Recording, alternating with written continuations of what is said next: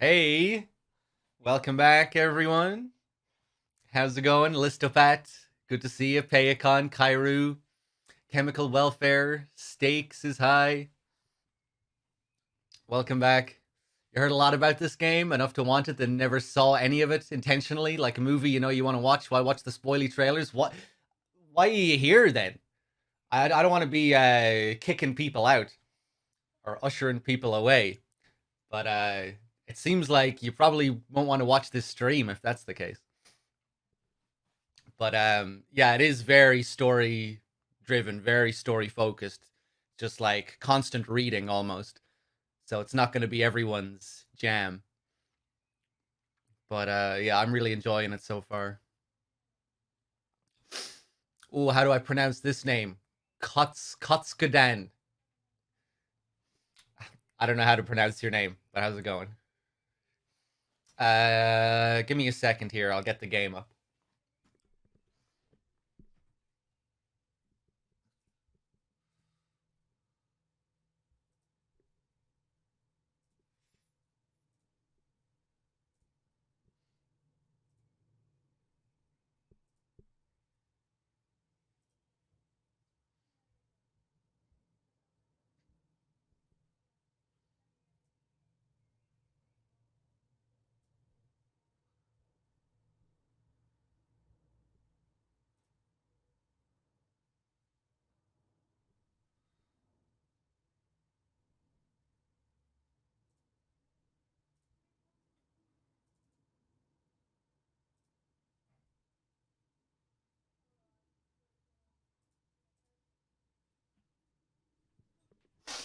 Oh, okay. Let me see. Man, it's so warm.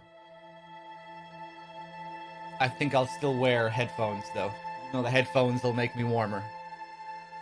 One sec.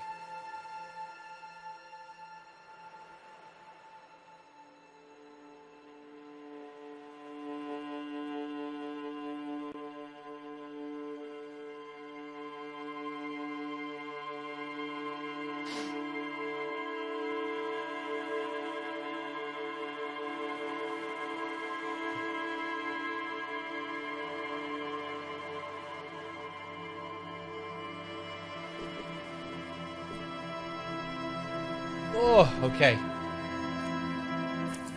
Let's see, where are we? Martinez.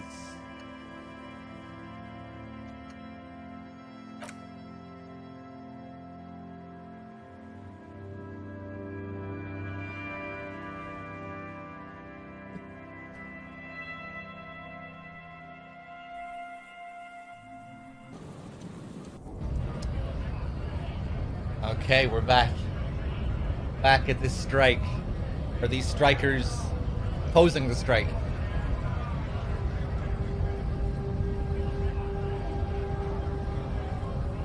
Yeah, it's very warm, Kairu. I'm surviving though. Not too bad. So what did we do last? We saw all this racist shit here.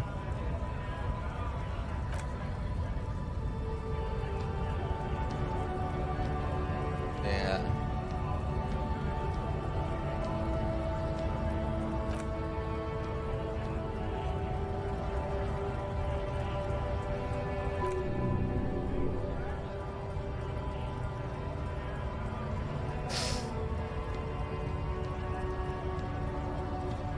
Who knows when it'll come in handy? A slightly scared racist lorryman. Let's go back to our fella over here.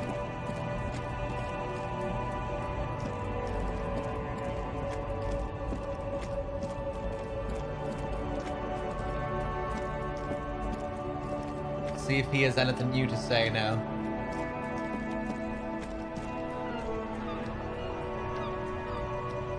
Hey, what's up, Zoidberg? Good to see you. Feels weird to be playing this when it's so bright outside. What's on your mind? Same stuff.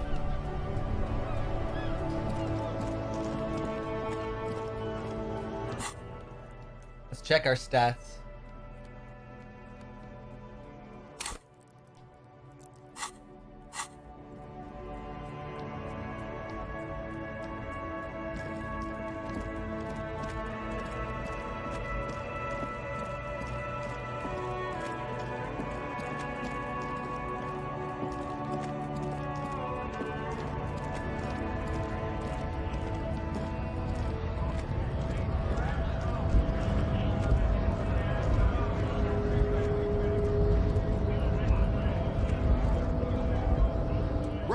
work!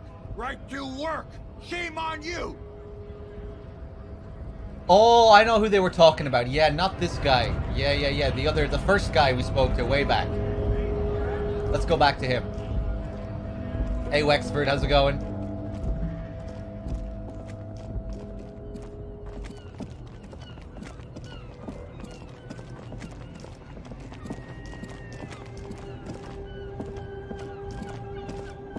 Yeah, all the way up here.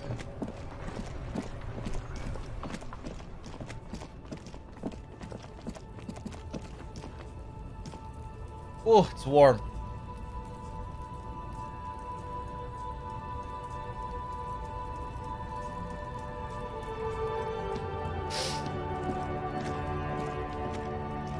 Looking for something, Runt? Huh?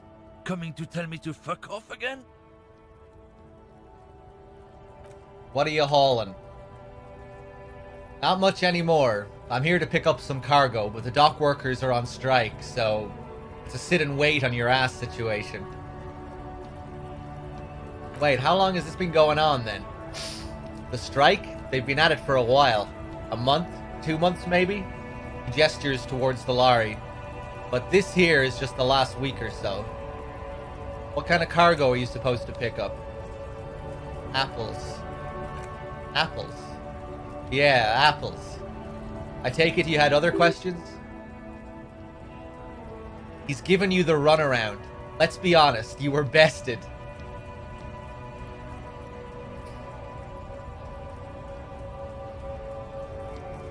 Ah, shit, okay. So if I had better rhetoric, we'd have another option. Got a smoke? No. At least we're actually seeing the rhetoric options now. Our rhetoric was at 0 yesterday. We boosted it up to 1, and then we immediately started getting all these different rhetoric options. He's got a smoke right there in his fucking hand. Snatch that shit out of his fat fingers. You need it after listening to his garbage.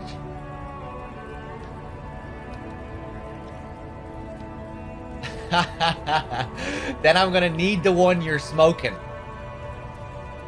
Yeah, fucking dominate him. Let's go for that one. Can't have it. Hand it over. I'm confiscating it as evidence.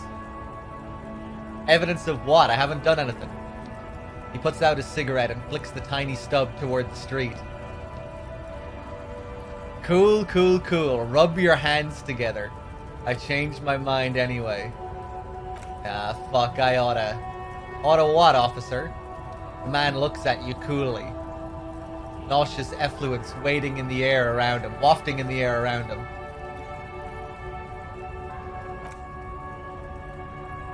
Sorry I couldn't be of any help. He gives you an ambivalently mocking half nod. Hey, Implosion, how's it going?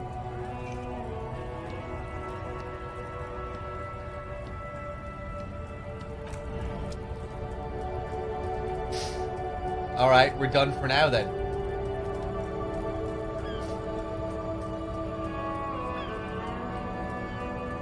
Balls on this guy? Yeah, I guess he has the Union behind him, and it seems like the Union are really in control of this place, even above the law almost, it would seem.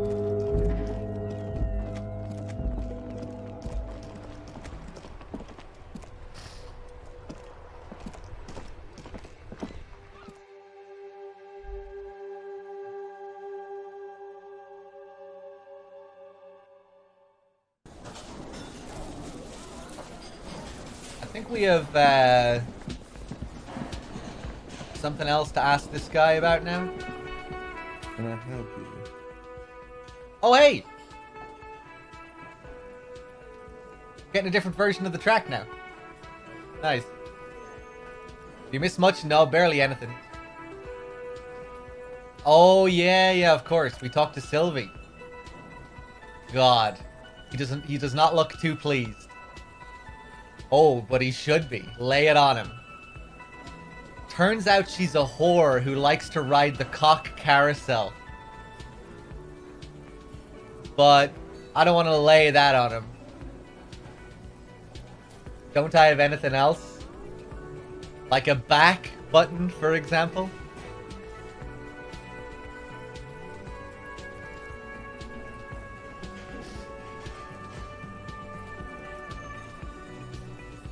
Yeah, fair enough, Chemical.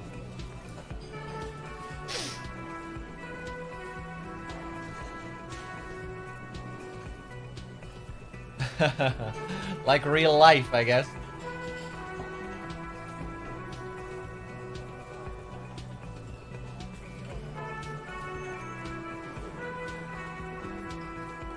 Let's see.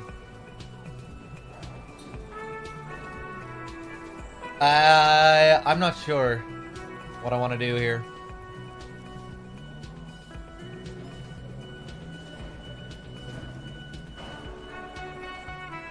Tempted to go for the vulgar response.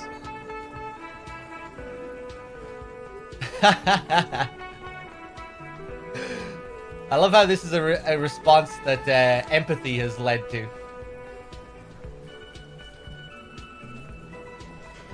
Oh, decisions. Okay, fuck it, I'm doing it.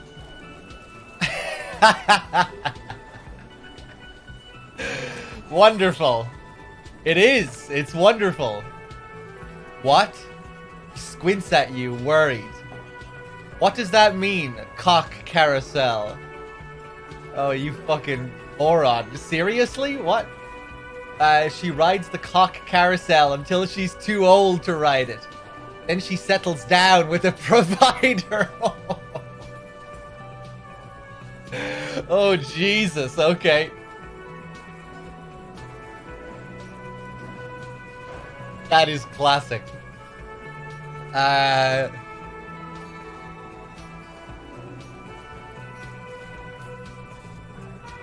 No time for lectures. The point is, you're losing at her nasty mind games. Sylvie's a total psycho. I think Sylvie is alright, man. We're the psycho. We fucking did some shit to really scare her off. She seemed alright. Although, who knows, maybe I feel like she could be hiding stuff as well, maybe related to the murder, but I don't think she's a bad person. And nothing has indicated that she rides the cock carousel. Pretty sure.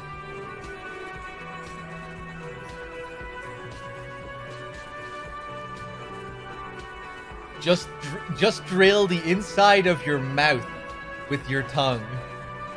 Oh, God. I thought we were saying that to him for a second, and then I noticed it was in brackets, and now I see what we're doing. Oh, my God. Okay. I'm going for that one. Huh? Yeah, this feels right. It feels wise. Good setup. Now speak the real shit. He realizes something. Does it mean you talked to her? What else did she say about me? What else do you need? That was roughly it. Yeah, she said that she likes the cock carousel very much. So fun. Depict a carousel of cocks going merrily around.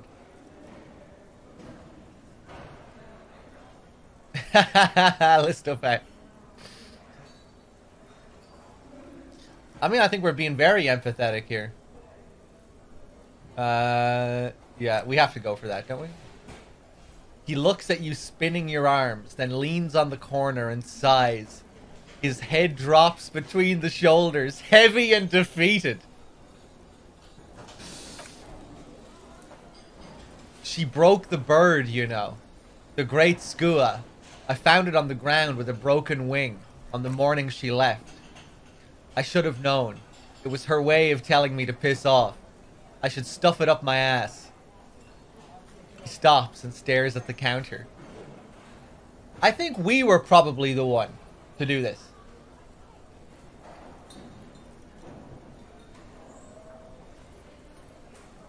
We probably broke this thing.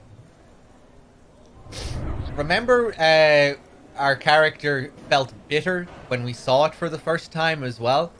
We have a relationship with this stuffed bird. that we can't quite remember. But we have subconscious feelings toward it. Ghosty with the 16 months. Thank you very much. How's it going?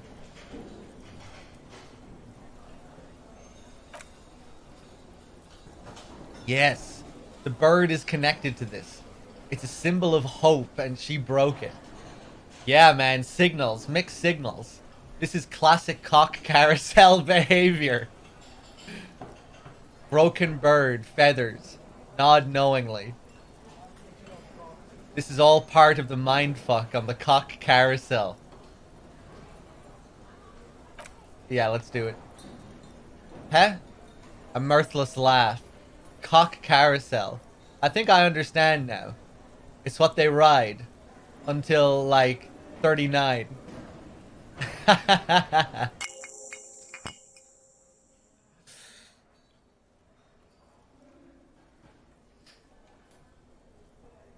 Item gained. Oh! Commodore Red. He takes a bottle of wine off the shelf and pours himself a glass. They ride the cock carousel until the clock runs out. Here. Have the rest. He corks the bottle and hands it to you.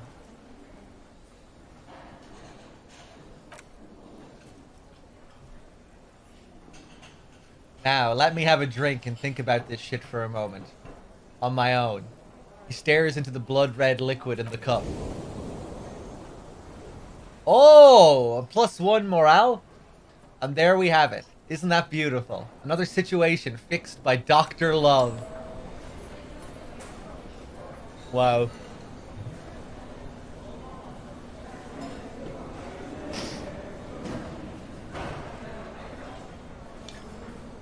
Well, I don't know about that.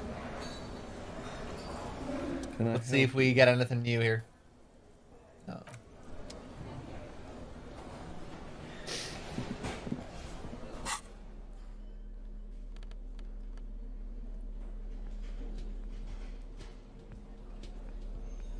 So the alcohol will give us +1 physique, -1 morale. Uses left 4. Okay.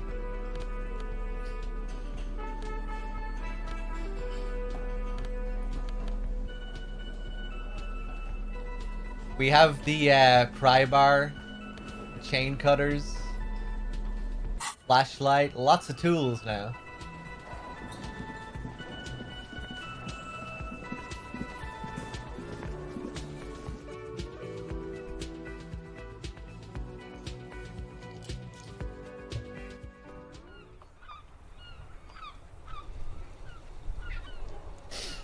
Okay, let's see if we can open up this shit now.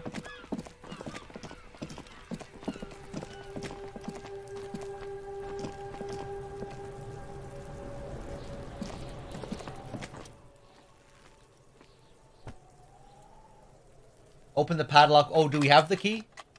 Yeah.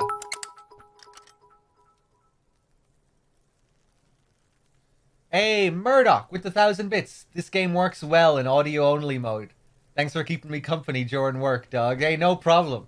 Yeah, and I guess it does. You know, it's just a lot of reading. It's like listening to an audiobook, I guess. Cheers, man. Thanks very much. With a well-oiled crack, the lock pops open. It should now be possible to simply raise the lid. Inland Empire. Don't. Maybe you shouldn't. Didn't I just have a premonition that there's something in there? Ooh. Interesting. So maybe we don't want to do this, you know? Or maybe it'll affect our psyche tree negatively, or decisions we'll be able to make with psyche later on.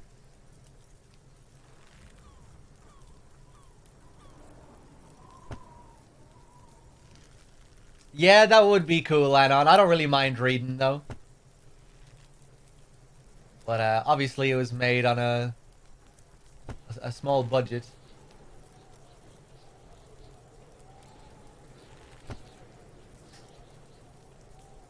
Hey, Van. Didn't I just have a premonition? There is, but you won't like it. Sweat forms on your brow. Your hand is still on the lid. Oh, this is curious.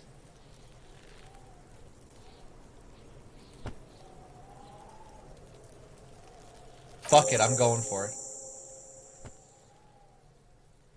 Trash container. The smell of rotten food rises to greet you. You see soggy cartons, dirty rags, and organic waste. We're just in time. The lieutenant peers in. This hasn't been emptied for over a week. Look under the boxes of carton.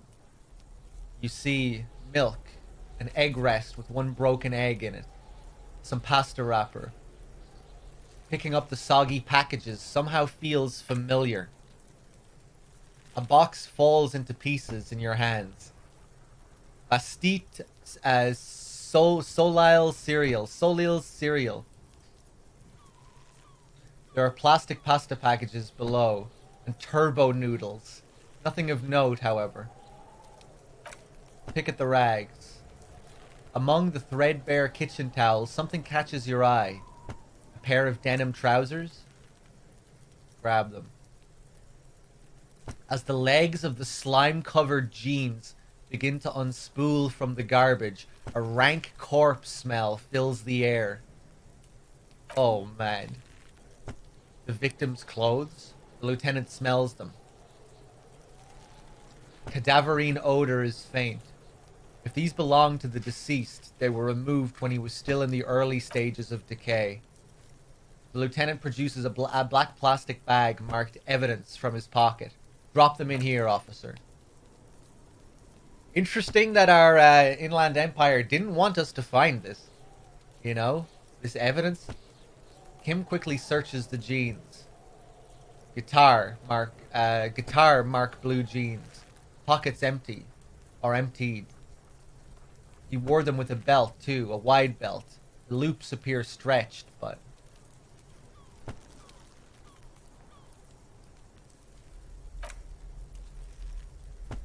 He looks into the container. The belt is missing. That's it. Do you see anything else in there? I have another bag here. Something slimy catches your eye. Reach for it. A drab, long-sleeved shirt, olive-colored, appears from the food waste, dripping with pus. Bag the shirt. This is a military-type overgarment. No label or serial number. This is the kind of rib-knit shirt that's worn over light armor to conceal it in an urban scenario. He nods to himself. Anything more? The rest of the rags are just kitchen variety waste. A yellow old mug that catches your eye, but other than that, a throw-out towel, a mug, that's all. Alright, we should go to Gart again and ask if he knows who put the clothes in the trash. It could be as simple as someone from the hostel cleaning the yard. Or that one. He nods toward the red-haired boy behind him. I'd advise against confronting that force. Yeah, we need to ask the kids who put them there.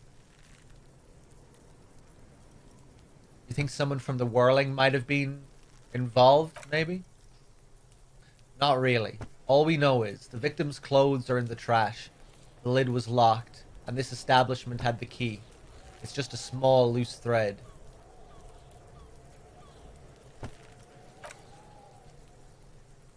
The fuck's he on about, kids?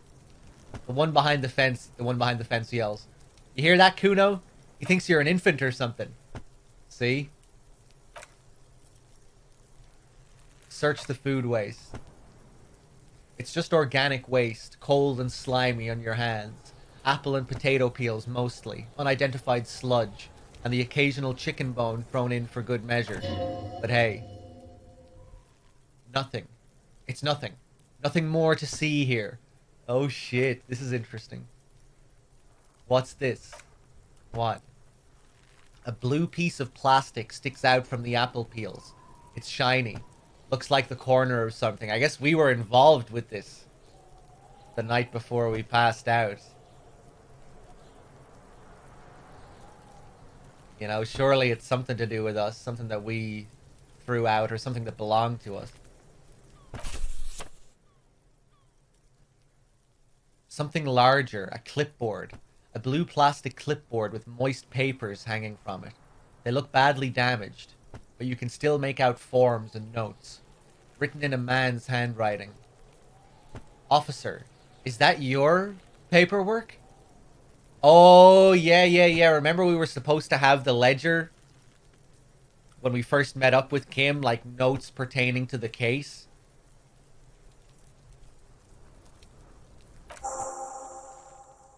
And it was just one of the things we lost, like, along with our badge. Yes, it is. Look, he points to it. This plastic has the RCM street grid on it. You've even got an autopsy form. A miserable-looking slip of paper sticks to the board. If you don't mind me asking, how did this get in the trash? It must have been cramping my style. It has a foreboding quality to it.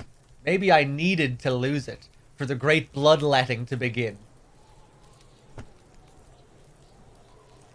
I think I didn't want to be a cop anymore, so I threw it away. Someone from the whirling threw it in the trash. I don't know. I'm boring.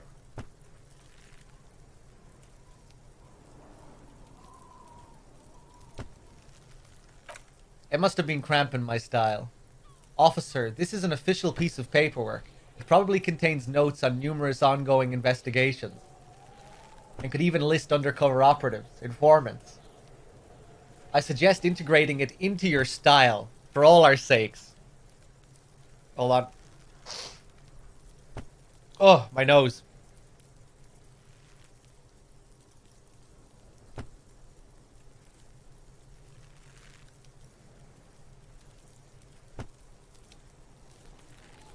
Okay.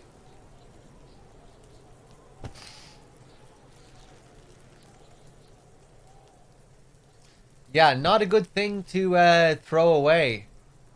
Hopefully other people didn't see it. Numerous ongoing investigations. Could even list undercover operatives. Informants. Not the best thing for the murderer to find anyway.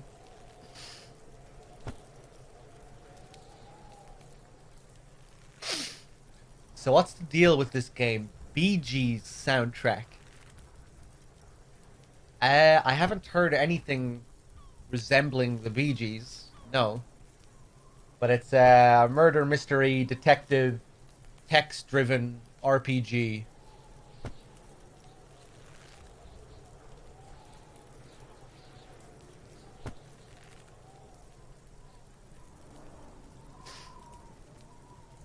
Oh, because it's disco? Yeah, no Bee Gees.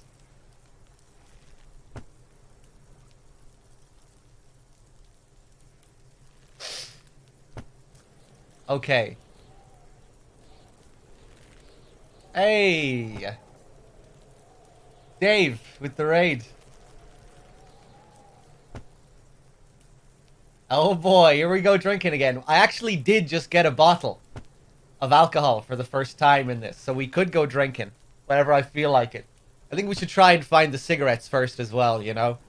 Just to get the ultimate combination. Then maybe we'll have a drink and a smoke. How's it going, Dave? Cheers for the raid. Welcome on in, everyone.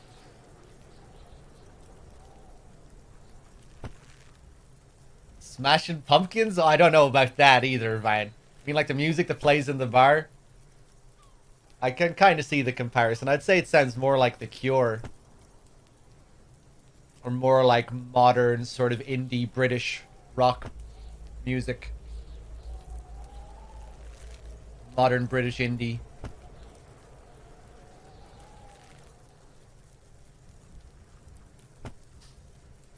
I think the Low Roar comparison was also apt. Does have a little bit of that kind of feel. Melancholic, a little bit sort of surreal.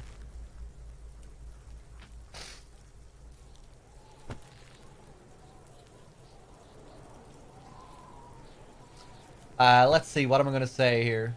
Yeah, it has a bit of a dreamy aspect to it. Okay, I'll do that. It'd also not hurt to start taking notes on the case. He peers into the trash where soggy cartons and rags stink uninvitingly.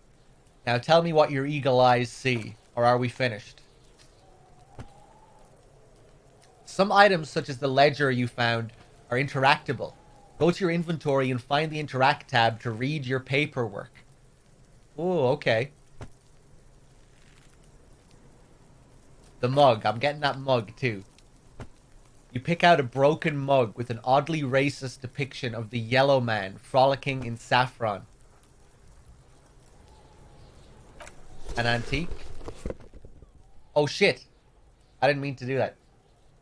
Nico, how's it going?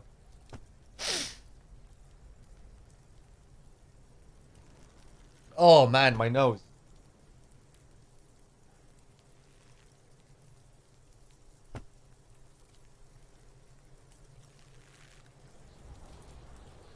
Yeah, a little bit, Dave. I'm not sure if it's like I was cleaning up my room. Maybe it's dust. I think it could be that.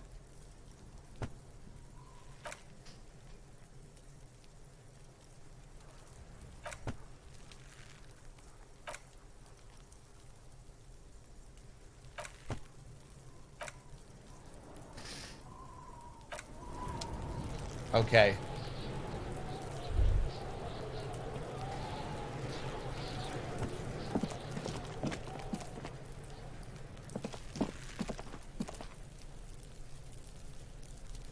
Let's see.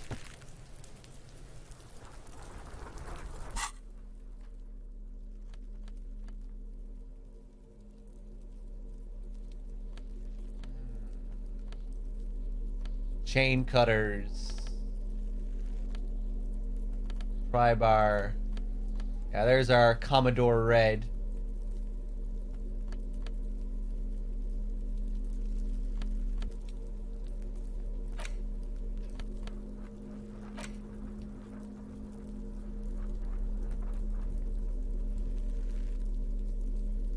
This is the ledger you found in the trash. It's full of notes written in a man's dense cursive. Have a closer look. Maybe it can be salvaged to start keeping notes on the case. Oh, cool. Okay.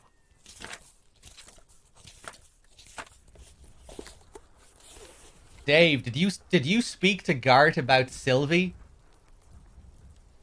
The options I had there were outrageous. Did you tell him that she rode the cock carousel?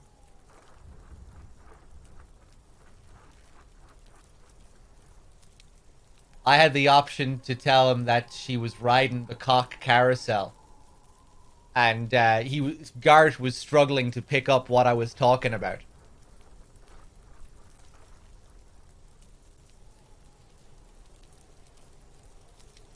And oh yeah, we were saying, you know, she'll get to ride the cock carousel until she's in her late 30s, and then she'll have to settle down.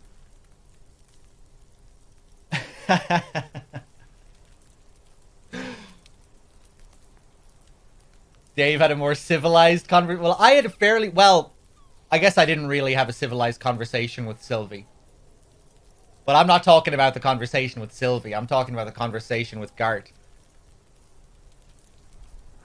And like, I didn't accuse Sylvie of anything when I was speaking to her. Like, I didn't accuse her of riding the cock carousel. I tried to come on to her. I said some pretty vulgar things to her.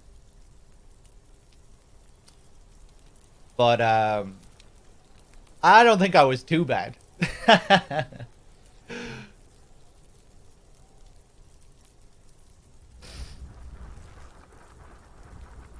Literally engaged the convo with "I'm a sugar daddy"? I can't remember.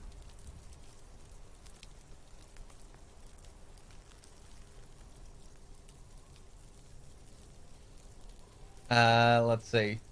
It's the ledger you found in the trash. A pitiful cabbage of white and yellow papers hanging from plastic board, barely held together by a metal clip. This sad display is made complete by the faint smell of urinal cleaner.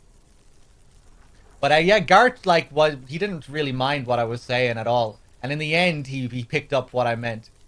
And then he then he gave me a bottle of Commodore Red. And he poured himself a drink.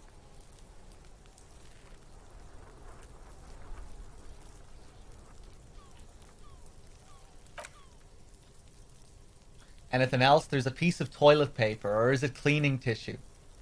No, it's toilet paper, desperately sticking to the back of the blue plastic clipboard.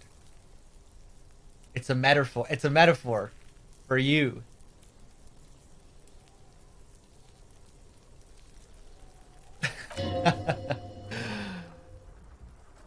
Inland Empire, below the pathetics. Terror. Do not look into its blue heart. Inspect the toilet paper. It's just toilet paper sticking to the back of the plastic clipboard. You can take it off if you want. Take it off. Still wet, the toilet paper peels off the plastic easily. All you have to do is shake it off your finger and voila! The ledger now looks marginally better. Inspect the clip. An aluminium block runs the width of the board, biting down on the paperwork. Its crocodile teeth are the only things keeping the papers together. A regular pencil, the tip worn down to nothing, has been attached to the clip. Run your finger across the aluminium. The surface is interrupted by a silvery sticker. It's rectangular, sparkling with iridescence. You don't know how you didn't notice it before. Iridescence, what does that word mean? Lieutenant, is this one of the hologram watermarks you mentioned?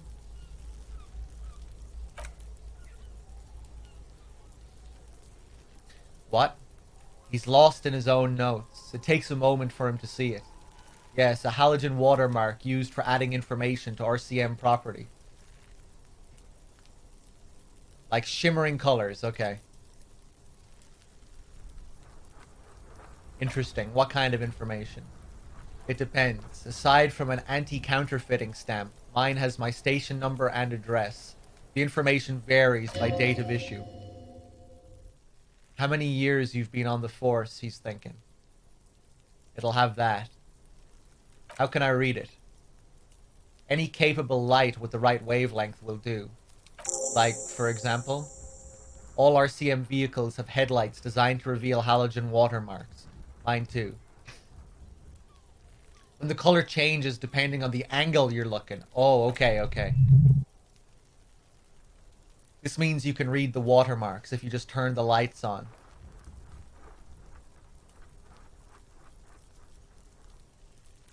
Okay.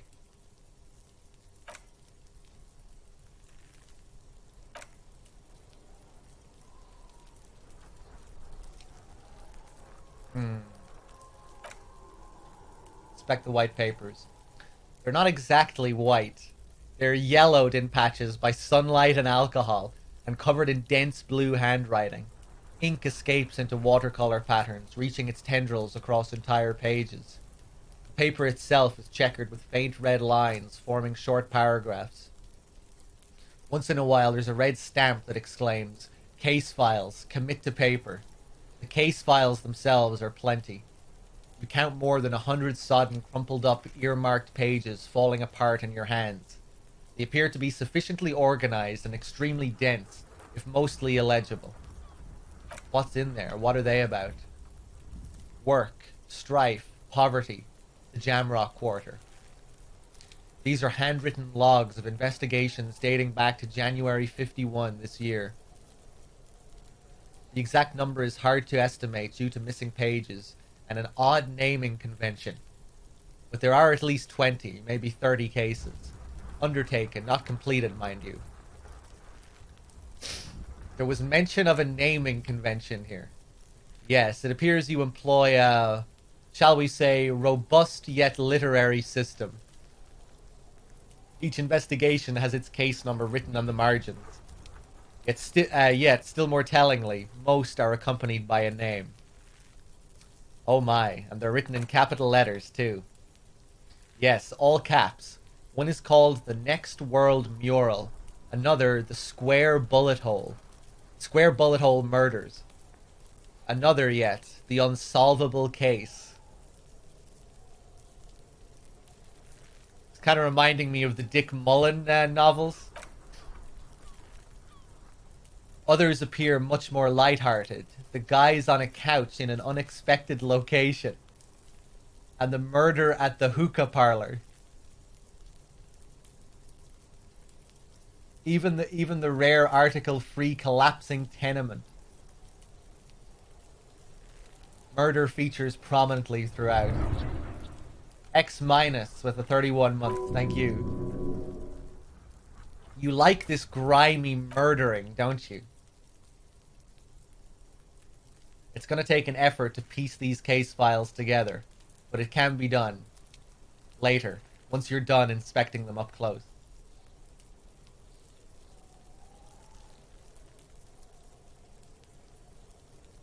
Kim, my cases appear to employ some kind of naming convention, so we still have more to do here.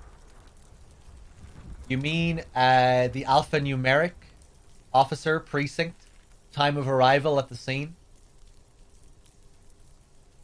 That's the one. Lie? No, I mean a non-numeric one with titles. Oh, you mean the titular? Yes, well, so do I. In our defense, almost everyone in the RCM does. Why is that? It's a holdover from the early days of the RCM, right after the revolution when the organization had little idea how to do things. It persists in an unofficial capacity. Officers use these titles to refer to their work among themselves. I seem to have named a case the Square Bullet Hole Murders. Again, in your defense, I seem to have named one. He peeks into his notes. The man with the hole in his head. That was a real person. His death was real. Still, I named it that, to amuse myself. I pray his loved ones never find out. What happened to him? Rail spike through the head. He died. It was a workplace accident. Count the pages. I have to open an official case. Is there room? There is. For precisely one more. 15 pages near the end remain untouched by the damage. The checkered grid forms a structure of passages, breaking the case into subtasks to accomplish. Commit to paper using the pen Lena gave you. The tasks you've completed, that's nice that we get to use that. The tasks you've completed flow out of the kind green ape pen in a brash freehand similar to the rest of the letters. The wording comes easily. It's almost robotically simple. A language developed for mental rigor and simplicity. Inspect victim's body. Interview the cafeteria manager. Cross out the ones you've already finished. Nice. Some more morale. A satisfying slash sounds across the paper. You're done, it seems to say. And you. And you. More morale. And a fuck you too. The last one cuts a slash right through the paper. Things be done and things already done. Things to be done and things already done. The composition of reality. This is an extremely useful tool for a detective of the Citizens Militia. Now all that remains is to name the case. Dave.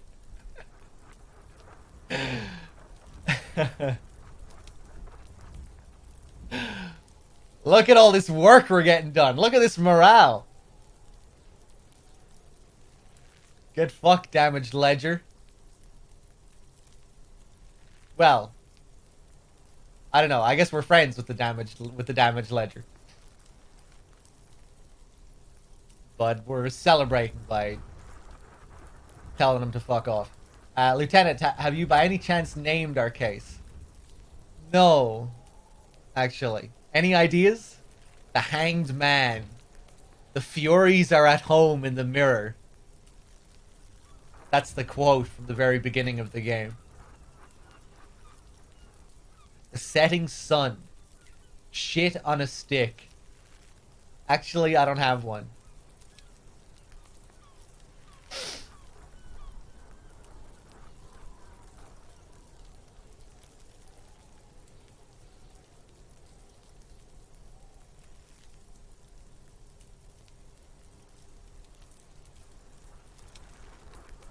Oh, nice, Dave.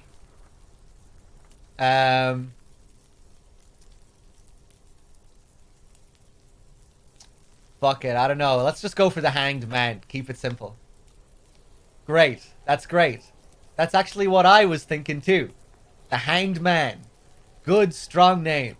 We have a very good name for the case now.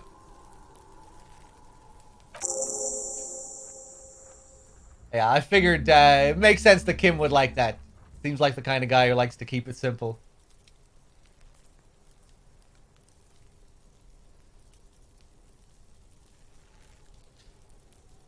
You tried everything but the Hanged Man? Kim was having none of it? Oh, can you choose all the other ones and then select Hanged Man? Like, you have to choose Hanged Man? That's a shame. I missed out on all the other options. Ah, okay. That's cool.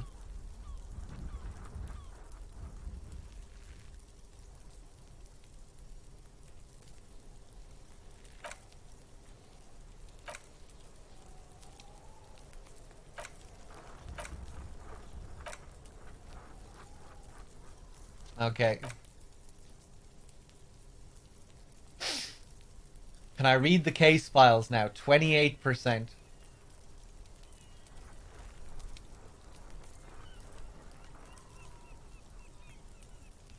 This is a white check. You may retry it.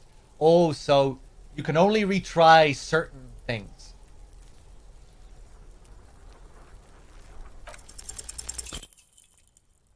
Fuck.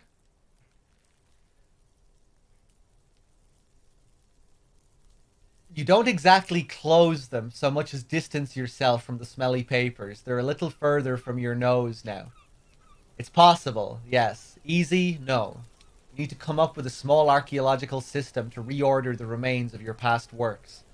At the moment, all they do is fall apart in your hands. Some dates and the numeric titular system is all you have. Right, so we need logic for this.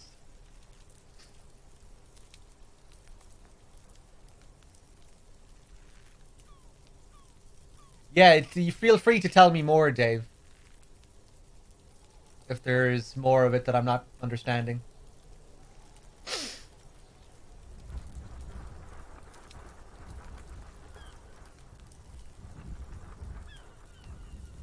White checks are retriable when you either gain a point in the stat needed since your last failure or gain any bonus modifying that specific check since your last failure.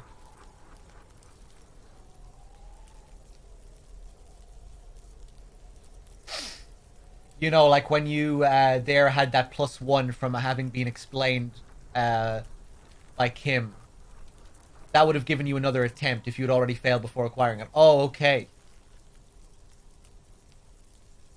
And was that +1 that I got, like, related to logic? That I got from Kim?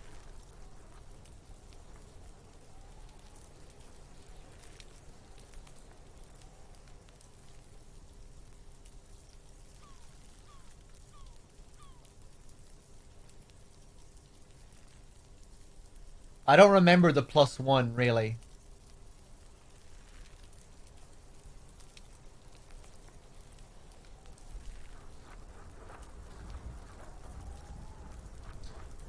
Oh, okay. It was literally +1. Kim explained the system. Okay.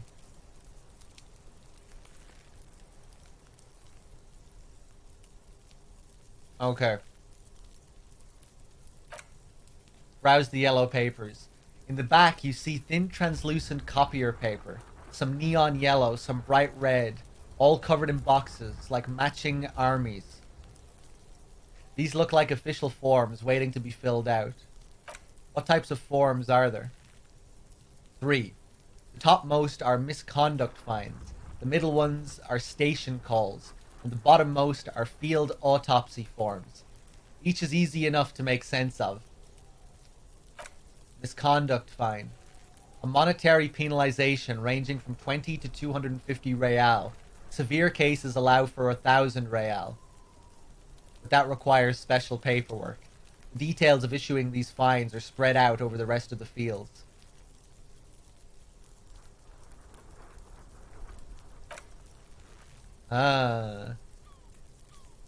Damaged ledger. Oh wait, never mind. Just the same thing. Station call. These are quite sinister in tone. They give a date and time for the person to appear at the specified precinct police station. Below the call are the criminal charges you risk by not appearing. Field autopsy. A dozen pages of thin copy paper, bright red in color. You see the parameters of a deceased human form, waiting to be filled in. Age, sex, condition of internal organs. Color of the irises. Predation marks. Condition of sexual organs. Enough of these. Yes, all that remains now is to fill those forms and hand them in to people. Fines for wrongdoers, interview requests for bad guys, and field autopsies to dead guys.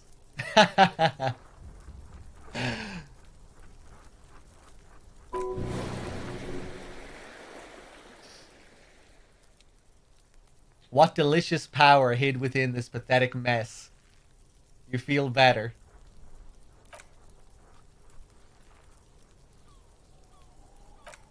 Look at the clipboard. It's made of dark blue plastic, hard enough to beat someone to submission with. The edges are rounded, however. The U4 size board feels thick and heavy in your hand. Light shimmers on its wet surface. On the back, you see the embossed letters. RCM. What did you say the color was? Blue. The blue heart. Don't look into it. Inland Empire really doesn't like blue. Shake the ledger. Something rattles inside ever so lightly. Is there a hidden compartment? Peek inside.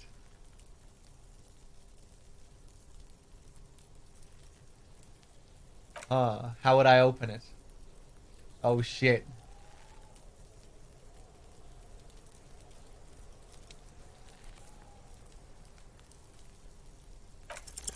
Go for it. Yes! Interfacing.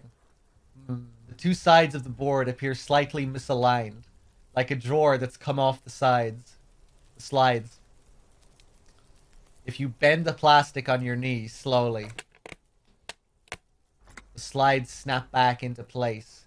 It should be possible to just, you know... Fuck no! Put the ledger away! Slide the drawer open. Without resistance or sound, the two panels move against each other. The compartment is now open. What's inside? The two ticket stubs and a handmade postcard. Hey, how's it going, Storm? Welcome back.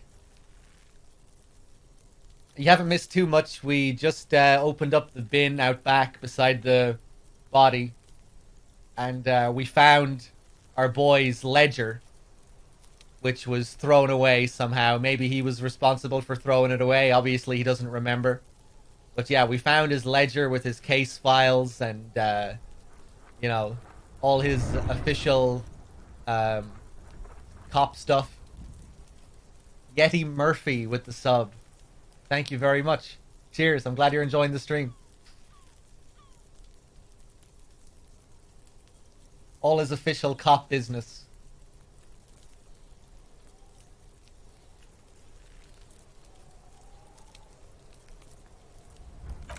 Pick up the ticket stubs. Two octopuses are smiling, reaching their tentacles toward each other in the colored pencil drawings. The tickets permit access to a zoo in Revachol. East. The aquarium costs extra. These let you go there, too. Oh, shit! Yeah, let's go there. Fucking kill yourself, you asshole. Where did this thought come from? Just random suicidal thoughts mixed in with all of this? I mean, I guess it makes sense.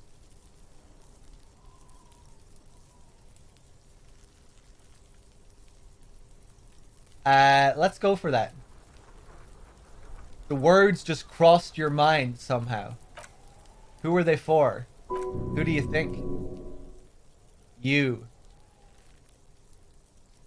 Pain threshold. That's grim. Of course, our suicidal thoughts would be handled by our pain threshold here, speaking to us.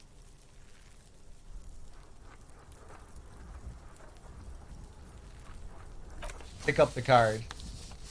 Thin wax paper has been glued to a piece of cardboard. Sounds like leaves rustling when you pick it up. You see violet flowers, floral patterns, patches of glue. Smell it first. It smells of chewing gum, apricot flavored. A touch of cinnamon, the end of summer. You think the label says Tutti Frutti. Open it. Familiar handwriting lines the inside of the card. Looped round letters in a woman's hand. Harry, it begins. You're already reading. I wanted to write you a letter so you can read it when you wake up. Maybe it'll make you happy. Throw it away, please. So our name is Harry? But it'll make me happy. Keep reading.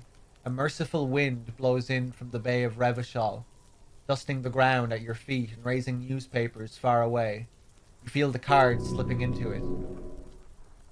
Let go. Shivers. I rarely get shivers. What was that? Throw the card into the wind. Hold on to it. Read the card. What was that? Prison covers your entire body. A feeling of cold, a persistent chill. Throw the card in the wind. Hold on to it. Read the card. Your hands shake holding on to it. Every morning when I step out and you're asleep behind me. It says, I find a little piece of sadness in me. I carry it in my chest down Voyager Road. Every step I take, it grows. By the time I reach the fuel station, it has filled me entirely. I step on the light rail and look back. Sparks fall from the bow collector. I know it will be like this until late afternoon, when I get off the 49 and walk back to you. Keep reading. You. Every step I take will get lighter. It almost makes me run. Sometimes I do. I can't believe I met you. I can't believe the happiness I feel with you. You have a vast, vast soul, and I will always, always come back to it. Kisses, kisses, kisses. Oh shit. You feel the air sucked out of your lungs and the blood sucked out of your head. Everything around you gets dark. Small white dots appear. Oh! You feel the ledger slip from your hand.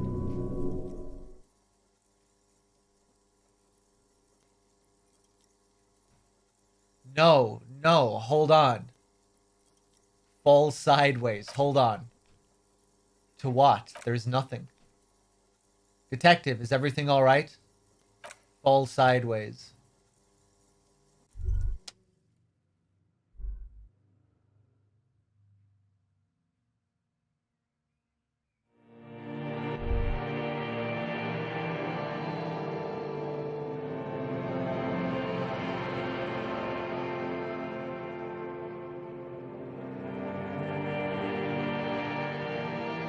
No! Interact!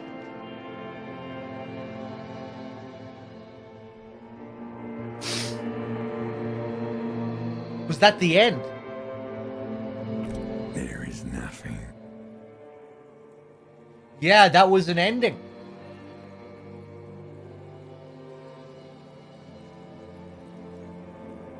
Again.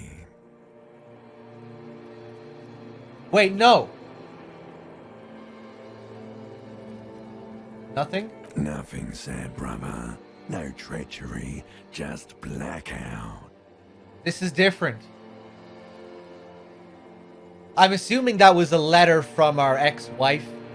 The ex-wife that we've been hearing about, that we've had references to throughout the game.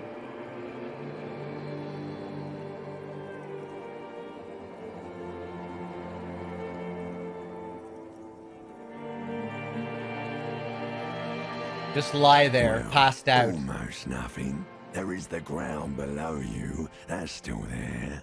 And the small light of the sun fluttering somewhere in the basal ganglia. That's me. Blue eyes. That's me. Nice and quiet. Man, this is great.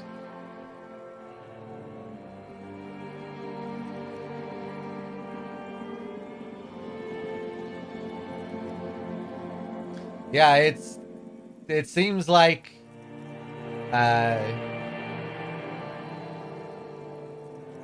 our wife left us, and then we became an alcoholic mess after that, or maybe we were a bit of a mess in the relationship. She left us, and then we just spiraled way out of control after that, became suicidal. And then the game begins with a blackout. He forgets everything, but then he finds this letter. And I guess that's what Inland Empire was getting scared about when we were inspecting the bin in the first place. Remember, he was like, no, don't go near it. He didn't want us to find the ledger at all. And I guess that's why. And that's probably why we got rid of the ledger in the first place, right? Because the ledger had the letter. And the letter's, you know, from his wife, and he doesn't want to remember anything about his wife. He drinks to forget about his past and all of that.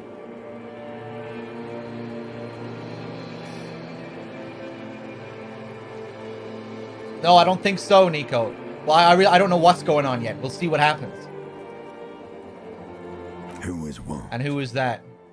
He speaks of the sickening longing, the unwell emotion. Even in the darkness, he's grasping for it, still trying to hold on to the great sorrow slipping in the water. Slimy. Seems like she did more than just leave him. Try not to speculate too much about this, chat. Just kind of leave me be with my speculation, just because there'll be people who have played the game and they'll want to, you know, spoil it or pretend that they haven't played it, and oh well, actually it could be this, wink wink, nudge nudge, you know. Try and be careful with what you say. I'm not saying that's what you're doing, you know. You could just be speculating harmlessly and you don't know what's going on, but yeah, just try and be careful with stuff like that. He speaks of the sickening longing, the unwell emotion. Even in the darkness, he's grasping for it. Still trying to hold on to the great sorrows slipping in the water, slimy. Yeah, that's the stuff.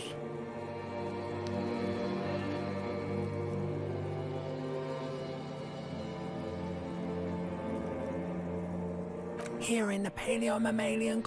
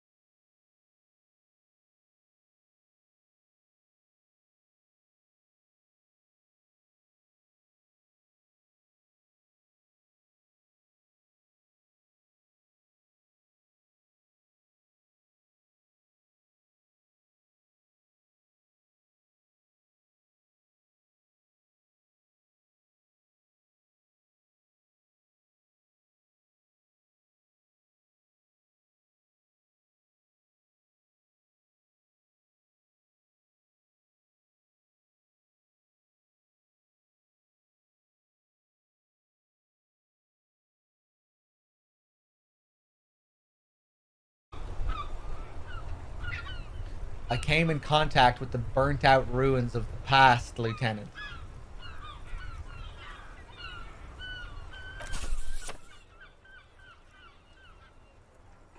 Ledger of failure and hatred. Our ledger has been renamed now? Damn.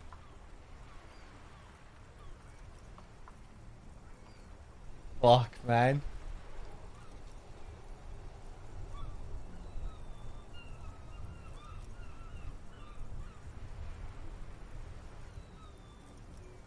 That does sometimes happen. He hands you the remains of your ledger. And it was just so cool how that whole sequence began with the Inland Empire thing warning us not to check inside. And I think maybe we needed that skill to even notice that the ledger was there, even though it was warning us not to take it. Like, that was what allowed us to see it, I think. But at the same time, it was warning us not to go near it. Maybe not, though. Maybe you can still notice it, even without that skill.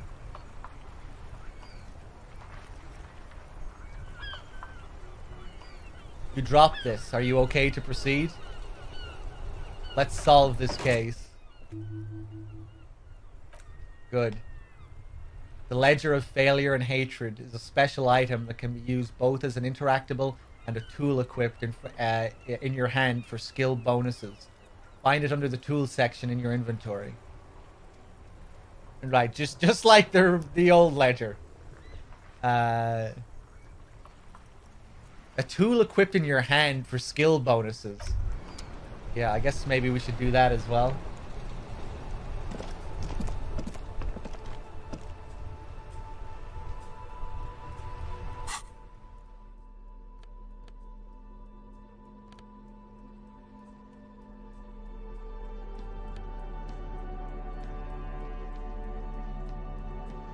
+1 Inland Empire, +1 Empathy, -2 Authority.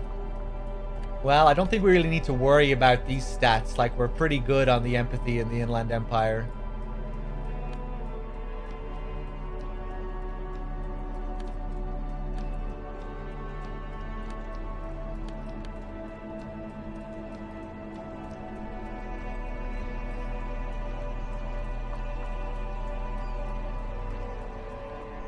Old Ledger couldn't be put in your hand for skills. Oh, really?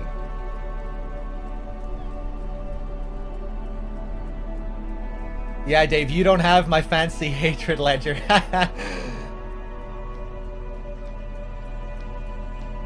Don't you envy my suicidal thoughts? Look how fancy you could be if you were just a little bit more suicidal.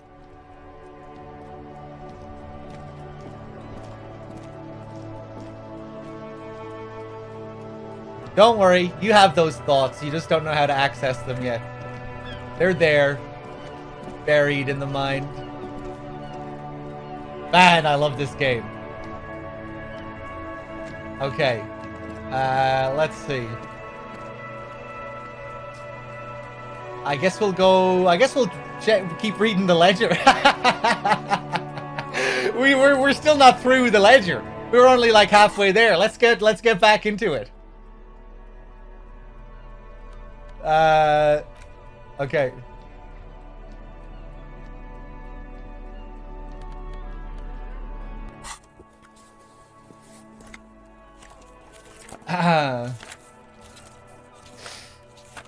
Isn't this appealing? It's the ledger you found in the trash. A cabbage of papers hanging from the board. The same description, I think.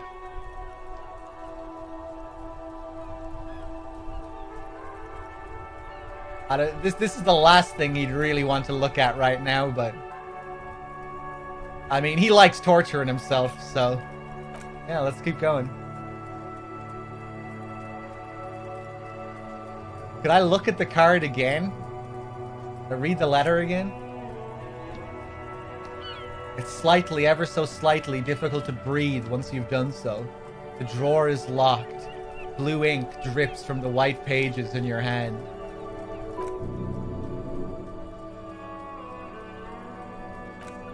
Browse the case files again. That's all the same.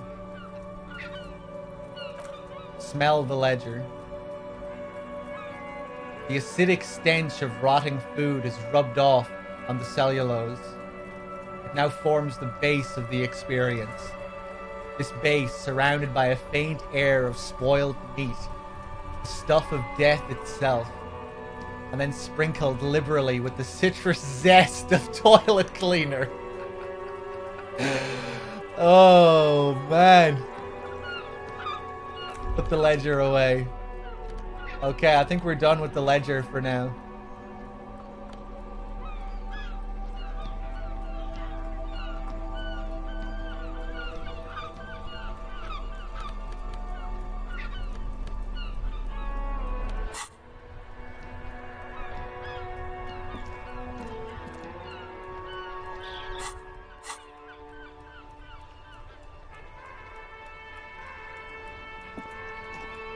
Do anything new with this thing?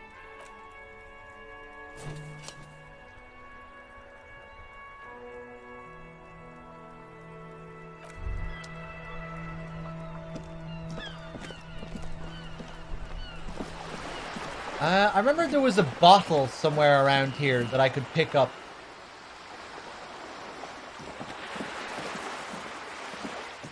You know, to recycle to get some cash.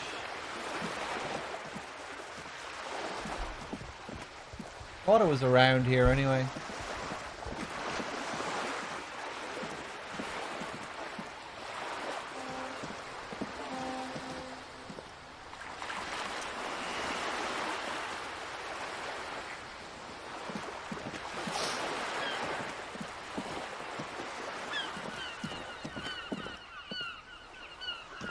I think he always kind of looks like a bit of a bum, lowlife. But, I mean, yeah, I guess I do have the beanie and the gloves.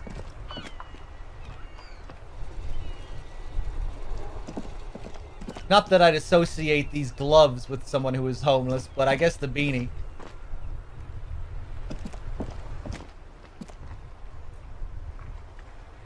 Okay, guys, I'm gonna take a quick break. Give me like a minute. And when I get back, we'll keep going. Be right back.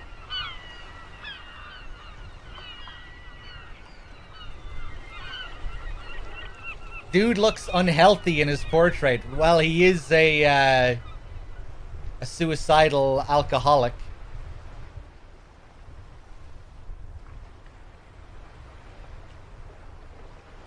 Guys, be right back.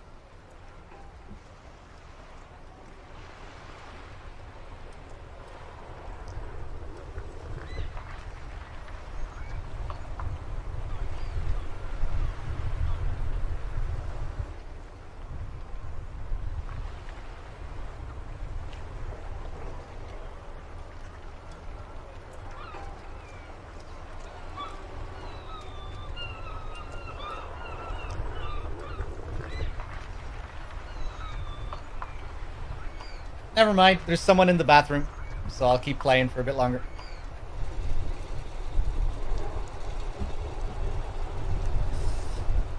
Let's see.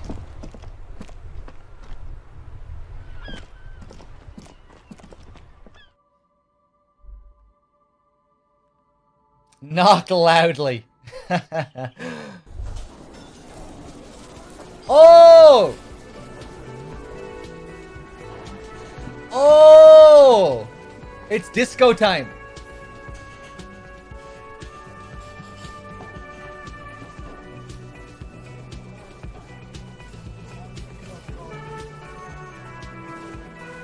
Oh, can we do our karaoke?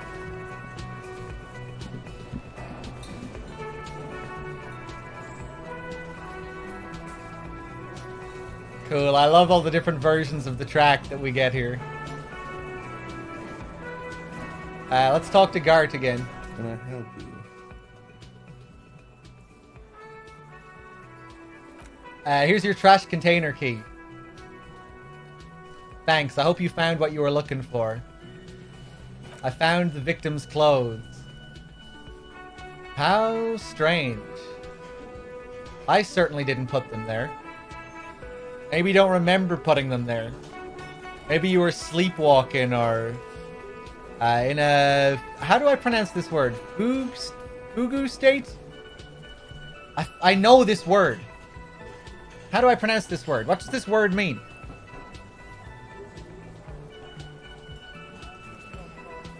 Fuge?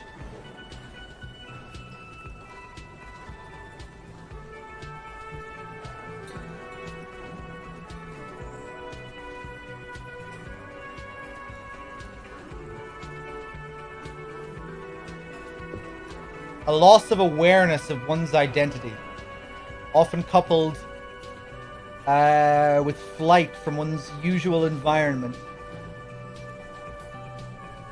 associated with certain forms of hysteria and epilepsy. Oh, it's a musical term as well. Right. I feel like I that's what I remember it from.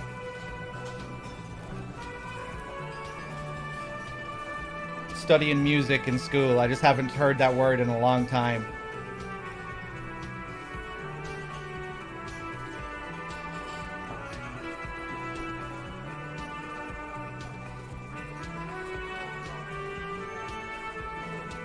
A contrapuntal composition in which a short melody or phrase is introduced by one part and successively taken up by others and developed by interweaving the parts.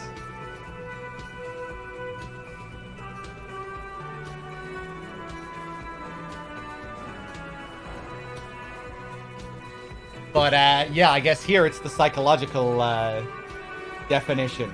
But, yeah, I remember it from studying music.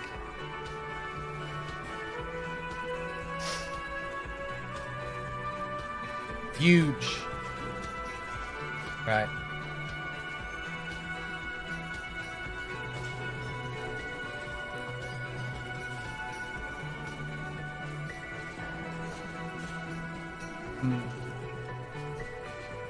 I don't think this guy is responsible, but fuck it. He grimaces. I think fugue states are more your more your forte, officer.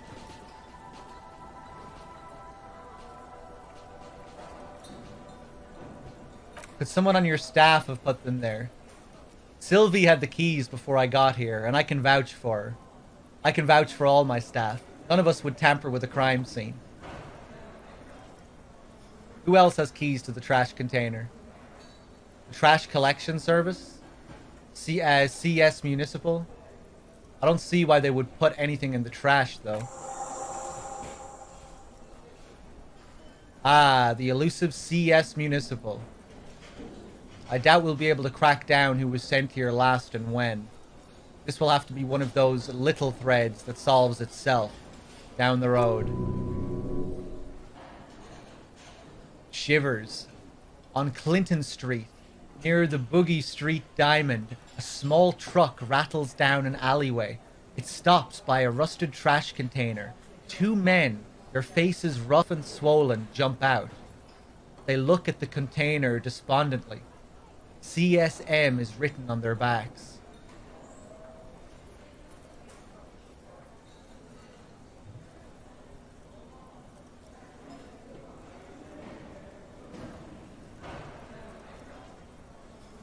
Okay.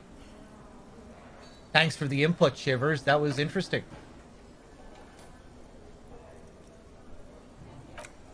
Thanks. Let's talk about something else. Seems like that's all we have. Okay. It's time for karaoke. This feels right. You belong here. Oh, that's all we get?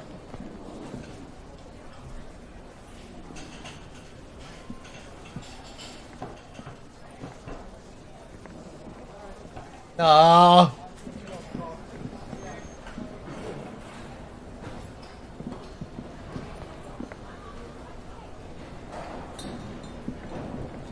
Hold on. Talk to this guy. Is he still rambling about money? Yeah. Let's talk to this dude. The worker is in a deep slumber. Perhaps he's on his way to where you just came from. Into the primordial darkness. Oh!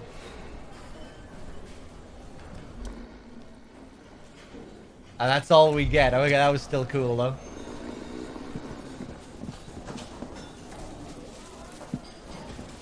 Hello. How's again, Lena getting sweetie. on? Nothing?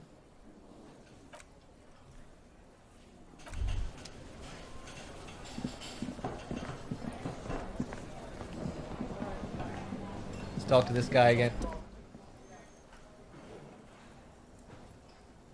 Do you know what's behind that blue door? He looks up at you, then looks away quickly, shrugging and muttering something to himself. Shrugging is an international sign for no. I don't know what's behind that door. Ah, okay.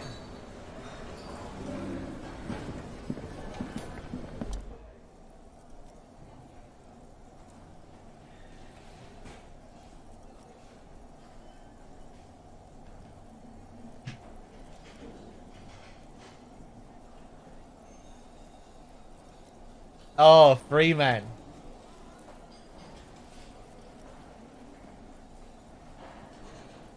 Yeah, sleepwalking is kind of creepy. Same with you, Nico. You used to sleepwalk. It's stupid shit like turning on all the faucets in the house. Go back to bed.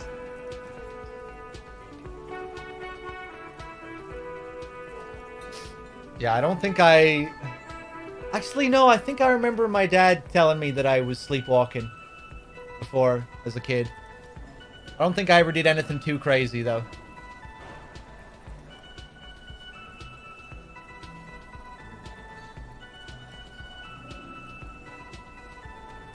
I had a roommate who talked about girls he liked. Really? That's embarrassing.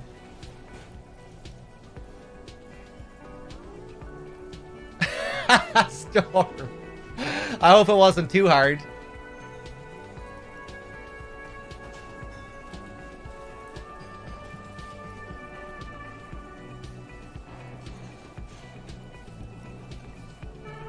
I hope it was just a wee slap, not a crack across the jaw.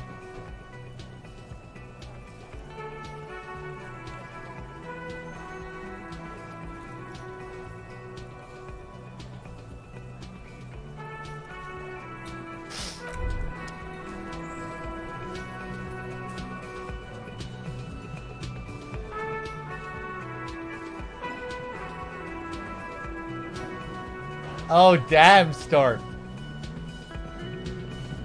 How did you feel after that? You know, maybe she had something against you. Maybe that was her subconscious.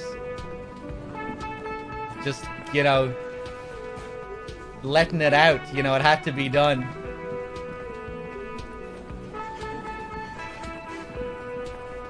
Maybe that's what she wanted to do. Consciously, in waking life. But she couldn't bring herself to do it. She was very sorry in the morning when I told her about it. I'd be very suspicious if that happened. If that happened to me. Like, do you have something against me? Like, especially saying, now I'm happy. You know, really like they were letting it all out.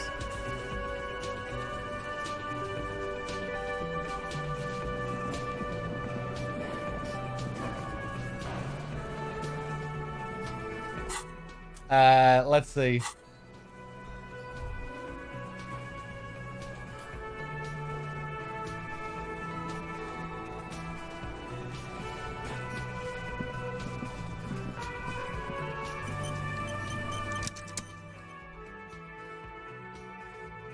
She said she'd been dreaming of her boyfriend.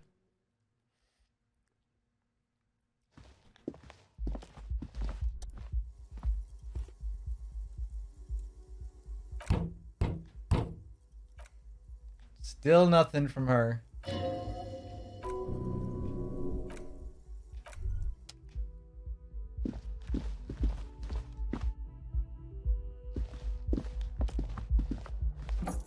Just want to see if there's anything else we can do here now.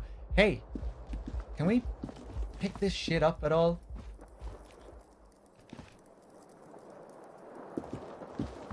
Oh, that's weird. Yeah, I don't think I can do that.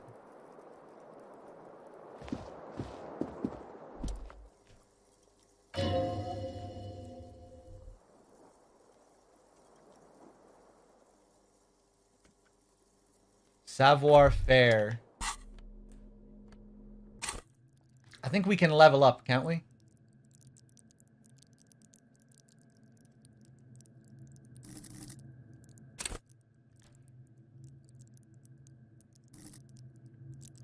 Let's read the, this is the one thing that reminds me of a Paramite, Dave, from Abe's Odyssey.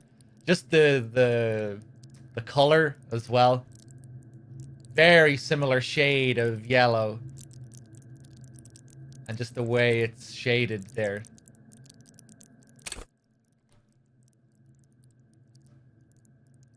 Cool for acrobats, thieves, unbearable show-offs. Savoir-faire urges you to be better than you are. It urges you to be disco. Slip by others in Samaran-busting style. Then tumble out the back with unexpected acrobatics. It enables you to move...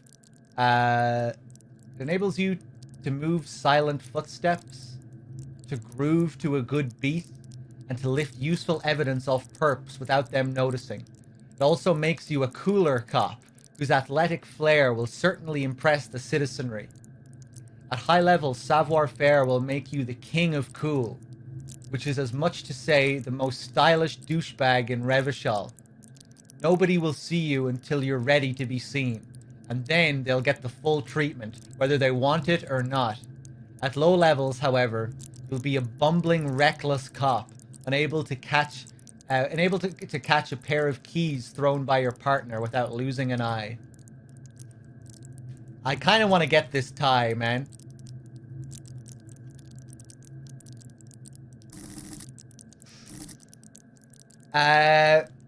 I wonder if I'll still have another shot at getting that, at retrying the logic thing from my case.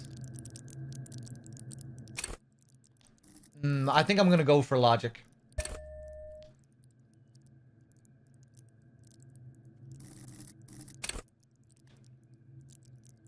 Maybe I'll reduce my inland empire a bit.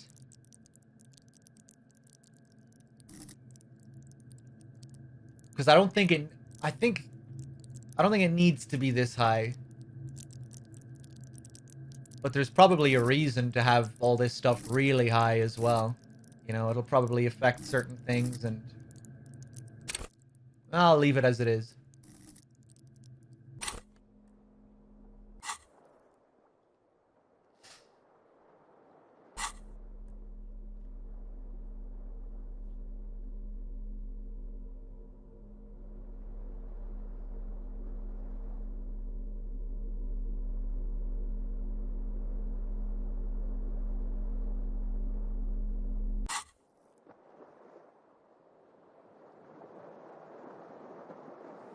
Rudy, wasn't there some corny horror film about a woman who tries to murder people while sleepwalking? I'm sure it's been a part of many different horror films. It plays a fairly small part in Hereditary,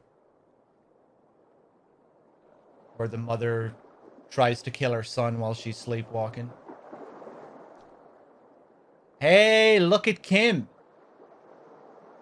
This is the first time I think I've noticed him writing in his notebook.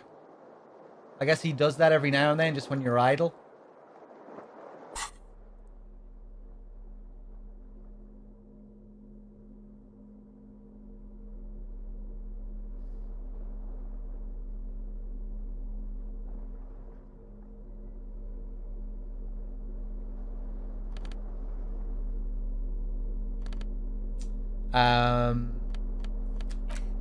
Take a look here. 42% now.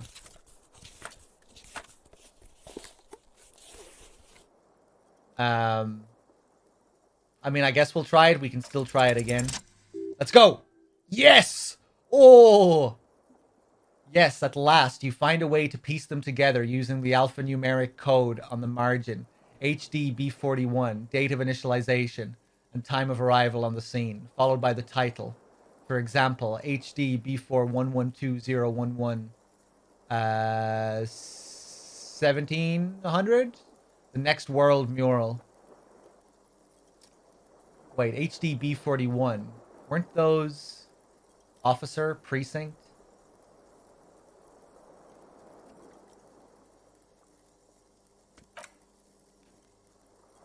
Why, yes, your precinct number is 41. And HDB? Every last alphanumeric in the files begins with it, and these are your case files. It's safe to say HDB are your initials.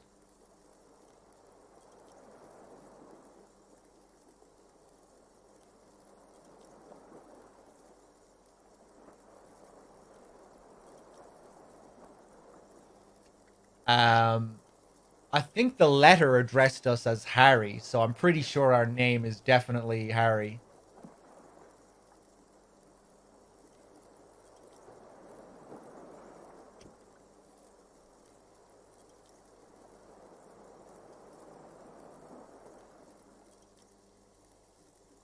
Those aren't my initials. I'm not feeling them. Wow, I don't know what to say to that. Horace Debbie Beringer? That is improbable. How long does it take to read a case? It takes about half an hour to piece one together using the system you've devised. Where do you want to start? The Next World mural. This one is relatively easy to reconstruct.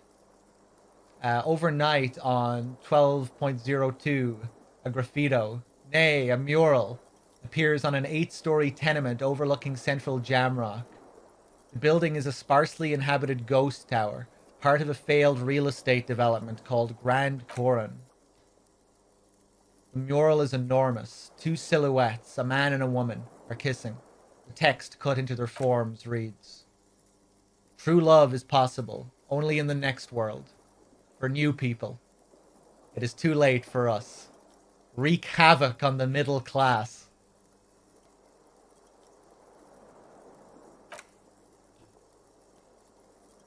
People call it that thing, and that fucking thing. It's visible for miles. In 2 days, the station's complaints desk gets clogged with requests to move the bummer.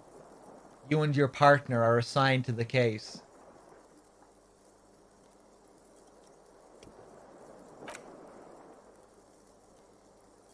The graffito crew is easy to track down. Only the bell letter, the bell lettre, however the fuck you pronounce it, have the litterage of industrial paint to cover the surface. One of the graffito artists is rumored to be rich. They take responsibility for the execution, but not the design. The ideologue of the Next World mural, as the crew calls it, remains an unknown.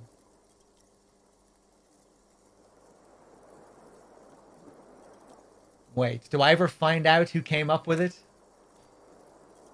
The case files do not show you finding the author of the design.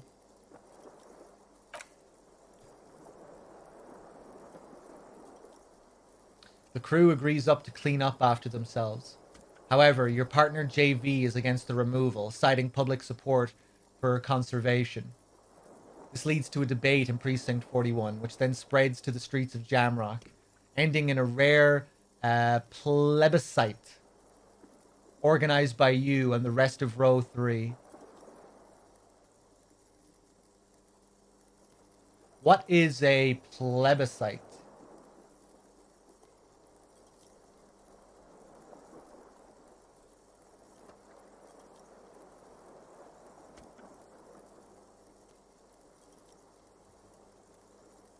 Like a public vote, a nationwide vote, okay. 9,000 people subjected to the mural's message. All of Lakeside and Villobos, plus half of the Eminent Domain participate in the vote. Although the case begins with what appears to be a lot of rumbling on the streets and as to how juvenile and stupid the mural is, given a choice between two options. Remove the mural, it is wrong. Keep the mural, it is right. Vote where all the plebs can join in.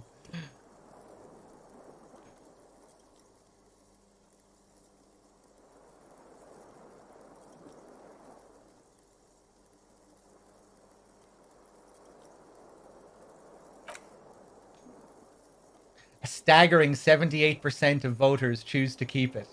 Turns out the opposition were a loud minority, and that love truly is possible in the next world. For new people. And it is too late for us.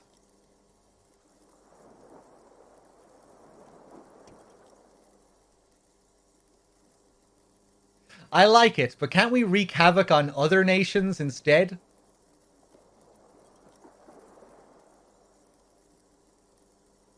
Middle class are not to be blamed. It's human nature. All that remains is to wreak havoc on the middle class.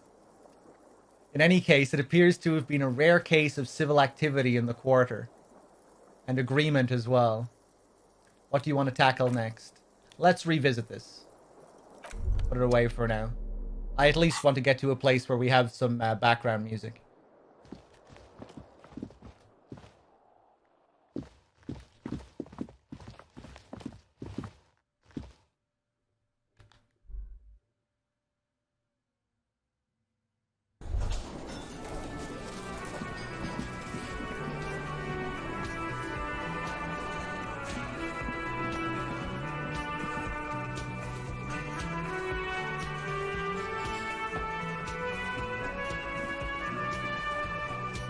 Okay, I don't think we can talk to anyone else.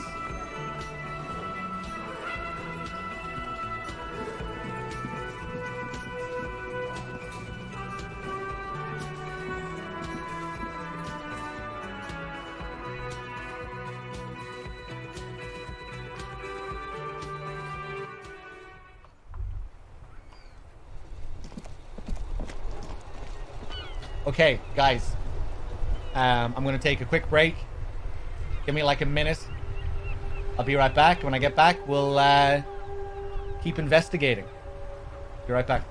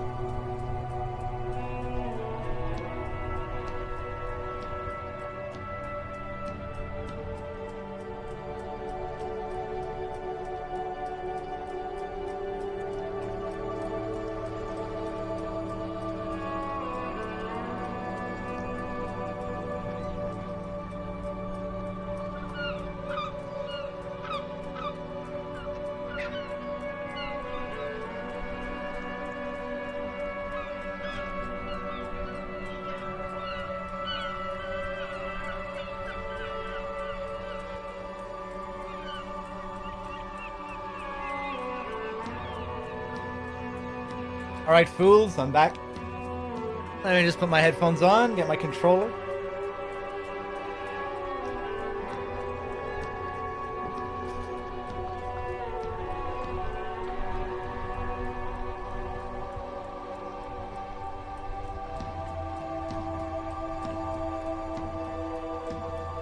Brutal fucking murder! I can't do the accent. Ah, man, Inland Empire, what a crazy film.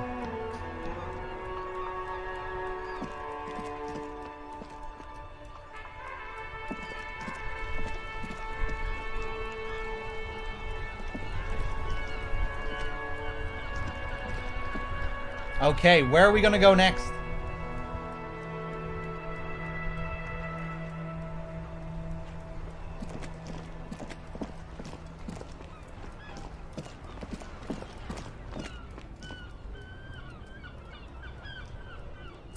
Sydney, how's it going? How's the game so far? I'm really enjoying it. Yeah. It's a lot of reading. So if reading isn't your jam, you might not like it because it's almost, you're just constantly reading while playing the game. It's like a murder mystery detective thing where you're, you know, looking for leads and questioning people, and yeah, it's like a text-driven RPG with lots of different options and lots of different branching paths. Very cool.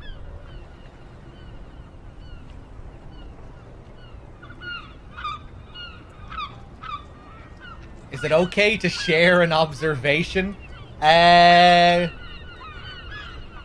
Sure, go ahead.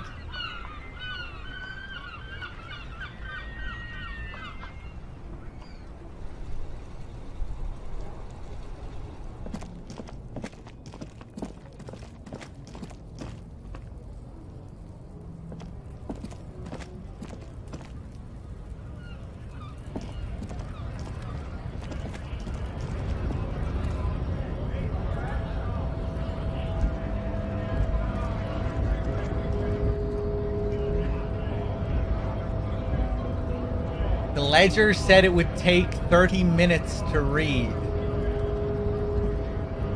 Oh, I guess I missed that. It said that it would take 30 minutes to read all of the files.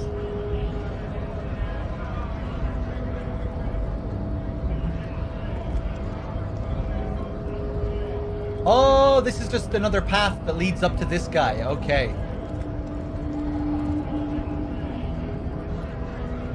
What did I pick as my favorite skill? I'm leaning into Psyche quite heavily. Inland Empire is my highest. But yeah, Psyche and Physique. But dumb as a rock.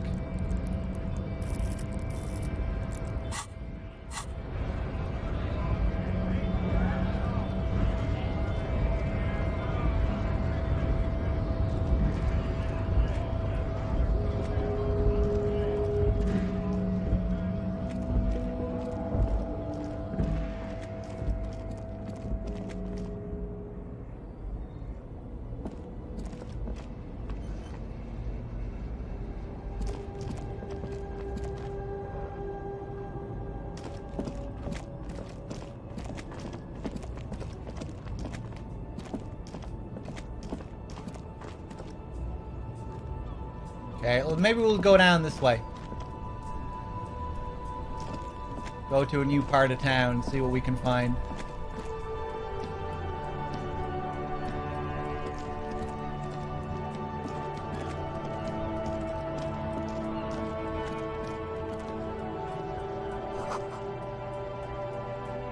An ancient fountain. It doesn't pump water anymore. There's a tree in it.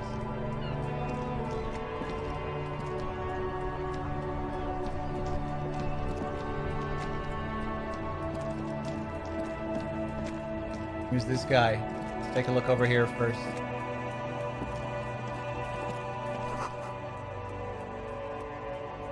Helpline to the company that controls the drawbridge. Everything is good here.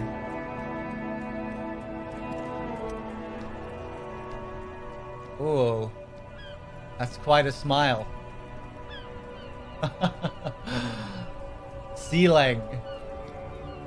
You see a Samaran street vendor surrounded by a motley assemblage of goods. When he realizes you're looking at him, his face breaks into a wide, welcoming grin.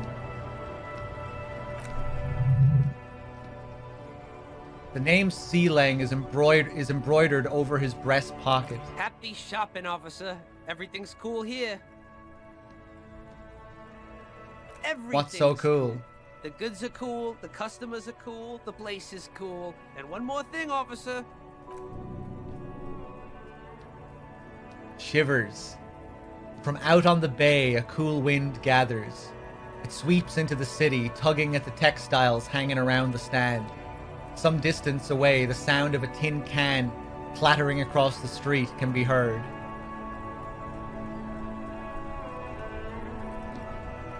You're very cool. That's interesting. Just Shivers coming in there with a poetic description of the wind and a tin can. And we're just back into the conversation. All right. I like Shivers' style. Shivers is very artsy. It's rare that I get a Shivers interaction as well.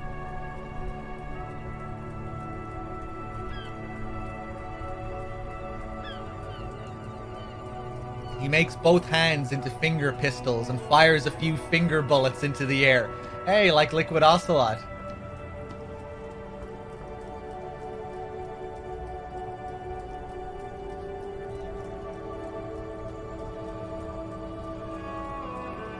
Whether I'm cool is unimportant. I have police questions for you. I'm not cool. Really? You think I'm cool? Yeah, you got style. You got personal style. You know what you like. He surveys his consumerist kingdom with an air of satisfaction. You like premium menswear. Look around and browse. Everything looks cool on a guy like you. Take your time. I mean, that's exactly what you need in a city like this. Premium menswear. Rhetoric. Persuade him to give you some money. This is a white check. You can retry it. Alright, let's go for it. No need to dress this one up. Just tell him what you want.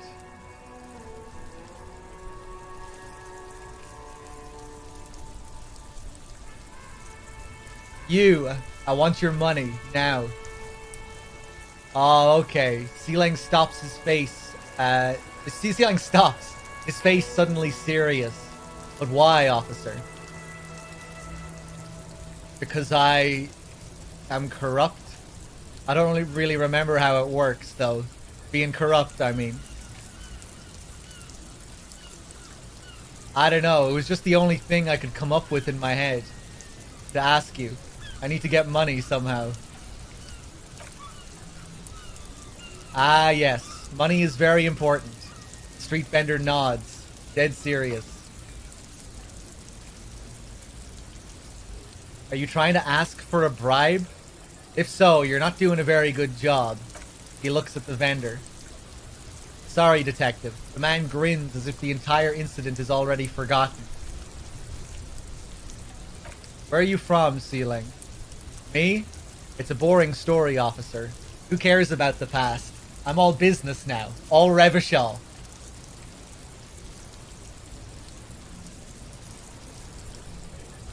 But you're not a local, are you? Very sharp, officer. I'm Sarais, from the Slige province of the Sarais Empire.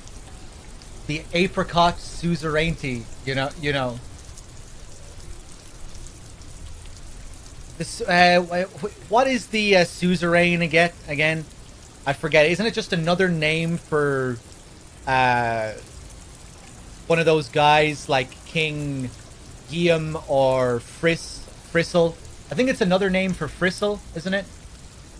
Or maybe it was Guillaume. There's just so much lore and history. It's hard to remember. Hard to remember everything you've spoken about.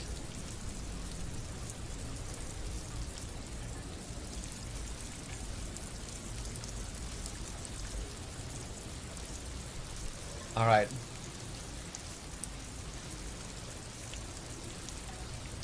Always with the apricots as well. Even the chewing gum we found earlier smelled like apricot, or was apricot flavor. Why is it called that? Lots of apricots there?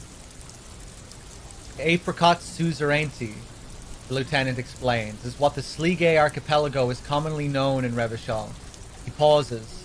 It's a bit of a fraught term, I'm sure you understand. No, apricots come from Sligay, the vendor explains. My grandma used to grow them, but Sligay is a shithole. That's why I came to Revachol.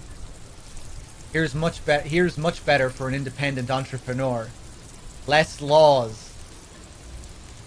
Speaking of, why not support an independent local entrepreneur? I send half my profits back to my grandma in Sligay. I don't know if I believe you. I don't know if I believe that face. That doesn't really look like a trustworthy face, but I mean, maybe. Well, if it's for his grandma, you should buy a lot of things. I don't know, Empathy. I think you might be a little bit gullible. What kind of stuff are you selling here? Only the coolest goods in Revachol. I've got sneakers, speakers, extremely comfy pants, too. Try them on right here. No shame, only freedom.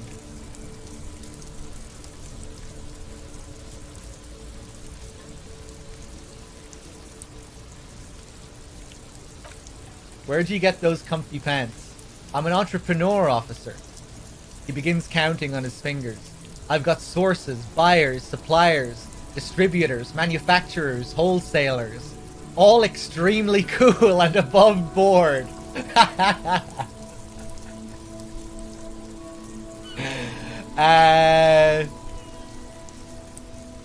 Do you have a permit to sell all that? Good joke, officer. Here we don't have permits, just economic freedom. Take a look around. He takes a deep breath. You glance around the decrepit buildings, the miserable weather, the sidewalks strewn with sunflower seeds, and the dust-choked air. It's beautiful. Beautiful freedom.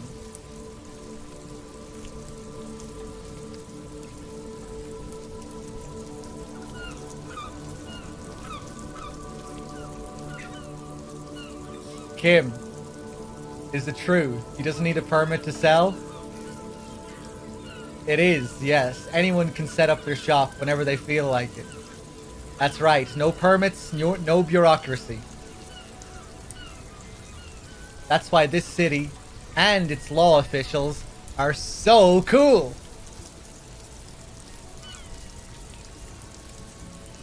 Wait, but what are we doing here if there are no permits? Look at Kim and the police insignia on his sleeve.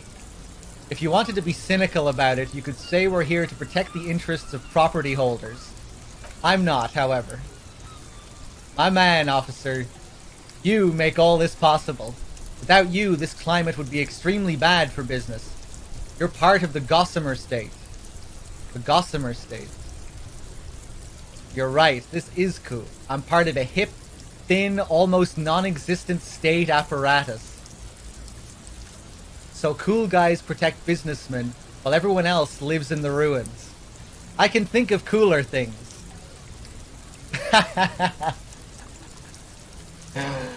Oh man. The fucking snark and sarcasm and bleeding irony in the writing sometimes.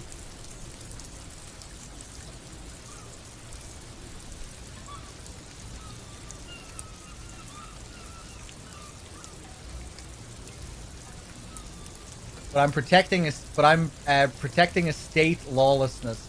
I'm not an officer of law. I'm an officer of common anarchy.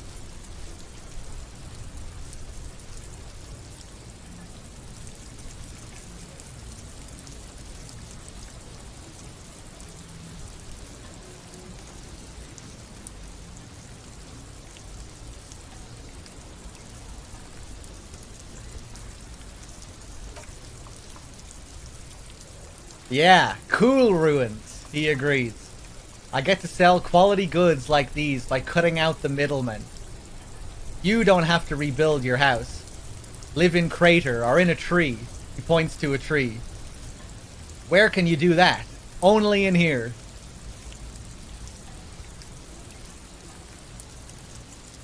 Is there a discount for cool officers like me? No need for discounts at Sea Lang's, officer. Everything's already on sale. He nods towards the crates. Anything you want, 50% off. That's all then. Let me ask you about something else. It seems like that's all we can do with him for now. Alright.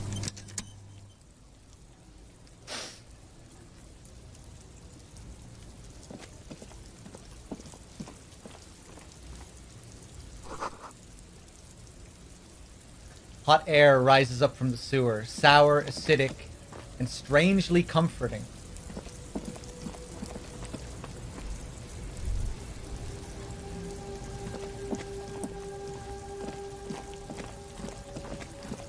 I wonder if I should go and see if I can afford that raincoat now. I don't think I can.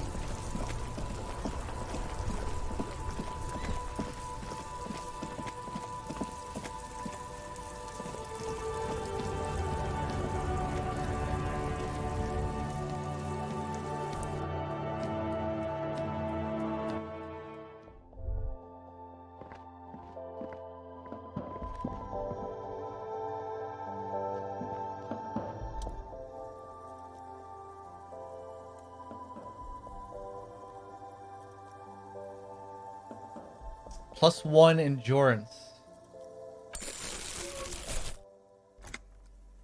Here you go. The clerk removes the garment from the lower shelf and hands it over.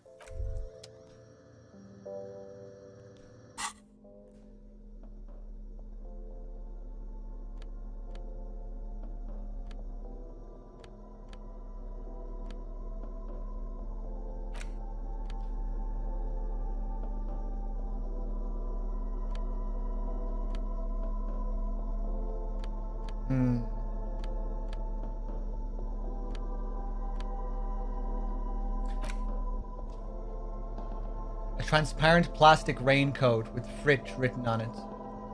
Frit written on the back. The package photo shows a group of happy Revacholians dancing in the rain.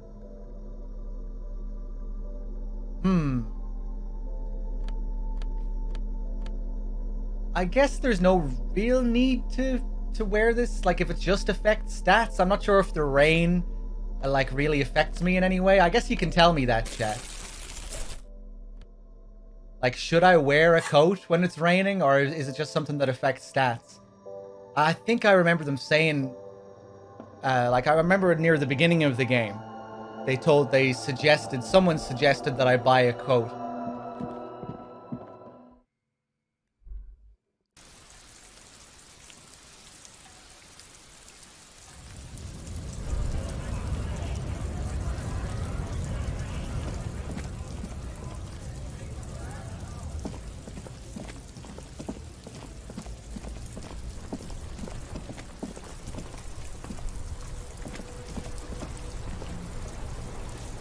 Pretty much just stats, okay.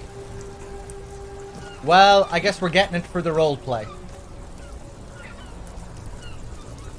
And there's the occasional special interaction as well. Okay, that's pretty cool.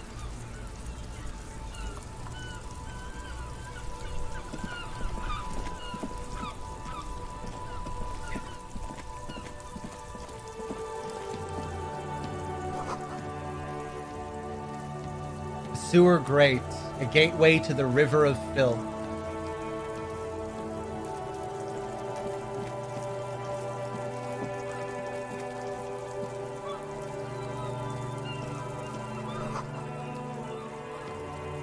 Roy's Pawn Shop. Fast cash for faster times. Yeah, we have, we can trade that thingamajig.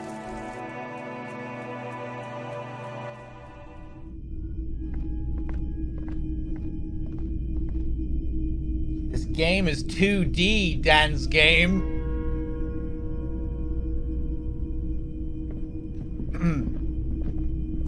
Go away. Mostly military wear with a few more eccentric fashions thrown in.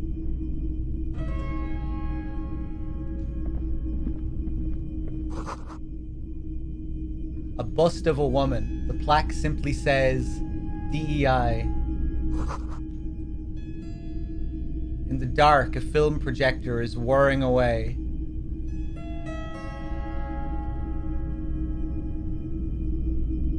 Cool.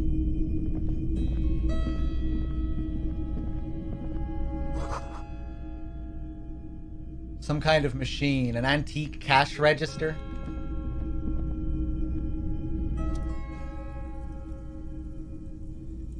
Hold on, let me turn on a light here.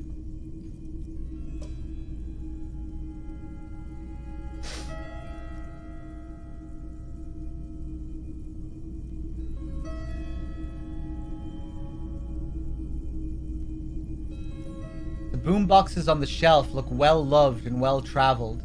Chipped, dented. They stare at you with the unblinking eyes of their tape reels. What kind of build am I going for? And yeah, I'm really enjoying this game so far. It seems like a lot of people really love it. I'm going mainly Psyche.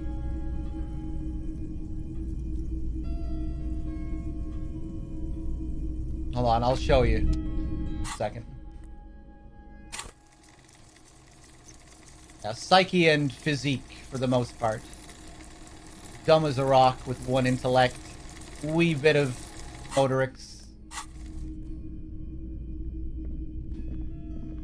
It's not often that I see officers of the RCM in my pawn shop.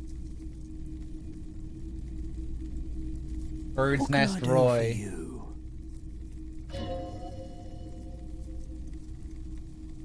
His courtesy is not insincere, but he prefers being alone with his projector, just watching the movement of light across the walls of the shop.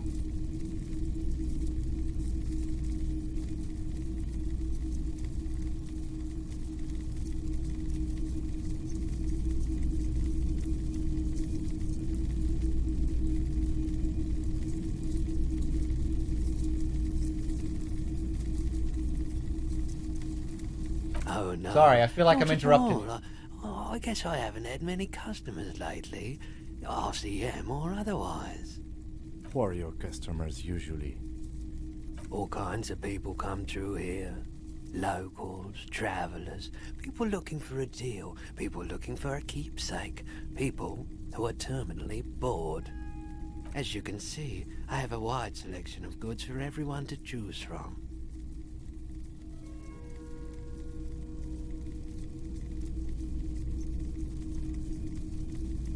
Nod, quite the collection indeed.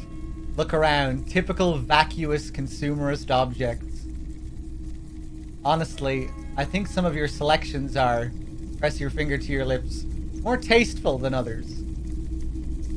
This business plan is all over the place. You should specialize, zoom in, recapitalize. Let's go for the third. Entertained. Unimpressed with your snobbery.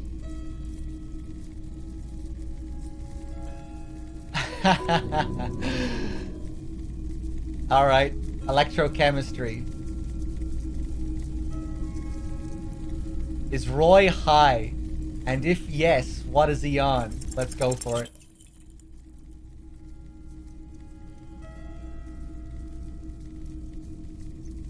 Okay, he definitely is high. Whatever it is, you've probably done it. And many other things besides. But you can't cut through the jumble of sensations to get an answer.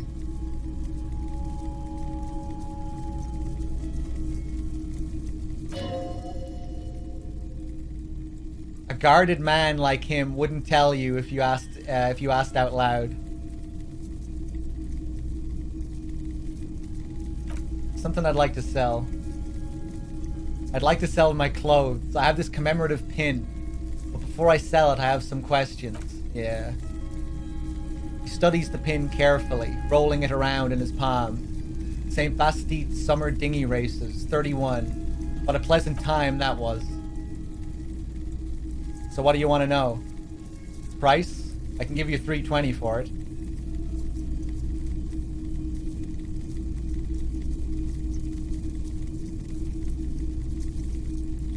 Okay, but can you hold on to it for a few days before putting it up for sale? I promise to give the pin back. What a ripoff.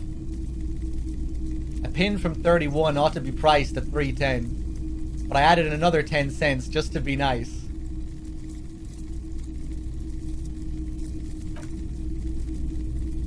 He thinks for a moment, then nods. Sure, I can keep it behind the counter for a week. But only if you pawn it right now. Okay. I'll check my pockets. Access your pawn menu. Ah, okay.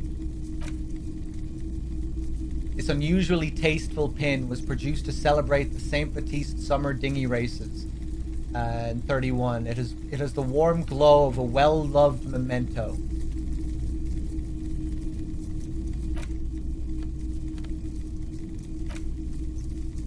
Oh yeah, here, pawn. Okay, cool.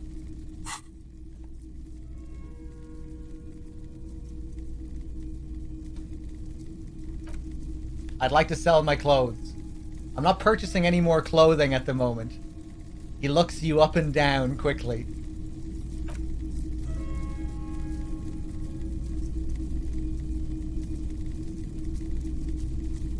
You might be able to aid in our investigation. I doubt it, but I can try to answer any questions you may have.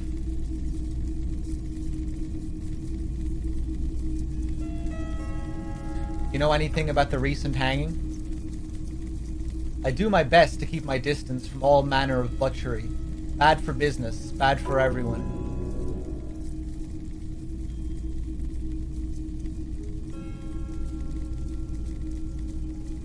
No one likes to see what you have to see every day.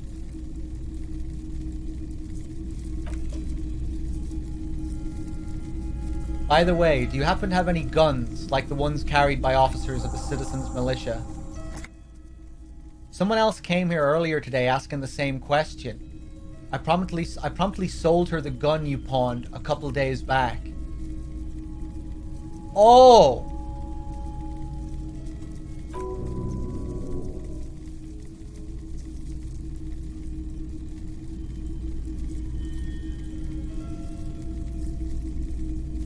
We pawned our gun here a couple of days ago?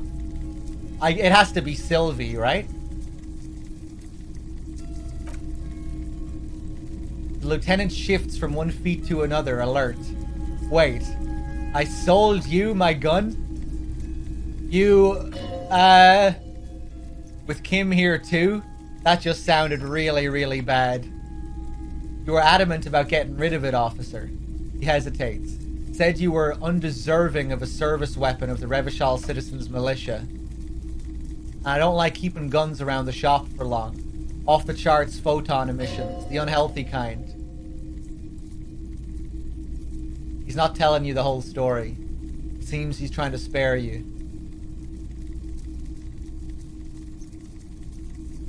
I feel like there's something you're not telling me. He looks away. You weren't quite yourself, officer.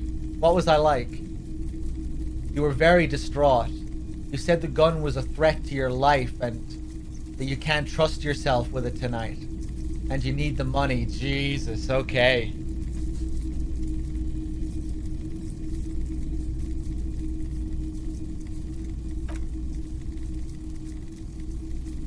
When I said that I don't normally buy firearms, you put the gun barrel in your mouth and sort of sucked on it. Then I agreed to take it.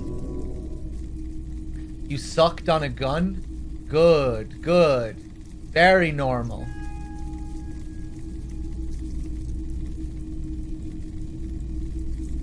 I'm sorry you had to see me in that state. We don't have to talk about it any further. I really should have killed myself.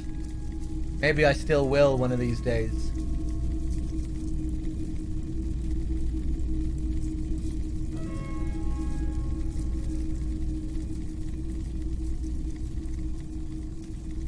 Wait, how much did I sell the gun for? 15 real. The lieutenant looks from you to Roy and then back to you.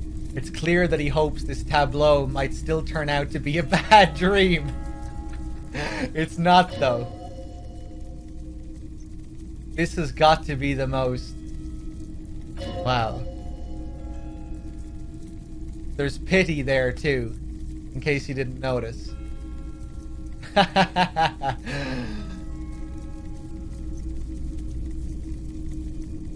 Happens to the best of us, I guess.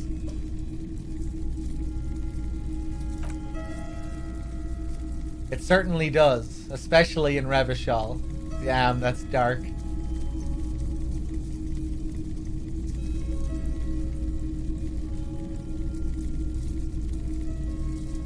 Was the buyer a policeman too?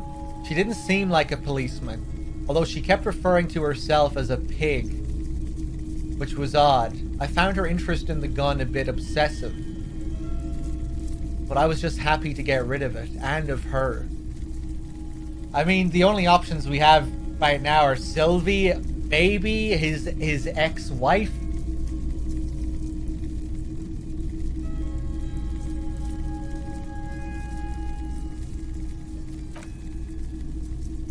Truth be told, she was terrifying. Right, so let me get this right. The lieutenant turns to you. You sold your sidearm, issued by the citizens' militia, and now a civilian is running around the streets of Martinez with it. Miraculously, his face does not reveal what's happening inside. Classic Kim.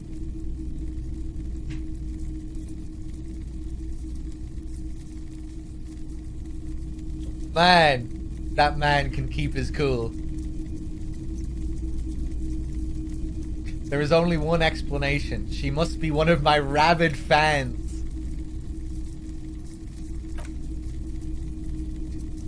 In that case, she'll be happy to get a visit from us. If we can find her. He looks around, worried. Any idea where I can find this buyer?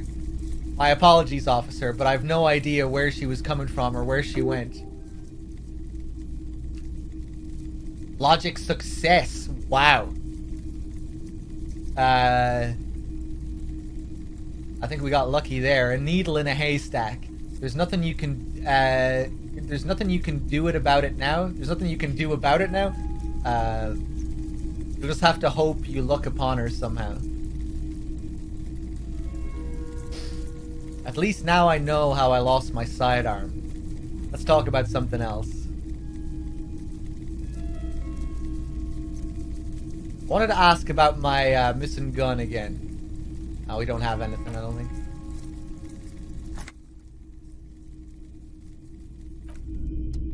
Okay, well that's it. Well, that's an interesting development.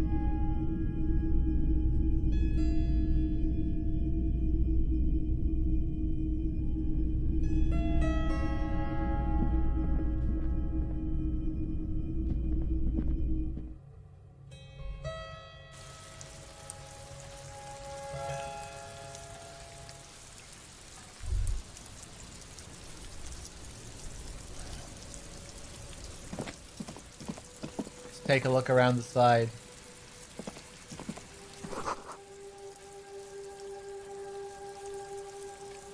Water lock out of order until Wednesday, 7:15 a.m.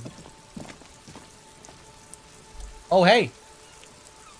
Man on water lock, evening officers.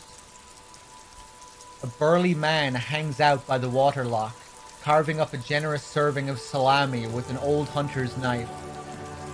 His eyes are fixed on a man stranded on the other side of the waterlock, and on an enormous billboard that has fallen down into the canal between them. His posture is relaxed. Despite his powerful build and the knife in his hand, the man resorts to physical intimidation only infrequently, if at all. First things first, what are you doing here, man on the waterlock? Do you know what caused... we'll go for the first one. My friend, Barry the Butcher, is stuck on the other side of the waterlock. I'm keeping him company and eating his salami. My friend, Barry the Butcher. From the corner of your eye, you see a man in a yellow shirt and grey overalls waving at you from across the canal. He seems disappointed about the wreckage on the waterlock and the salami.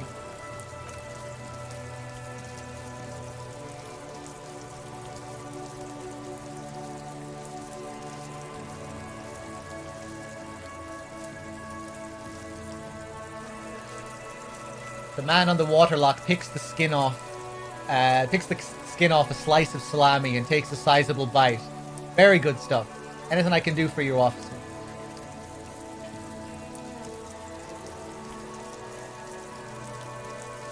Do you know what caused this wreckage? I wasn't here to witness it, but those look like tire tracks on that sign. Weird, huh? Then again, plenty of daredevil drivers in Revachol. The words daredevil driver sound ominous to you.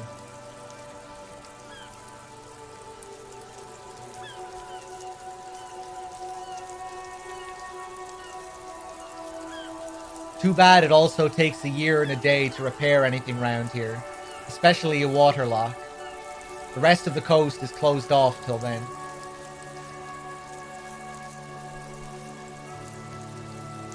Can I have some of that salami? Oh! And I don't. It's a shame I don't need it. Sure thing, he cuts off a slice. Want some too, officer? He turns to the lieutenant. The lieutenant ponders the offer for a moment, then decides to go for it. Why not? He takes a slice of salami from the man and chews on it. Do you know what's further down the coast? Well, there's the fishing village, an abandoned fish market, a bizarro church. Not much use to the congregation, though. There always seems to be something wrong with it. He thinks for a moment. Yeah, not really much else. Just bombed out ruins. Right, bye.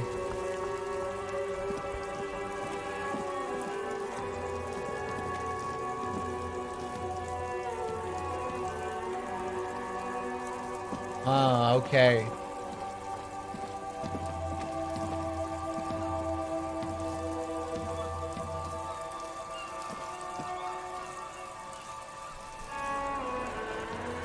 So it seems like we're stuck here for now.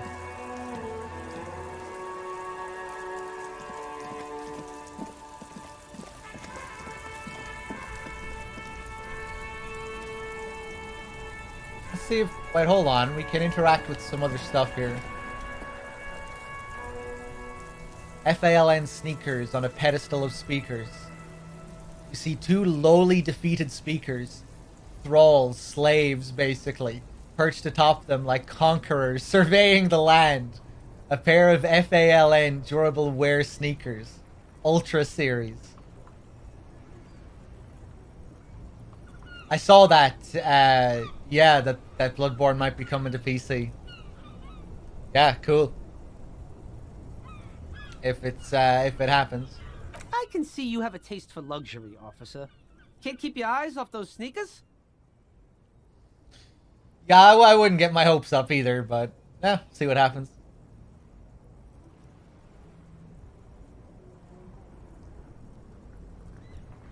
I can see you've a taste for luxury, officer. Inspect the sneakers.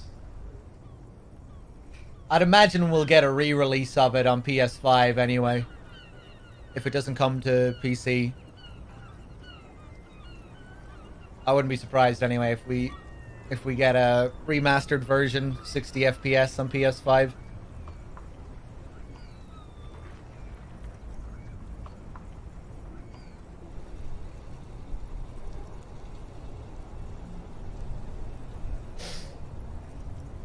Let's see, the design is impossibly sleek and simple. A futuristic silhouette with a sleek monochrome colorway. A jet black upper and a silver line midsole.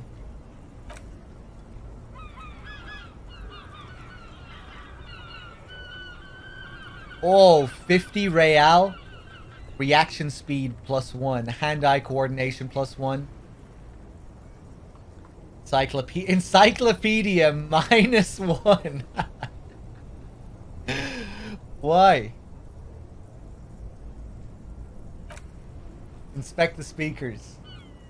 These once respectable speakers have been conquered, reduced to a mere prop by the indomitable FALN ultras atop them. These metaphors are hilarious. So over the top. Turning the speakers into a metaphor for fucking Revachol and Martinez.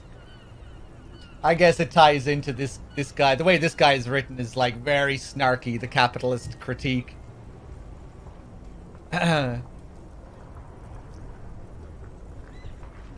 Just how joyful he is about the misery that he's living in.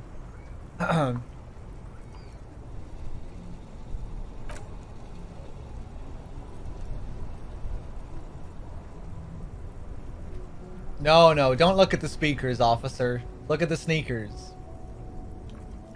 What about the speakers, though? Doesn't anyone want those speakers? These, officer. These speakers are Samaran garbage. I'm ashamed to even use them for props. Don't waste your time on them. Can't I just buy sad, conquered Samaran speakers? No way, officer. These aren't for sale. They're bad speakers. Lo-fi socialist junk.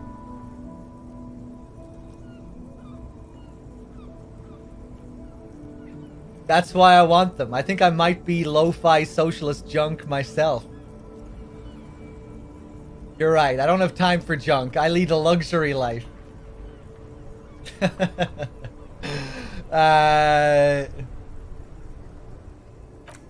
let's go for that. No, officer, you're a high-class policeman who accepts nothing less than the best. Lucky for you, I've got the best on sale. You don't know what I am. I don't even know it myself. I want the speakers. Well, if you want them... He pauses for a moment, calculating. But see, they are the pedestal for my sneakers.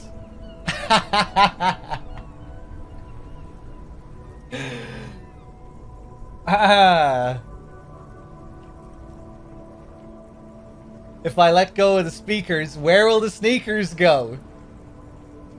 If I can't leave premium lifestyle sneakers on the ground. He's building his capitalist utopia on top of the socialist wreck.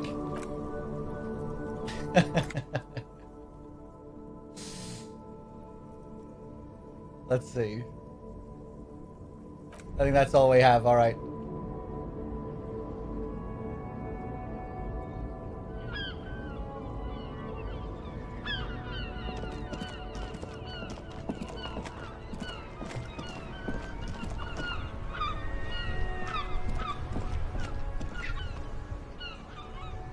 Hey, what's up, Snake? Let's take a look over here, shall we? Tire tracks leading onto the roof. The slush and rain has almost washed them off.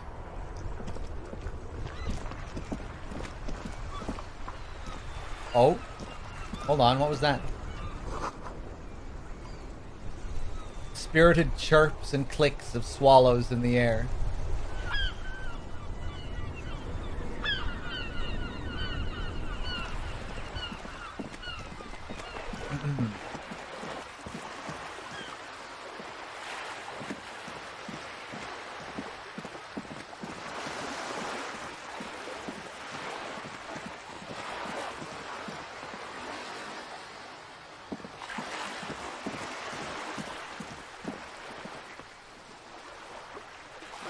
Oh, nice. The lights flashing now here at night.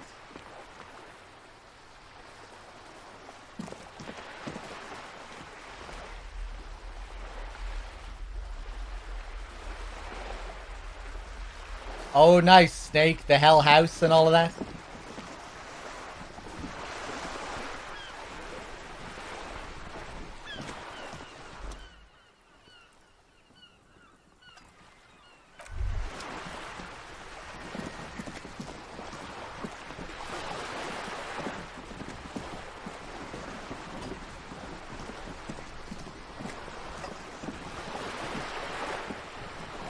Let's talk to her again, You're see if back. she has Good. anything new. What can I help you with?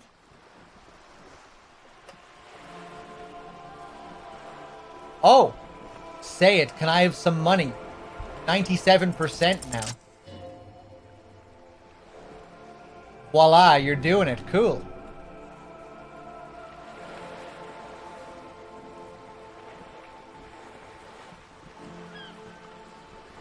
You seem rich. Can I have some money? Why, yes, I am rich. How much money do you need? Hopefully not too much. I couldn't bring all of it with me.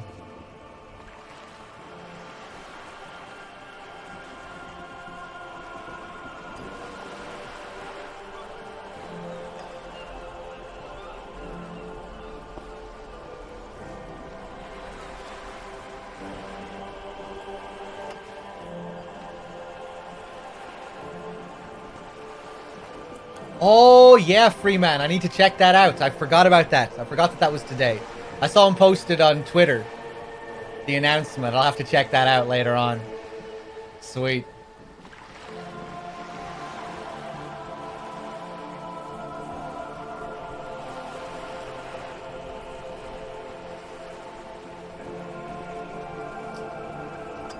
Why, yes, I am rich. How much money do you need? Hopefully not too much. She's surprisingly nonchalant about this. Could it be that she somehow knows more about your predicament than she's letting on? I need 1 billion real. Excuse me, sir, I don't have 1 billion real. What? I thought you said you had like 20 billion or something. That was the annual revenue of the entire Wild Pines group, not my personal fortune.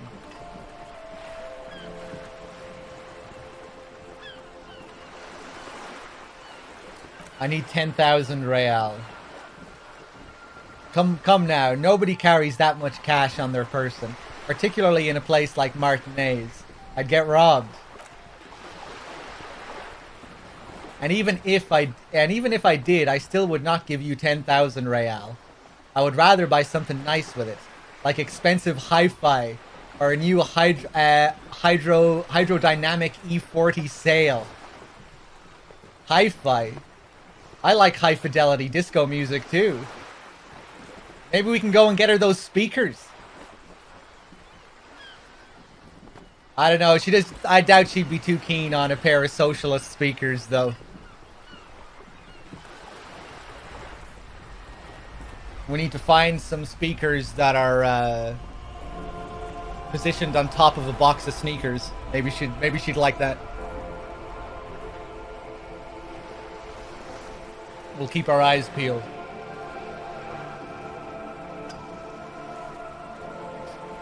Hi-fi.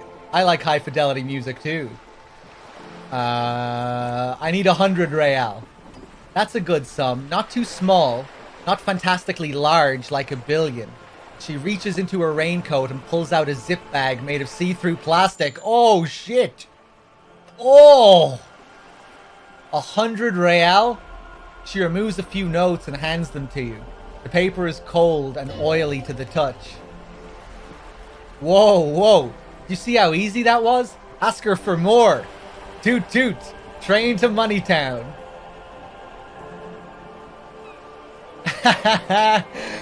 Nay, 'twould be dishonorable, and mine honor is my life. Can I have some more? This may seem like odd behavior for a police officer, but it's a perfectly common side effect of his. He squints at you. Unusual medical episode. Oh, an extra $1. It's all right, Lieutenant. The woman dips her fingers back into the bag. I really did bring as little cash with me as possible to avoid attention. So here you are, the last bit of filthy lucre I can share.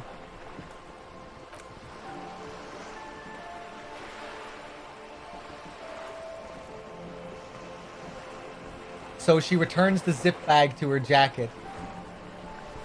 She returns the zip bag to her jacket. I hope I didn't just bribe you, officer. It may not be technically illegal under the Emergency Act, but still.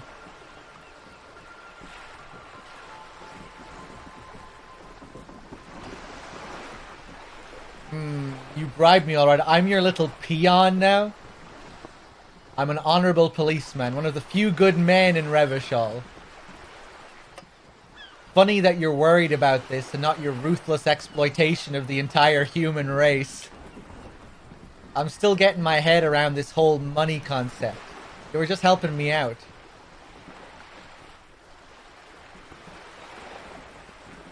I want to talk about something else now.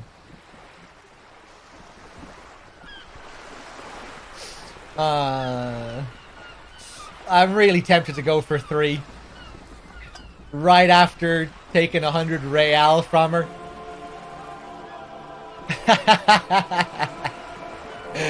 Funny that you're worried about this and not your ruthless exploitation of the entire human race.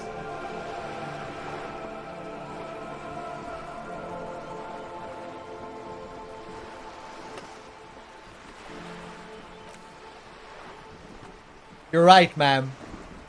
That donations are permitted under the Emergency Act, unseemly as it may be, as long as they're properly logged with the precinct. Which he most certainly will do. She bows and then raises a single eyebrow in your direction. Now, how else can I help the RCM today, besides supplementing its salaries? Well, she took that fairly well.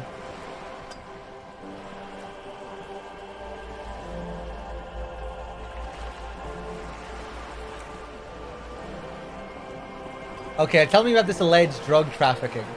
It's quite straightforward. Someone is using Terminal B to smuggle raw ingredients from the Samaran Isola into Revachol with the Union's blessing.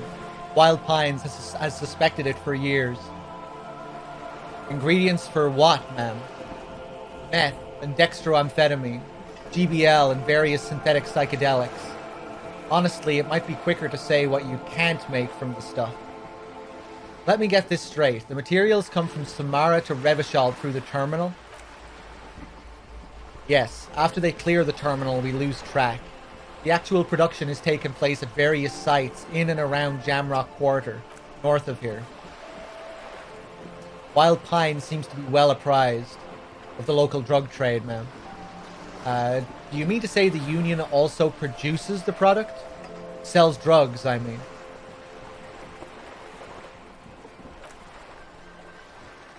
We're in logistics. It's our business to know. And no. As far as the company knows, the Union does not produce it. They transport the ingredients for a cut. And you want us to investigate. Yes, but you won't get anything out of Evrart and the Dock Workers Union. Still, she raises her bony finger. Every chain has its weak link. Am I gonna need bolt cutters for this? Because we did find some bolt cutters. Yeah, I'm gonna say that. Unlikely, officer. I'm talking about the lorries. Once the ingredients reach Jamrock, they're distributed to a network of local manufacturers, well beyond our grasp. But in transit, they may be vulnerable. Perhaps you've noticed that a number of lorries are tangled in a traffic jam at the roundabout just now. Interview the drivers who are still hanging about. One of them might be waiting for a crucial shipment. She gives you a knowing look.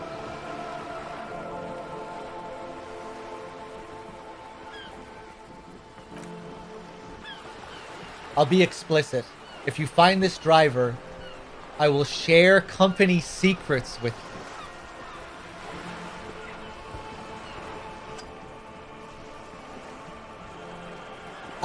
Okay, that's a strange thing to say. You'll be indebted to her in a way, but one step ahead of the Union in another.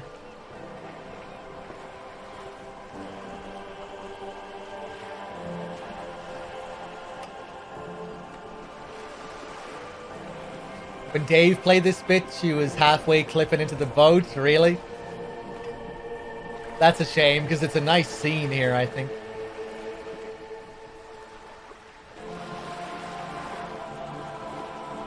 When I first arrived here, I had Kim walk into the water. He just walked off the pier. Looked like he was about to commit suicide or something.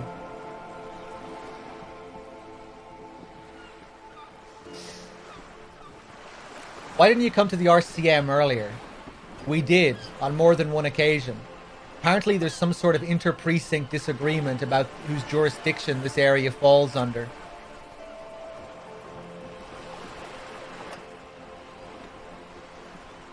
Interesting. We know the company has launched its own probe into the Union's alleged involvement. We also know it's come up empty. It's not just the RCM. No one's been able to find any hard evidence. Well, she smiles,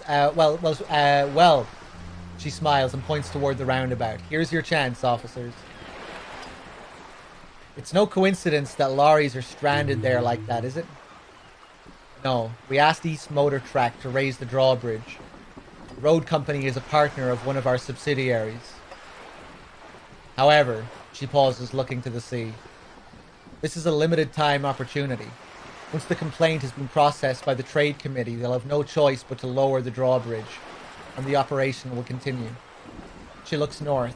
Thousands of litres of raw ingredients will pour onto the streets of Revachol. Not the east across the river, but the west.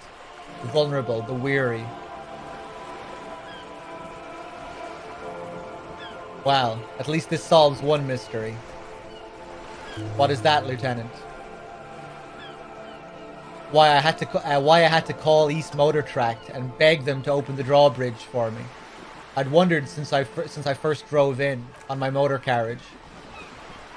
I'm sorry for that inconvenience, Lieutenant Kitsuragi, but we need them trapped here.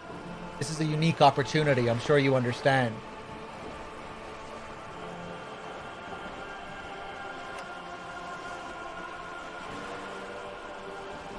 Okay, quite a bit to process here.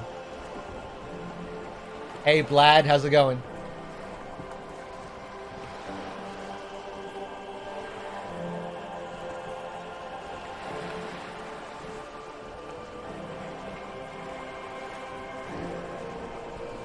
What proof do you have that the Union is involved? How do you think they're financing this strike? There are thousands of unpaid dock workers going strong for the 4th month straight.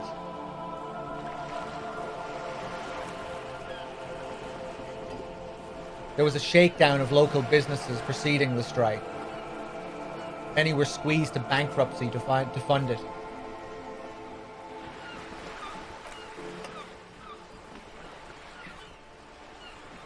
With all due respect to these desert cacti, the contents of a few cash registers cannot provide for 2,000 men. The local businesses can scarcely provide for themselves. So you think the strike is being funded with source ingredients for drugs? Precisely. Smuggled out of that very gate at night, most likely.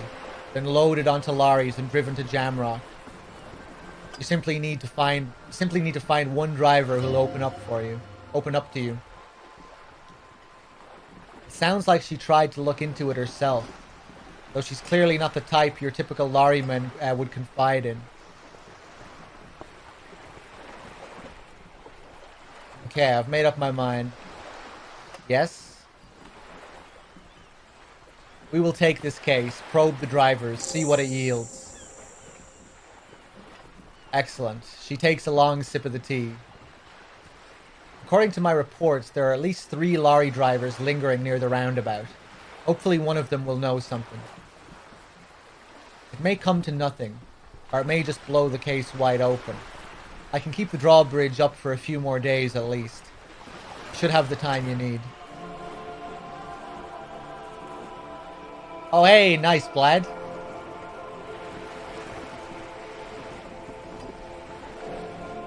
Good stuff. Okay, I think we're good with her now. I guess we'll head back to the strike then. And see what we can find. Oh, hey. Magnesium, alright.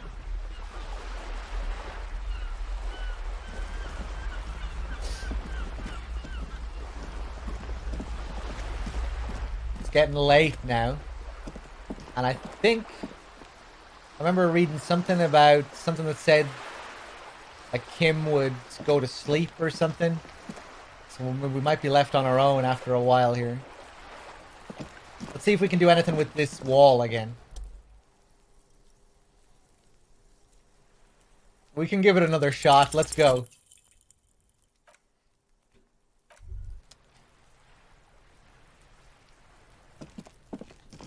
Guess we'll look around here again as well. Trying to sneak up on me Hey, again? Trying to snuff me out? Get away, pig! Black Switch. How's it going? I didn't see you there.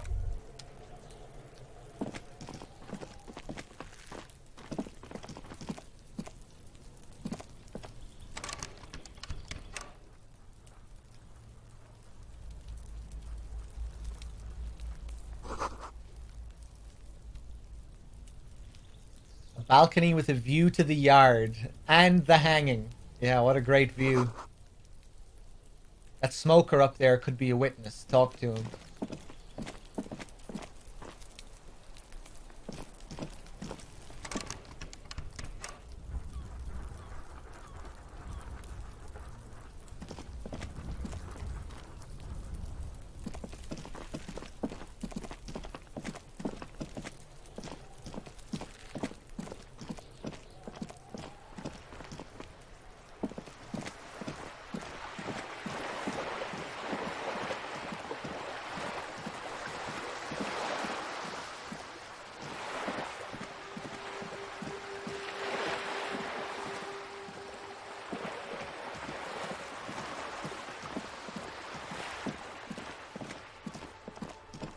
Oh, the girl is gone. I guess they closed up.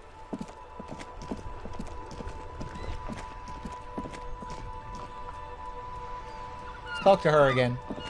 Hello again, officer. How are things? Do you still have your salts? I think I could use some.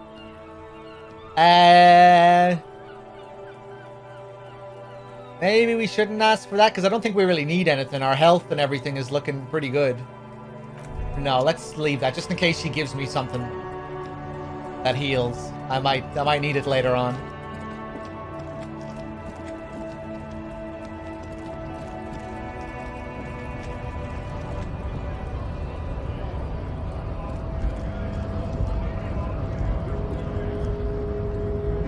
Maybe we should go back to this other lorry driver as well.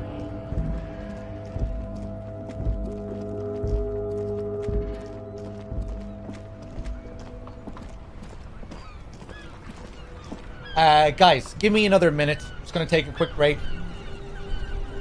And when I get back, we'll keep going.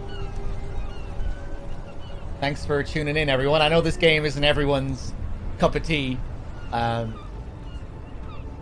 Just because it's so text-focused.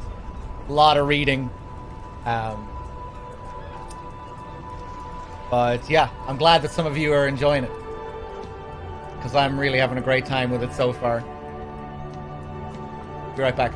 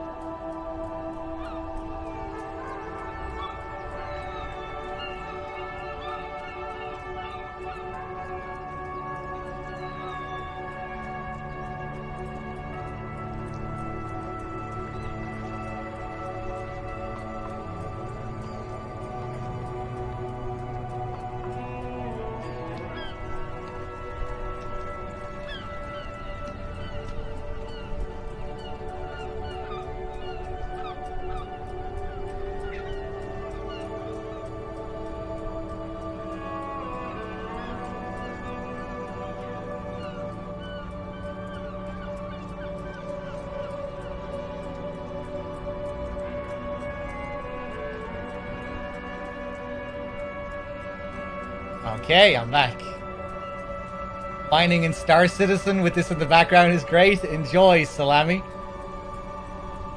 Yeah, I had someone else say earlier that this is a good game to just have in the background.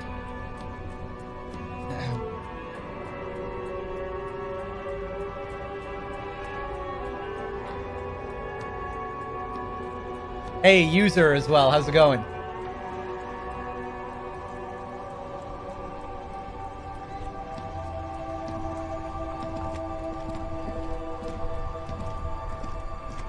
Love now the we're snow. turning into a kind of a snow limbo, man. What's on your mind? Nice. That's cool. Very nice touch.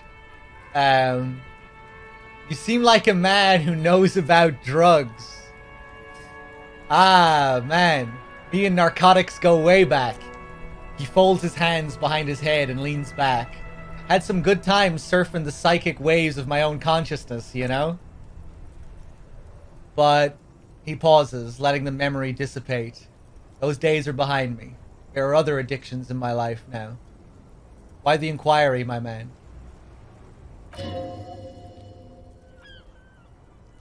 It's been alright so far, user. Yeah. Hope you're keeping well. Just be straight with him. I need to get high and I'm looking for a dealer. Ooh. Right, well, I guess we'll take suggestions, advice here. Be straight with him.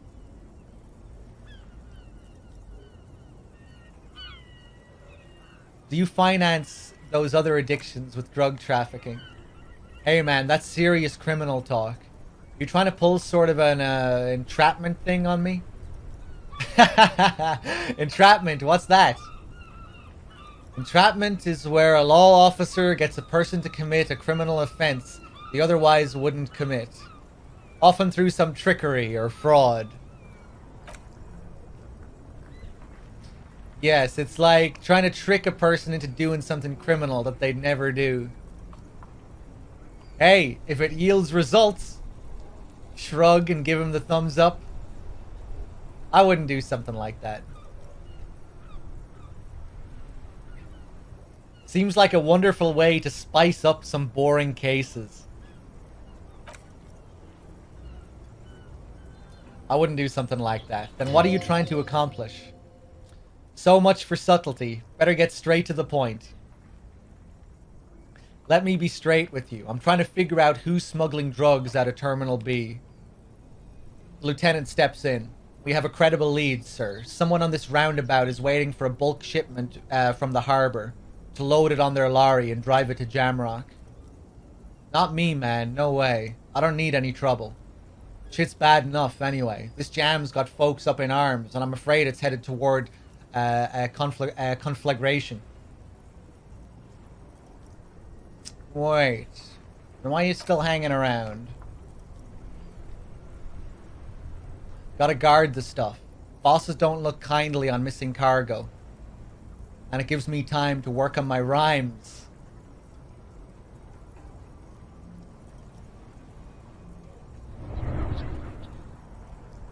Snake. Gifting the sub to Wax Switch. Thank you very much. Enjoy your free sub, Witch.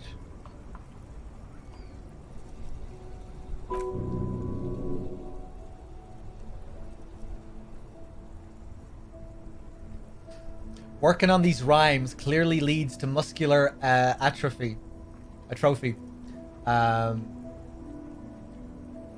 Make sure you don't get hooked on poetry.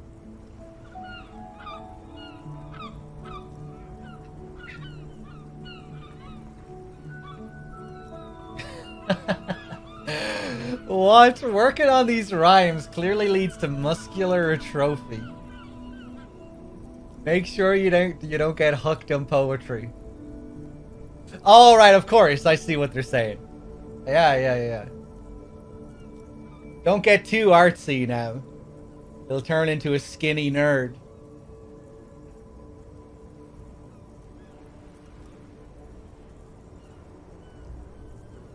Who do you think could be conducting the drug trade then?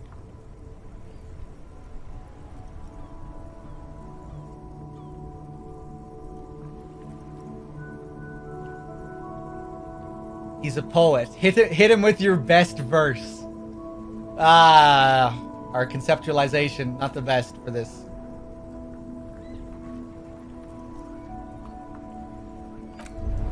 Hold on, let's see if we have anything that can increase it.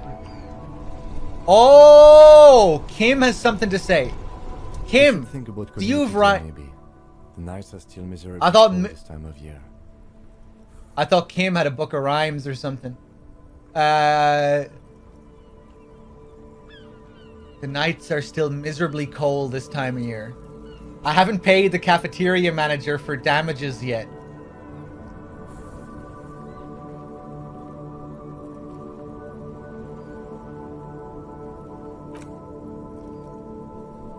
You should take care of that then. I think I have the money now. This is the money, right? Show him the real bills. He nods. I'll also take a room at the Whirling. One cannot get much closer to the crime scene. Welcome back, Storm.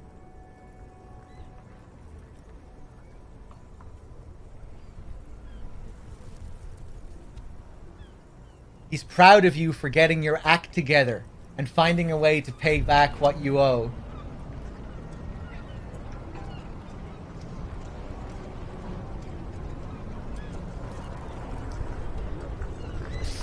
Oh, no, Storm. That sucks.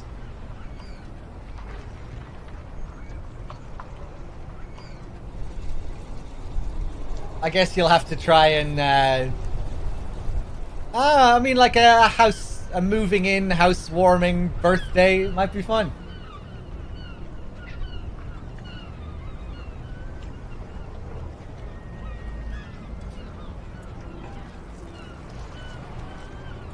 Oh, that's nice. The glow from the cigarette there. Okay, well, I guess we'll go back then. Let me just see if I have anything for conceptualization.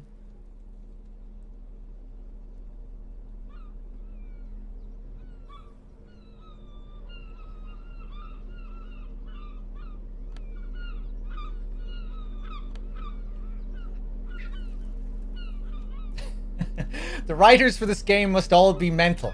Yeah, because if you have an interest in psychology and abstract ideas, you have to be insane.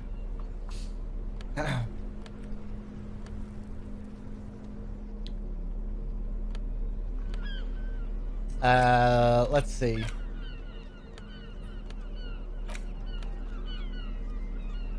This does increase my conceptualization, although oh wait, no, I'm not wearing that. Okay, hold on. Let's swap that out then. Just to see how this changes the percentage with the +1.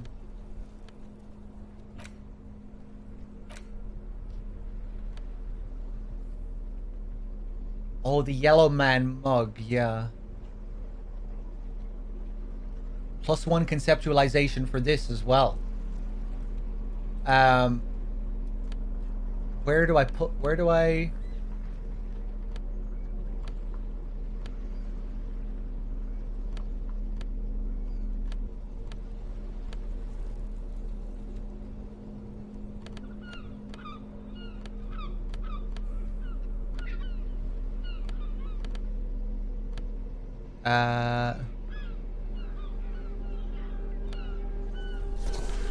Oh wait, interact. Yellow Man mug. It's just a racist mug. What's there to read here? Not much.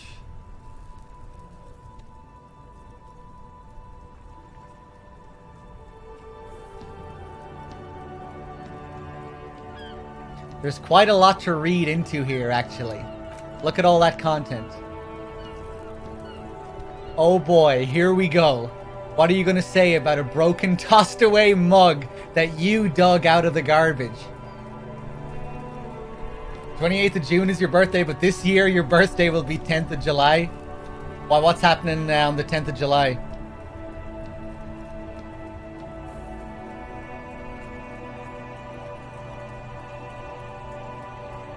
I know you said you had some, like, festival planned or something abroad. You weren't sure if that would still be happening with the COVID.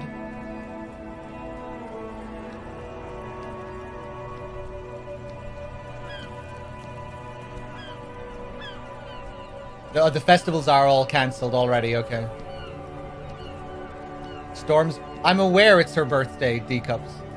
That's not what I asked.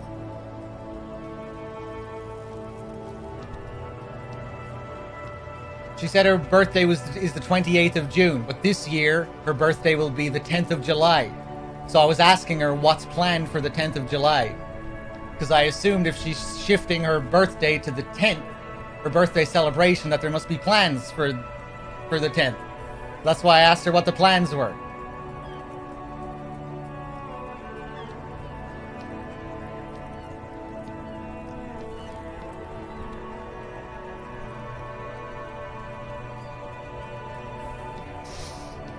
You're out of your element, D-Cups.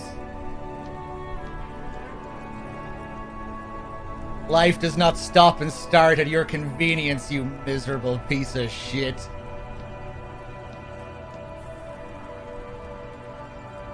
So you've nothing in particular planned for the 10th, okay.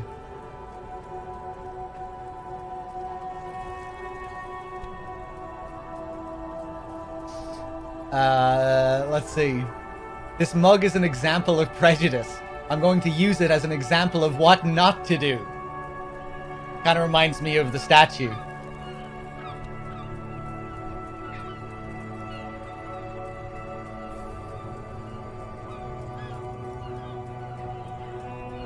I'm gonna push this into the face of every merchant I find and tell them this is your inane ideology.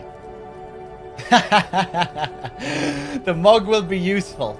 By denouncing it, I can earn political capital to mask my badass hustling, i.e. fraud and embezzlement. The mug didn't belong in the trash. It was just a funny mug. Can anyone laugh? Can't anyone laugh anymore?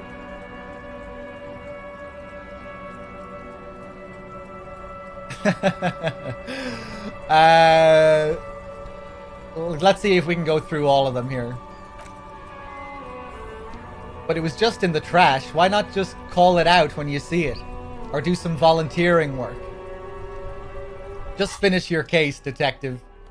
Oh, and that's it. Can we interact with it again? I want to get into that mug talk again. But it will not happen. The mug talk is exhausted. It's time to return to work. Ah, okay.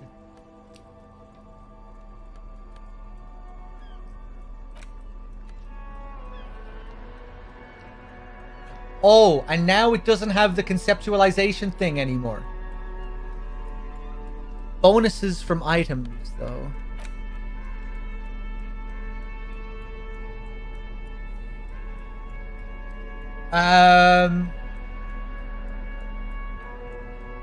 Chat, what's the deal with this and the stat bonuses you get from the yellow mug? You know, it said it gave me a 1+ conceptualization. Is it possible to equip it? Do I now have the +1? Or what's up?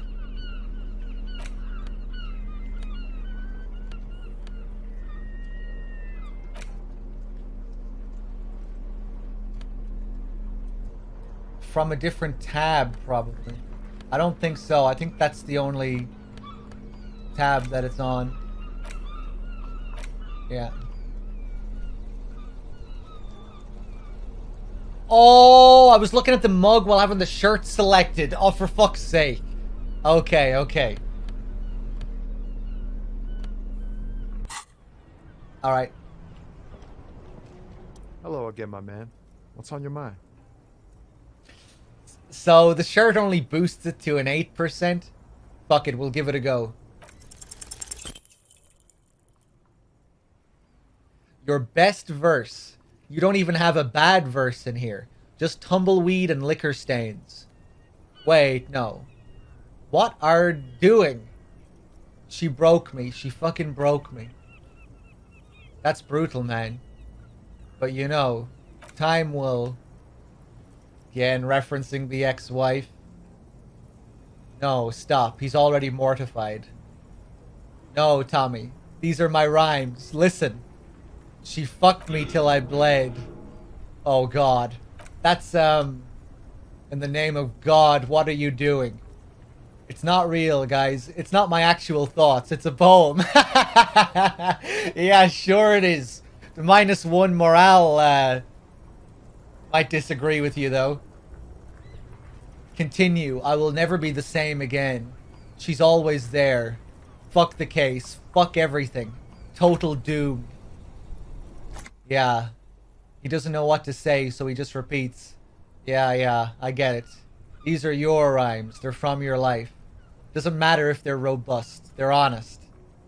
So, thanks, man. Yes, I also thank you for stopping. He looks at you. We have a drug investigation to return to. How about we do that? Oh, empathy. Formidable. What do you see in his eyes? Yes!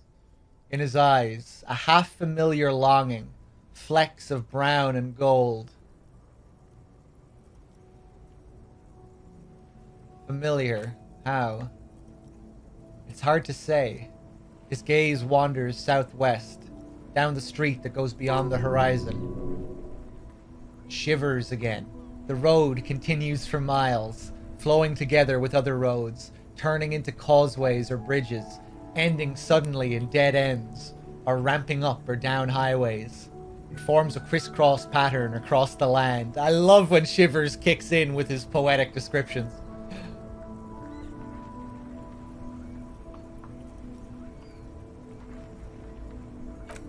Where does it lead? Above the Jamrock Quarter in the form of a raised motorway, and then the never-ending sprawl of the Faubourg. High above buildings, new and old, the air filled with the rumble of motor engines. Further, to the old south, to the farthest outskirts of Revachol, through the checkered fields of farmland, upstream to the River Esperance, past Montmartin, the border approaches. What's beyond the border? You cannot see. It's out of the city. Up ahead, the mist blocks all sight. A gale blows across your cheeks. It's cold. Before you stands a tall lorry driver with sad eyes. What's in the southwest? Excuse me? He emerges from the reverie. I'm a cop. I can fix anything. He chuckles. There are things even a cop can't fix, my man. There's no helping in absence, you know. I miss my family. They're all I have. My wife. A second kid on the way. Waiting all the way in Diora. And here I am, stuck in this shit, so far from home. Diora. Diora of the Seven Seas. It's on the other end of Lacaille, pretty much. Or pretty much on another island called Laurentide, off mainland. We've got a little place there. I can almost hear my kid laugh when it snows. What's it like to miss someone? What's it like? Good and bad. An ache that brings you joy. He smiles warmly. I think of them a lot. I dream up these silly scenarios in great detail of living with them. It comforts me. There's a pause and a sigh, and he turns his eyes to you. But what about you, cop man? You missing someone? Is that what it is? This feeling? No, it's scarier than that. You're pursued by a hunter, smelling of apricots and sorrow and the past. There's those apricots again. Glad, thank you very much for the gifted sub to Tudafuzi. Cheers, enjoy your free sub. I miss my gun, I lost it. I'm fine, man, I don't miss anyone. I miss someone, but I don't know who it is.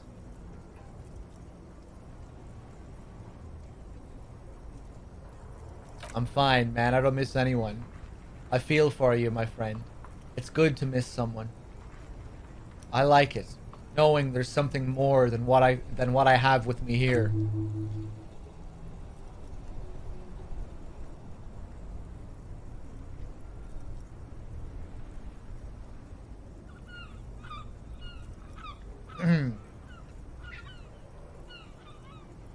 All right.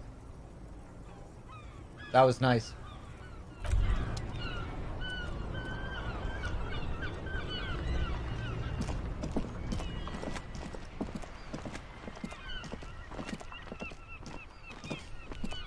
Okay, I guess we'll head back to the hostel. See, I guess we'll pay this guy back.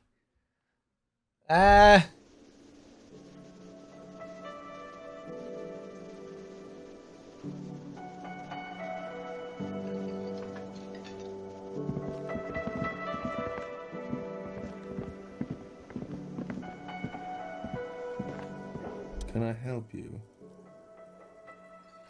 So about the money I owe. I have your money. Here's 100 real. Slam the bills down on the counter. I hope you choke on it. Here it is. Sorry for the trouble. I feel like I should tell him I hope he chokes on it. My relationship with this guy has been pretty bad. I feel like it would be out of character if I didn't, you know? I've been obnoxious to this guy the whole way, and he's hated me, you know, this whole time as well. Yeah, I'm doing that. I hope you choke on it. Great. Perfect. I hope you enjoy your freezing cold room with the window you broke yourself. Just to rub it in. Yeah. Just bear in mind that you were the one who fucking made this, who made your bed.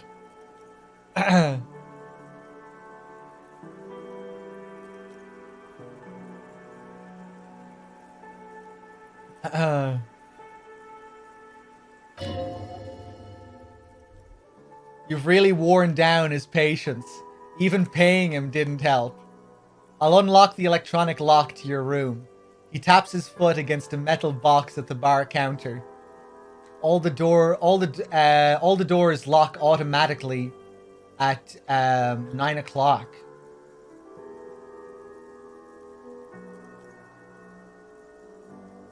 Okay. New task. Find money for rent and pay guard. Starting tomorrow, please pay for each night in advance. 20 real per night. If you don't have the money, it's over for you. Got it? You've nowhere else to stay. Alright. Time stops advancing after 2 in the morning. If you haven't paid for your room by then, it's game over. Don't leave finding money on the last minute, however. It's harder to make cash after the nightfall, and the shops are closed and streets empty. He opens his wallet. I'll take a room here too. He takes Kim's money and hands him a keyring. Always happy to have officers from the RCM as guests. Anything else I can do for you? He looks at Kim, avoiding your gaze. Alright.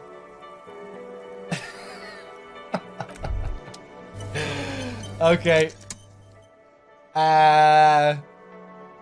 Well, I guess we'll just go and get some sleep then.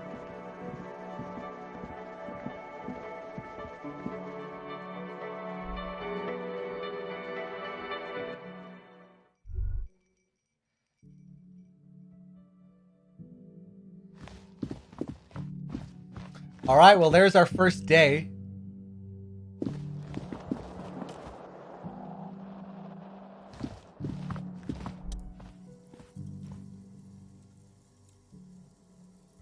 This is the door to the room you redecorated. Good night, Lieutenant.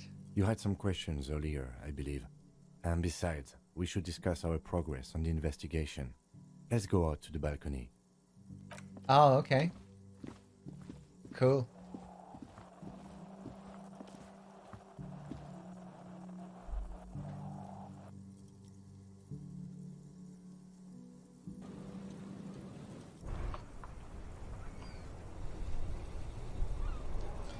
The air outside is brisk.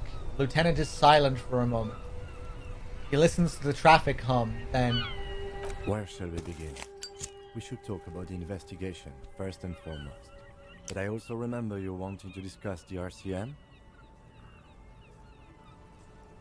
Dave does such an awesome job voice acting Kim. Yeah, maybe I should give the French accent a try.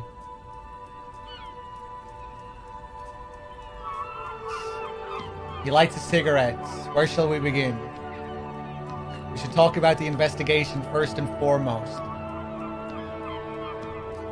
But I almost remember you wanting to discuss the RCM.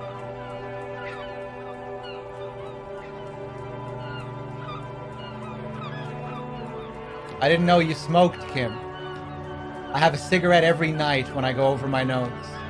It's something of a ritual. Oh man, he looks so devastatingly cool with that cigarette.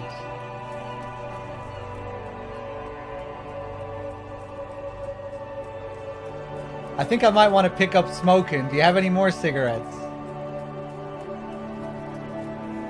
I think you do a better job voice acting the MC though. Well, I'm not really voice acting, I'm just narrating.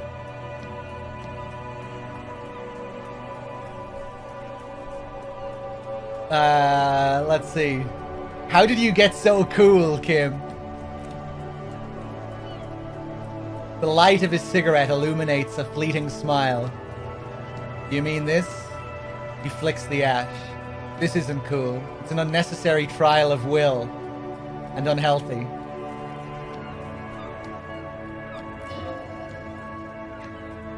Keeping the habit within the parameters he's given himself takes a lot of focus. It would be easier to simply quit.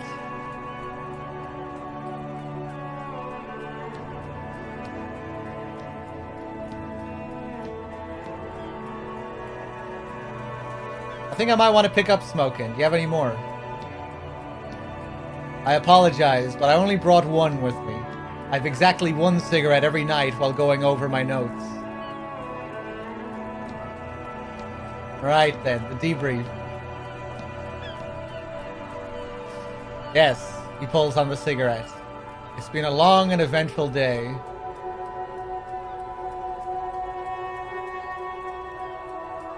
How do you think today went? Well, you were so hungover that you couldn't keep it down when we approached the hanged man, so we didn't even inspect the body. And there's still much to do at the crime scene, too. We didn't search it thoroughly enough. He would have put all of this more harshly, but he doesn't want you to feel completely discouraged. Probably because he's afraid that you'll just give up and keep drinking.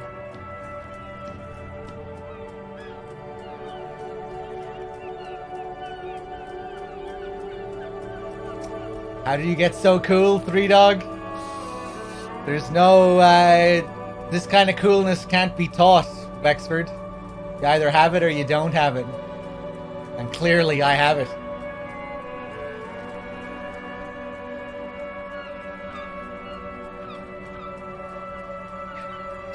Don't worry, Kim. I'll be in much better shape tomorrow. I look forward to that. As for the interviews, we weren't able to find the union leader, Everard Clare, much less interview him, so that's on the to-do list for tomorrow. We tried to interview the Wild Pines rep, but she asked us to do something for her first. Fine. So be it.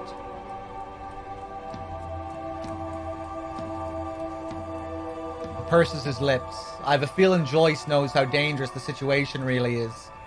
We have to get her to talk to us. Above all, though, today was exhausting. What's with all the running? You run a lot. Is that a standard Precinct 41 practice? I have a really good theory about why you're running so fast, son. Just wait until we get up tomorrow.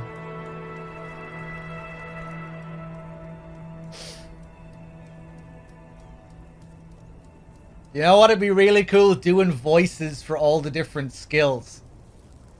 Having a voice for Inland Empire. Having a voice for electrochemistry.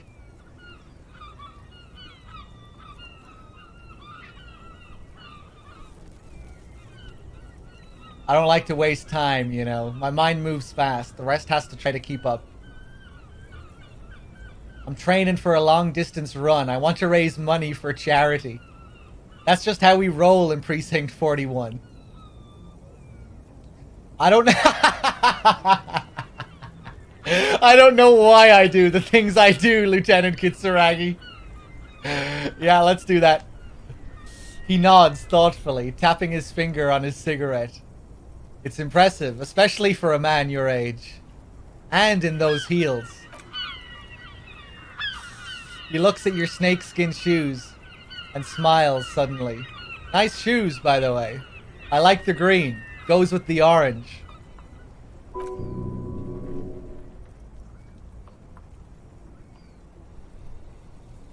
So, what are our powers exactly, the RCM?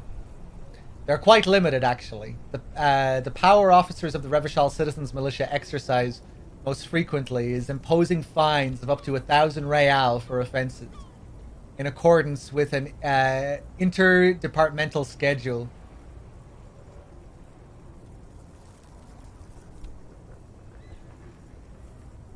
$1,000? Why not more? Wouldn't that be an easy power to abuse?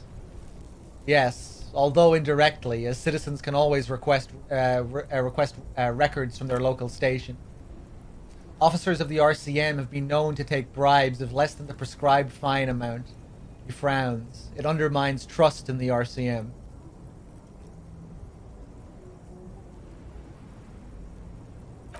$1,000? Why not more?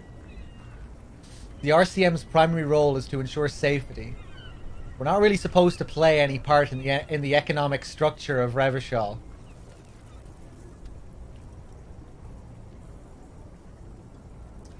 Okay, what else?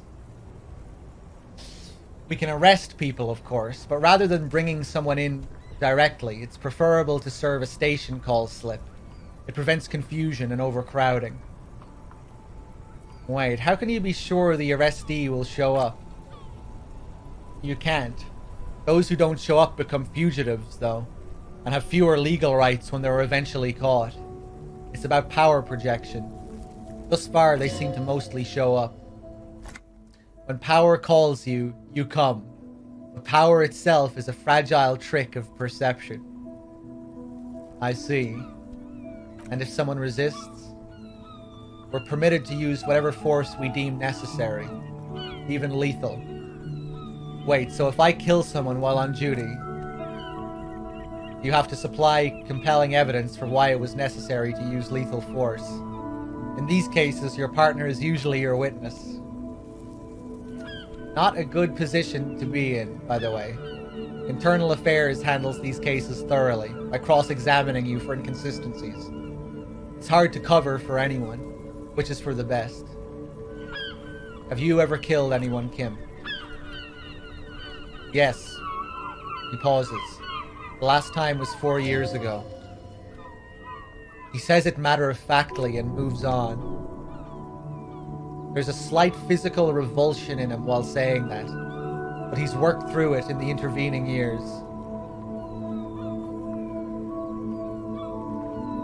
Have I killed anyone? That's an improbability, perhaps even impossibility. Of course you've killed people.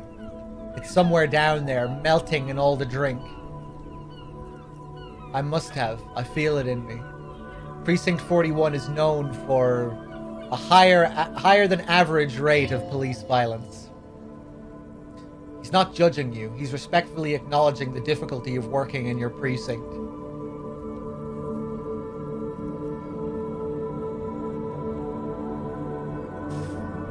Man, the amount of thought that went into this script, you know?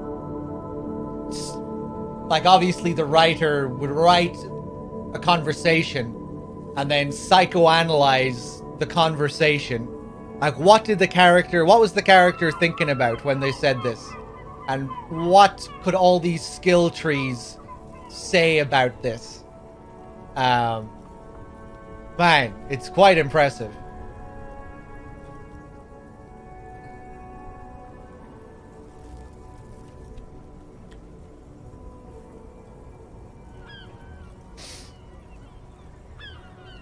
And now I'm being reminded what David Chase said about The Sopranos. He said that, you know, like Tony has all those scenes in Melfi's office, and he said that that would force them and the writers to psychoanalyze their own work.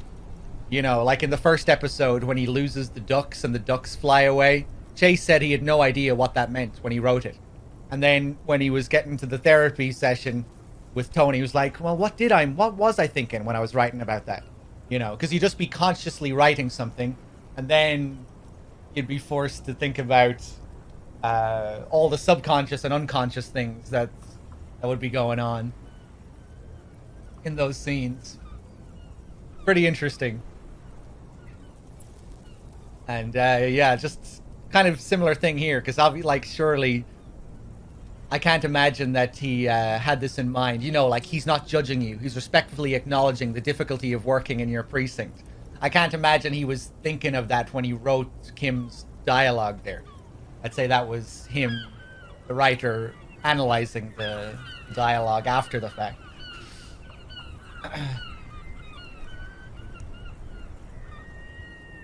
You'd assume they already knew what it meant when they wrote it. Well, not necessarily, you know. You're just trying to write a compelling bit of dialogue. You know, you're just thinking of it. You're just thinking of it on a surface level, you know.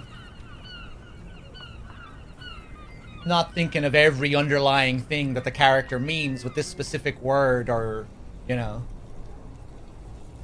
I'm sure some sequences of dialogue are like quite heavily thought out, but yeah, I'd say a lot of this was analyzed after the fact as well.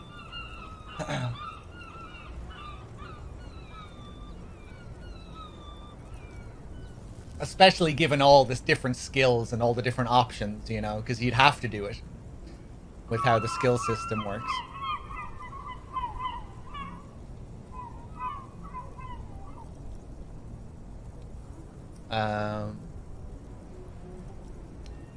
What happens to people we convict?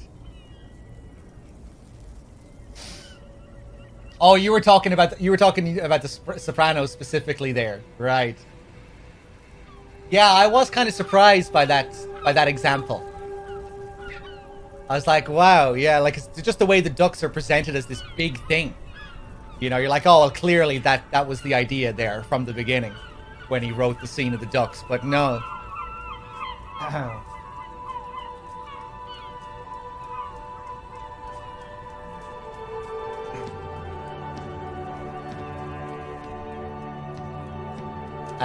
Let's see, and it's the coalition government that makes all these rules.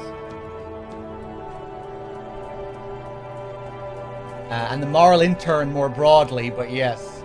His gaze is absently fixed on a window below that just went dark. The moral intern, what is it? The Moralist International are the world's largest political organization. He pulls on his cigarette. You know who they are. They run this place after the revolution failed. Ah, okay. I thought it was the Wild Pines that were pretty much in control of this place.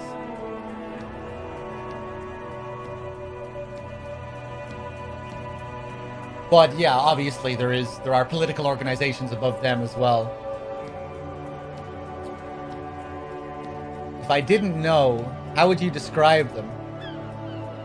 They're a union of center-left and center-right parties across the Real Belt. Our coalition government is just one of its many projects. They also run the ICP, EPIS, most intergovernmental organizations in the world. A duck flew away with your penis? Man, I have to watch The Sopranos again. It's been a long time since I've went through the whole thing.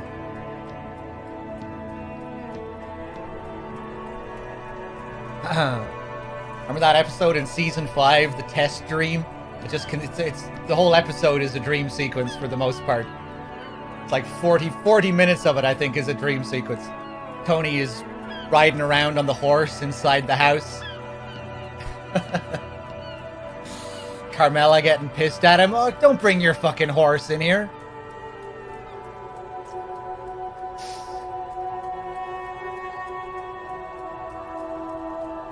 Let's see. What do they believe in?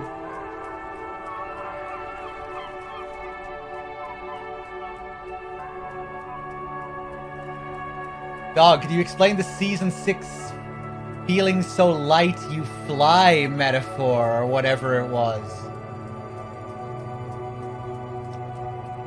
Oh, I know the one that you're thinking of.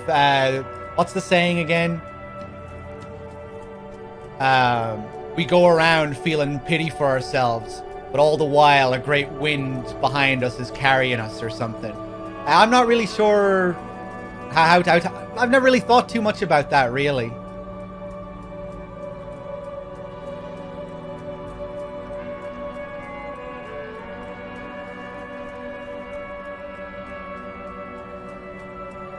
Obviously, it ties into Tony's whole admiration of the strong, silent type, the Gary Cooper type.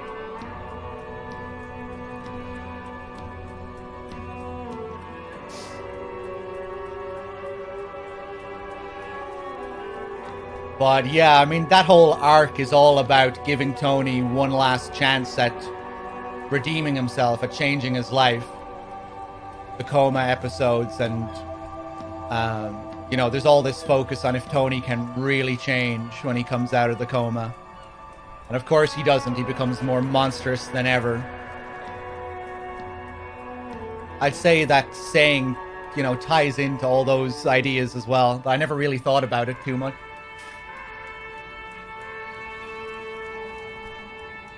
I can't even remember what the quote is exactly. It's been so long. Man, I really love those last couple of seasons, though. I think they're the most inconsistent. I think Season 6 and Season 6 Part 2 have some of the worst episodes in the whole series, but I think they also have the best ones. And I really like how dark it gets. And, yeah.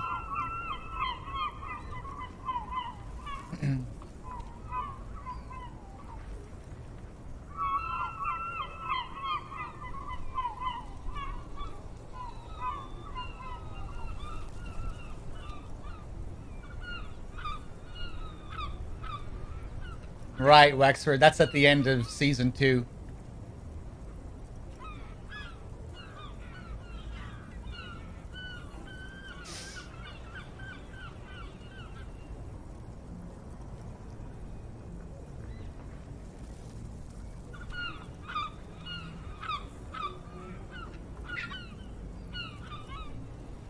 Let's see here. What do they believe in? They're DeLoreans. They believe they continue the humanist project set forth by her innocence Dolores Day 4 centuries ago. Others say they're just technocrats. What is their symbol? Interesting question. It's a blue forget-me-not. Their motto is love, compassion, self-discipline.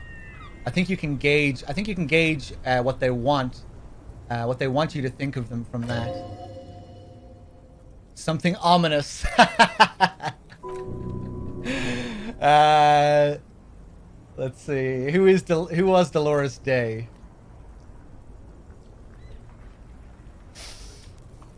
Yeah, so many people cite that as the best Sopranos episode. Pine Barrens, where they get stuck in the woods. It's far from my favorites. Like it's a very comedic episode. I prefer the really dark, serious episodes. But that is a classic, all right. It's hilarious.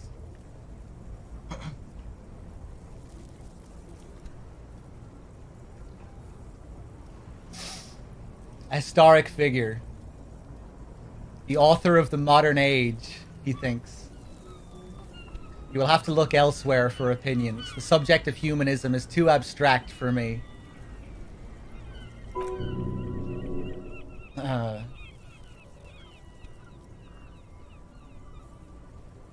Without spoiling, my favorite episode is called Kennedy and Heidi. It's like the 4th episode from the end, where Tony goes to Las Vegas by himself. and trips out on peyote in the desert. Man, that episode.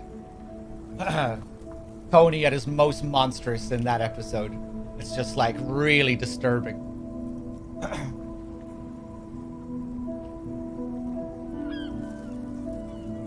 And there are just weird details. There's a weird focus on JFK throughout that series. And even the name of that episode intrigues me. Because it's named after just two random girls you see at the start of the episode who are completely inconsequential to the rest of the episode. It's really strange. That's the one, Wexford. What a scene.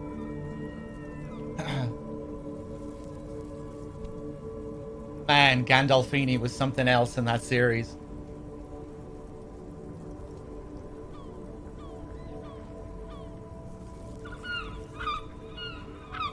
Let's see, where are we here?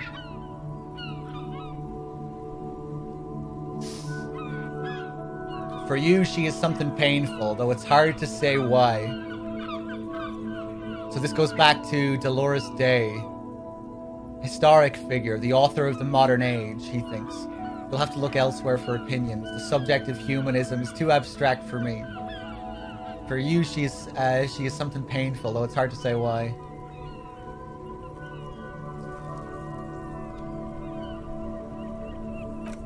What do you think of them? Moral in turn are a fact. I try not to have opinions on facts until they change. And he looks at the city below. It doesn't appear like that's about to happen.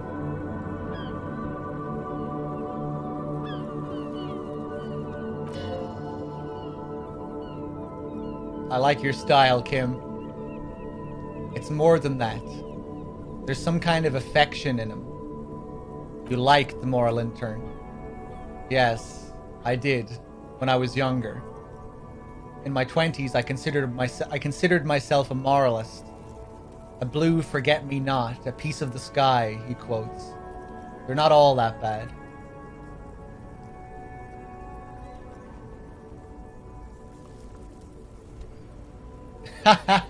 I'm not surprised, Wexford. He was big in that last season. I almost feel it worked well for the character, though. You know, because... You know, as he was getting more and more monstrous as a character, I feel like the weight added to that. Just like his behemoth-like presence.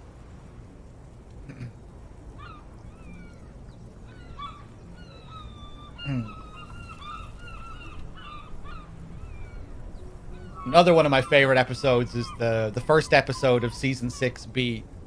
You know, when he goes up to Bobby's house and he gets Bobby to make his first kill out of spite because Bobby beat him in the fight. Man, Sumatoni at his worst there really sets the tone for that final season, that final arc. So many times in season 6 he gets let off the hook, like he's given another chance. Like the gun they find at Johnny Sack's place, where he could go to prison over that, and he gets let off the hook.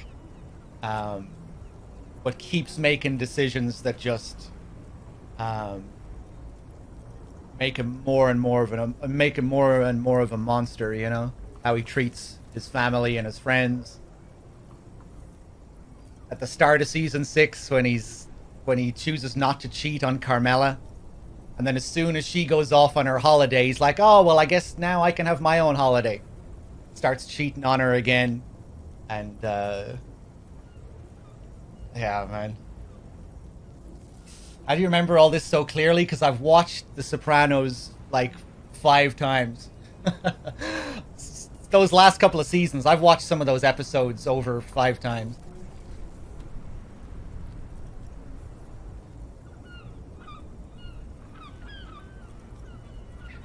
I'm a big Sopranos fan. I have a book about The Sopranos that analyzes every episode. You'd never cheat on me, would you, dog? Never, Storm.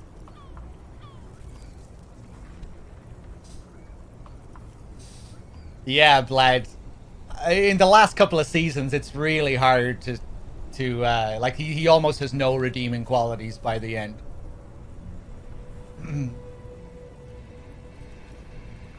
You know, in the early seasons, he does certain things that you agree with. You know, he's a murderer. He cheats on his wife. He's a scumbag. But every now and then, Gandolfini whips out that lovable smile, and you see him just have a nice moment with his daughter, or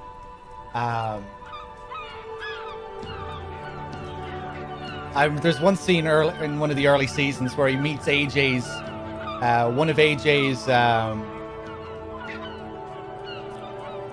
headmasters or something at school. He goes to the school headmaster, and the headmaster suggests that he should be on some medication because he has ADHD or something, because he's fidgeting in class.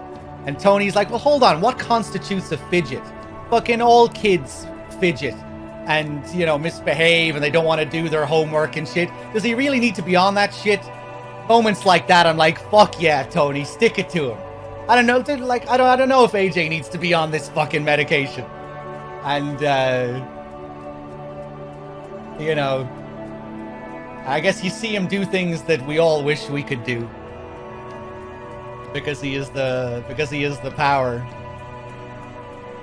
I think that's why gangster movies are so popular, you know, because they're, in a lot of ways, you kind of wish you could be as rebellious as them and just live outside of the law in that way.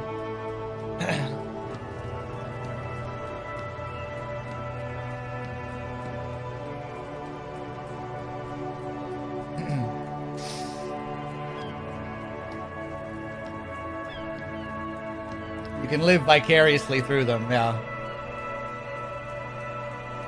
And yeah, even if Tony was a bit of a monster, just relatable. All the problems he's going through, his work and his family life, and all of it tearing him down. As different as his life is from most people, it's strangely relatable.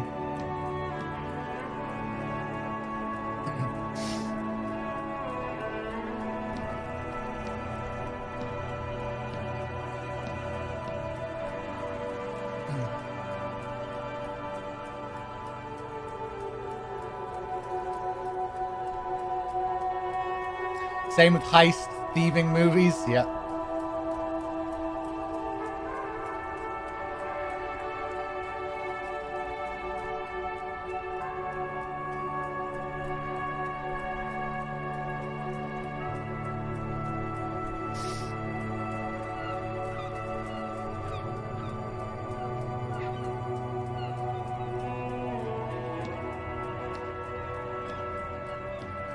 Wait, hold on. I missed what Rudy said. I'm not bothered scrolling up.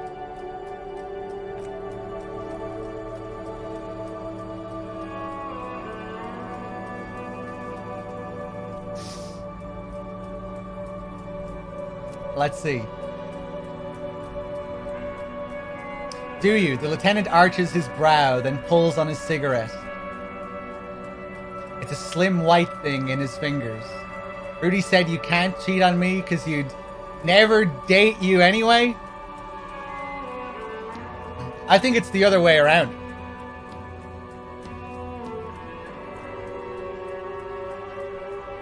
Things are bad out here, points to the city. We need them here, giving us the right to police Revachol.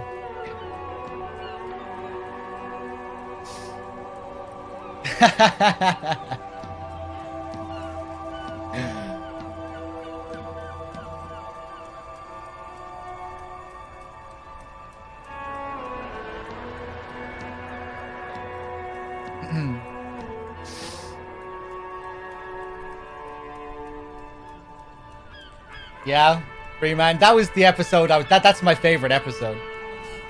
That's Kennedy and Heidi. I didn't want to mention the Christopher thing because I know there's a regular viewer who's been watching the series for the first time.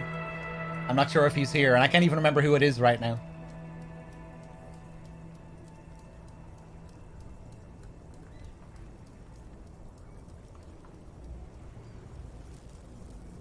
Yeah, I really liked Christopher's character as well. Christopher's relationship with Tony was one of the most interesting things about the series.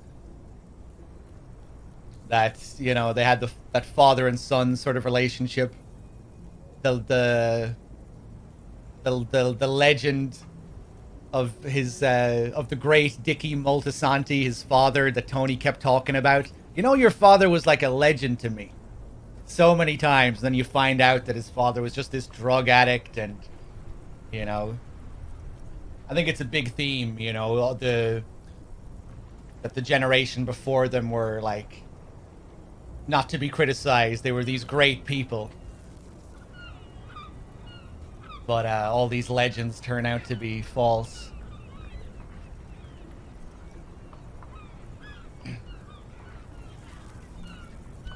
Oh, you should watch it. Give it a proper watch, Storm.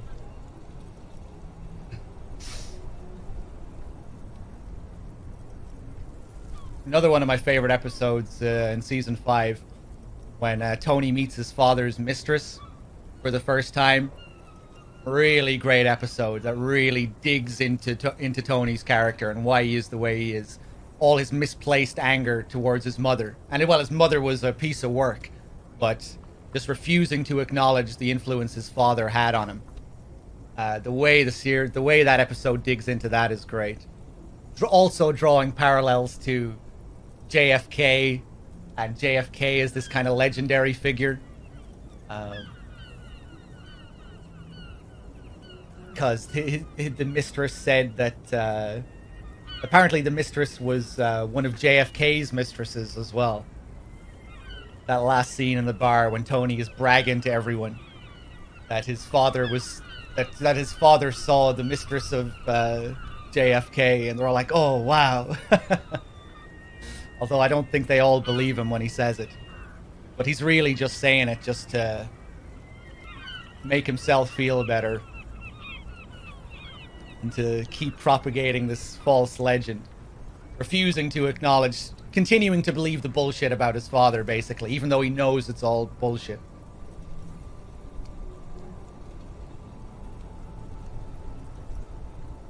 When she started singing "Happy Birthday, Mr. President." Yeah, that's a creepy scene. And Tony looks disgusted. Tony's disgusted by her. But at that last scene in the bar, he'll still prop her up. Just out of spite for his mother. Just because he can't bring himself to acknowledge that his father also played a big part in why he is the way he is. Because that episode focuses on his parents, and that, oh yeah, I remember now. His father basically chose to leave Livia while she was in the hospital to see this woman. I forget why she was in the hospital. But yeah, he finds out his dad was a real piece of shit that didn't give a fuck about Livia and would choose his mistress over her even if she was in a terrible situation. But in the end, doesn't give a fuck. He'll still choose to misdirect all his anger.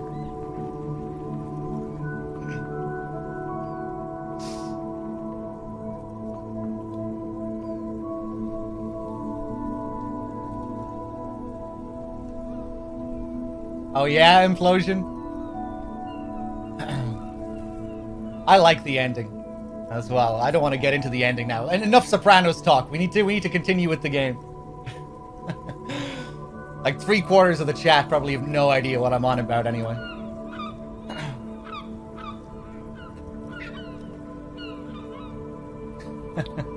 Actually, let me take another quick break. When I get back, we'll keep going.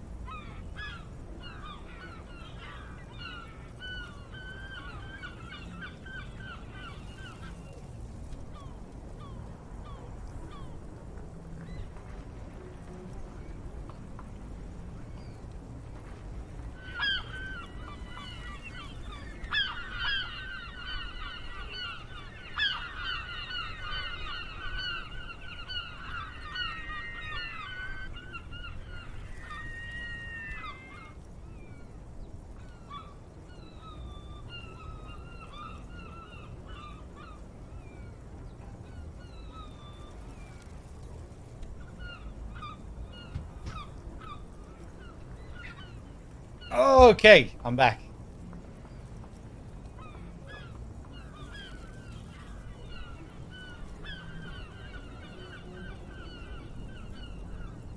I've been watching that Sopranos podcast recently as well, the one that just started up like last month with Steve Sciarippa and Michael Imperioli. Some really good stuff.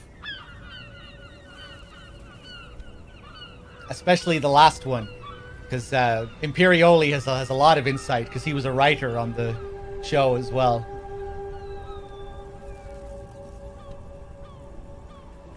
Where's that? YouTube. It's just called Talking Sopranos. Steve can be a little bit annoying in the first episodes, because he's cutting Michael off a lot, and it can be a bit frustrating. But he's funny as well, and he has some funny observations. He's more like the everyman, and Michael is like has the more intellectual analysis of the episode. So it's a cool contrast.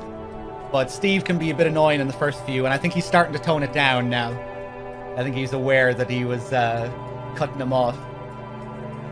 But yeah, Michael has a lot of interesting insight into the writing of the show.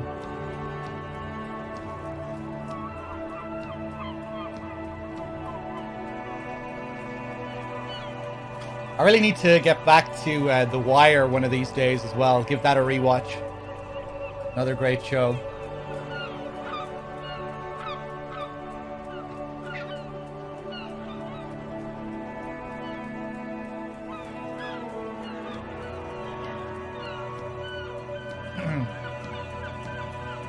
Oz. Yeah, I haven't seen Oz.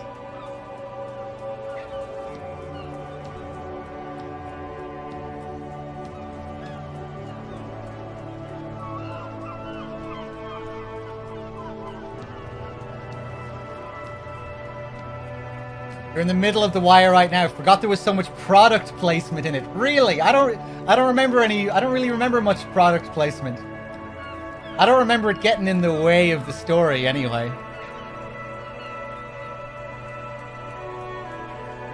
But yeah, great show. Just an examination of a city from all these different angles with each season. Going into the education system, the drug trade, the docks, the media.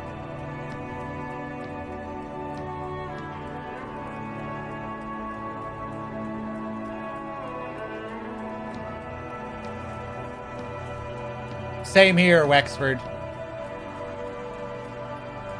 I definitely prefer The Sopranos, but The Wire is definitely up there. I just prefer the themes of The Sopranos over The Wire. Like, you know, just the themes about family and parents and children and just the psychology of all that. The Wire is a lot more political. Very different. But both fantastic. I feel like The Sopranos has better acting as well. Just the Gandolfini's performance. You don't really have anything. Well, I guess you can't really compare again. Like, The Wire doesn't really have a lead actor, you know? Even McNulty, you know, he's not really the main character. You might think of him as being the main character maybe in the first season, then you barely see him at all in the second season.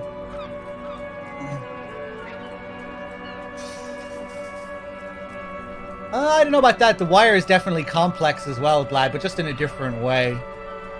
With how it tackles all the different aspects of the city, and it's more politically inclined, I think.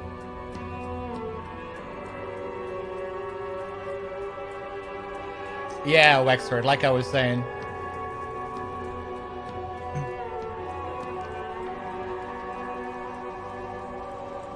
Yeah, even aside from Gandolfini, Edie Falco was so good as Carmela.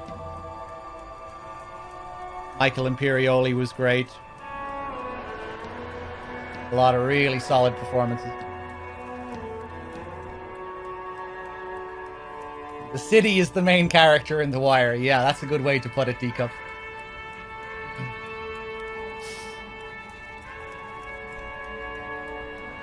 American Idris Elba. Yeah, he fucks up with the accent a few times, doesn't he? I think the guy playing McNulty does as well. Never really broke my immersion, though. I thought Idris Elba was really good as Stringer.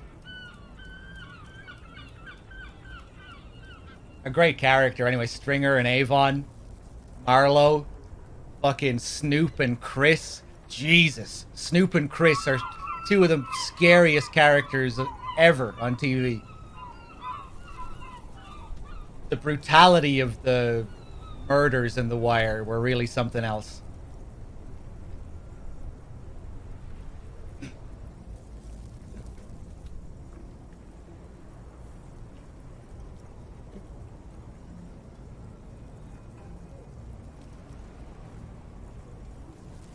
Oh, yeah, Wexford. Yeah, I vaguely remember that. Remember the scene with McNulty crashing the car drunk? And he's so stubborn that he had to go and do it again. He's like, no, I can make this turn. Pissed out of his mind, trying to size up the angle.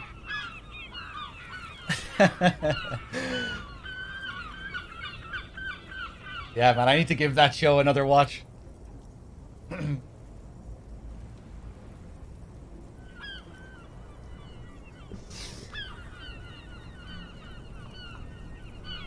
All right. Let's continue. Let's continue. The chat's gonna pull me back into something else.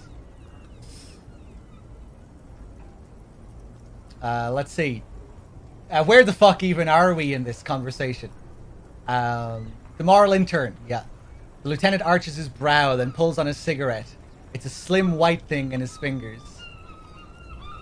Things are bad out there.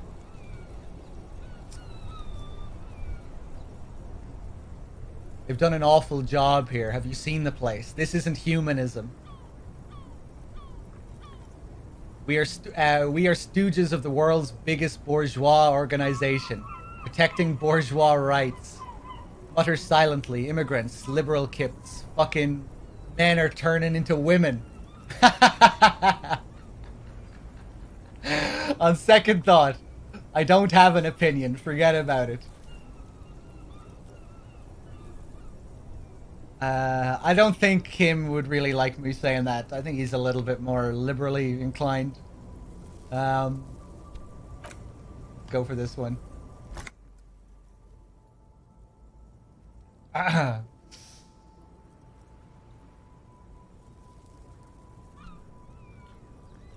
Wexford. We're husband and wife.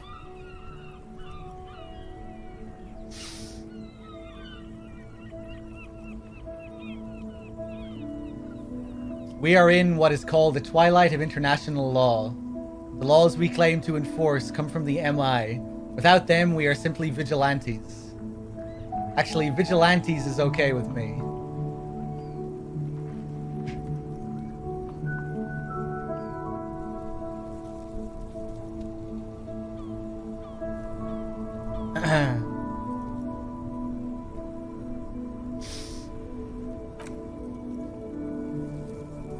No ring? I'll get you one eventually.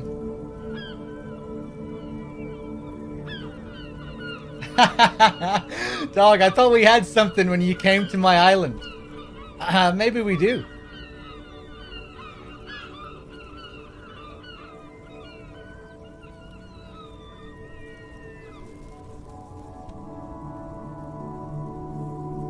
Implosion is the Gumar, yeah. Then you will adore Martinez. For many of these people, the Union especially, vigilantes is precisely what we are. Personally, I don't enjoy it much. He looks at the roundabout.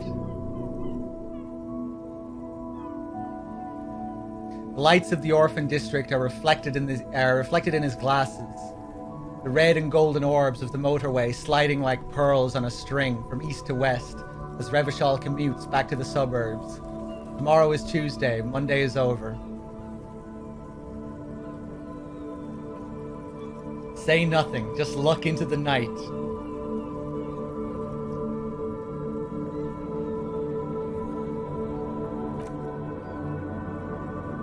The dying lights of the city shimmer below. Slowly, like luminous clouds, they pass on his lenses. The lieutenant looks at his slim cigarette, contemplating the next drag.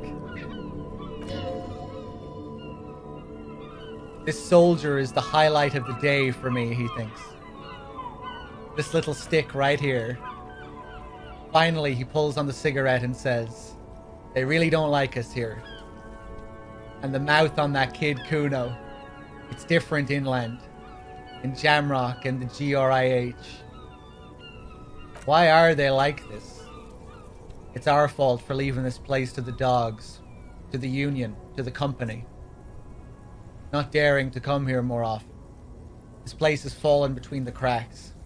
The jurisdictions of our 2 precincts, and in Jamrock and the GRIH. He looks at the dark silhouette of the equestrian monument cutting into the night sky and says, "We run this city. West of the river is RCM land. It's incredibly hard. Human beings are." He shakes his head. "But we are in control, and it's worth it. The organization works. Our systems work. If they didn't, this city would disintegrate. I hope our investigation will improve the situation here. At least do some good." "Me too," he says quietly. "I wouldn't count on any drastic changes in our lifetime."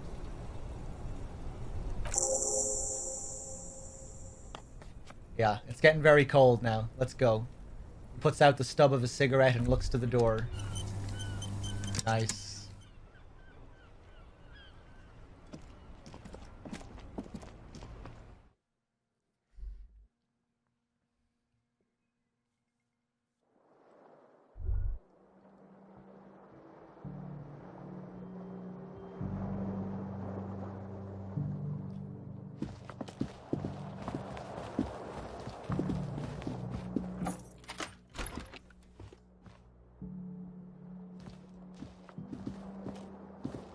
See you in the morning. Kim, what a bro.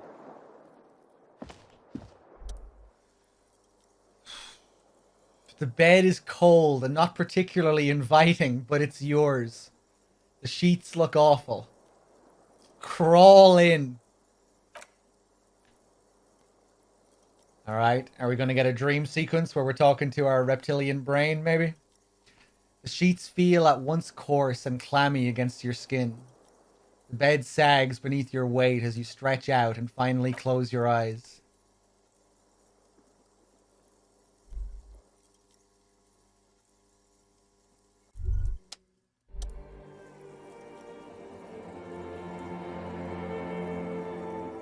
Here we go. And then, sleep doesn't come. But I want to sleep. Obviously, you're in bed with your eyes closed, but it's not happening. Yeah. Maybe it's the bed's fault. Check the pillow, check the blanket, roll over to the other side. Well, everyone on the planet is going to relate to this sequence.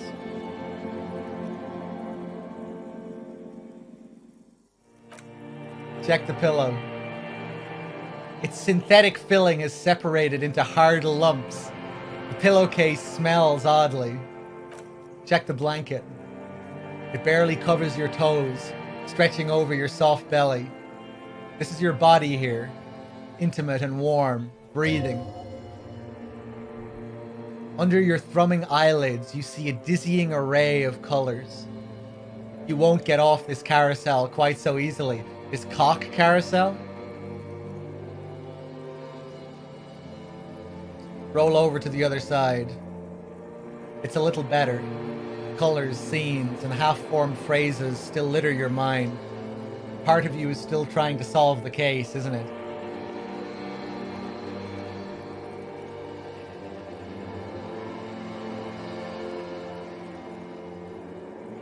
Who killed him?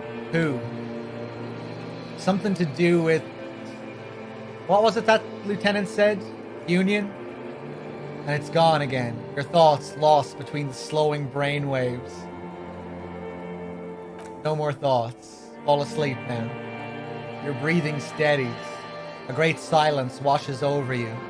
until your eyelids twitch in your sleep and images start forming.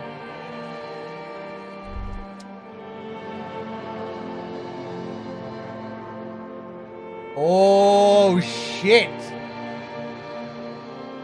Dream sequence, let's go!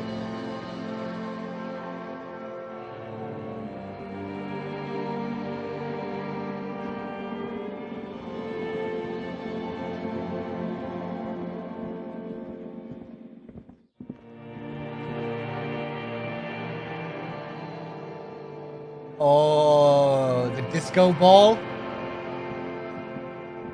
Disco ball around the hanged man?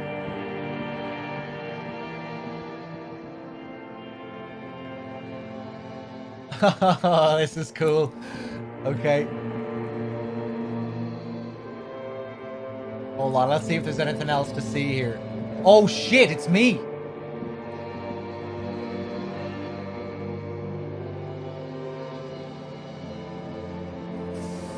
I'm the hanged man in the dream, I think.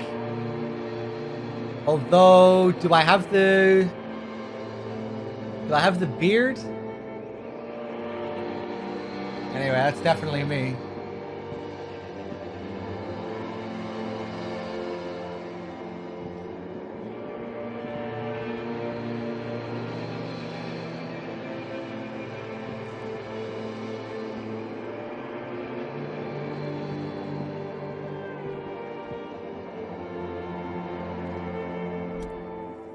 Do you remember the scent of your childhood? Here we go.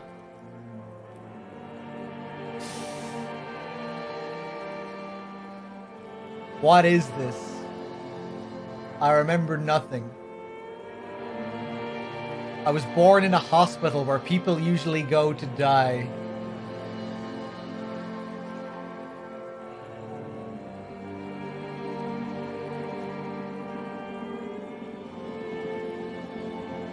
What is says on this? the can, Harry? Answer the question. Seems like our name is definitely Harry.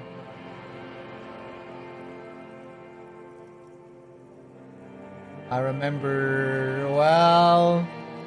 Do you I remember nothing. your wife's hand on your face?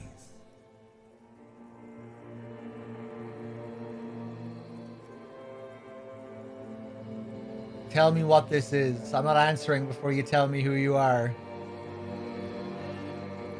You know who I am. I'm the bad day. The one where you ask her, and then later in the streets wandering. It's the worst day of all time, Harry dear. And it's coming. She will hear about it on the phone.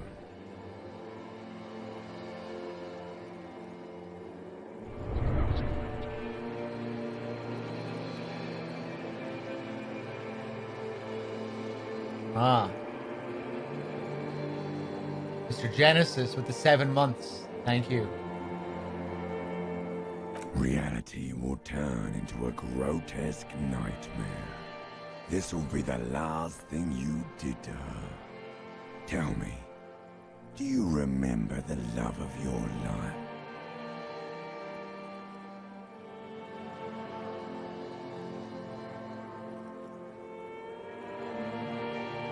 Tell me what this is. I'm not answering before you tell me. You said do you who? Remember the warmth of her thighs, between her legs and in her mouth.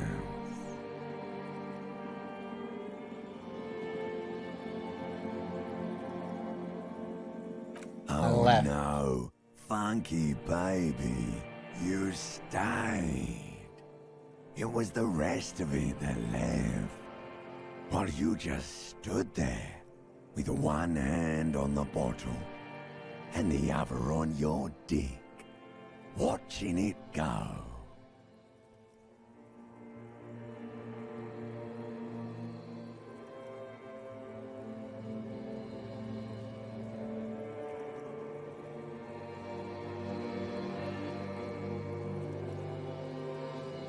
Tell me, where are your friends?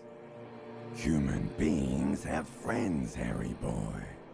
Where the hell are yours?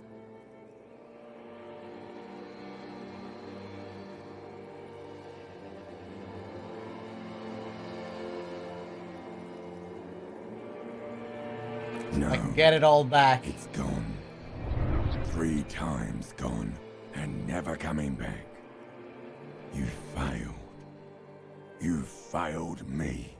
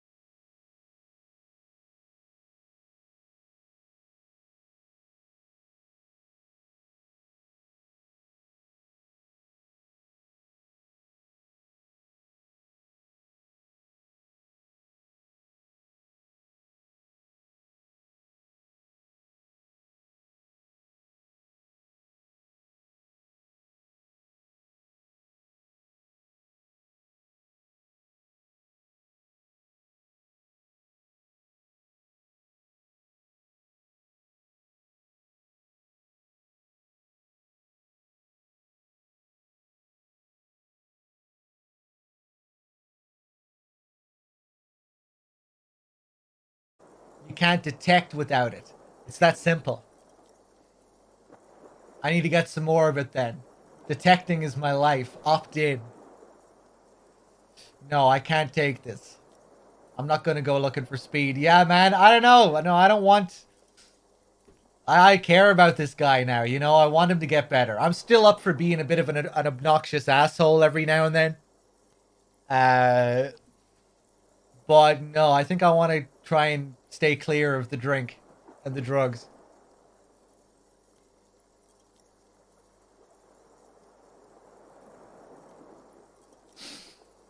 Hey, JMP, how's it going? Thoroughly enjoying this. Have you been playing this as well, JMP? Or have you just been watching my playthrough? Were you watching the VODs or something?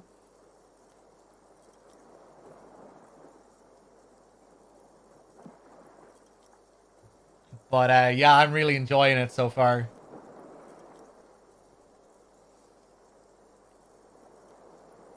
Oh, finished it when it came out. Nice. Yeah, I'm loving it so far. No, I'm not gonna do this. Are you sure? Ready to live as this pathetic shell of yourself for days? Basically a week? Let's be honest. 2 weeks, maybe 3? You won't make it. Half the town will be dead by then. You'll be fired.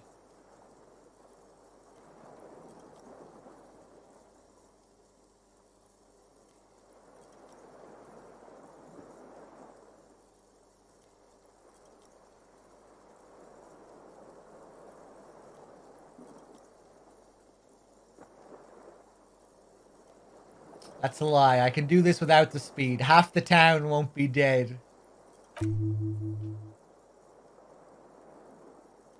Suit yourself, slow, sad shell man. See how you do without your spark. Oh shit. Okay, let's see how we do without the spark. Let's see. Let's check the mirror, see if we got anything new.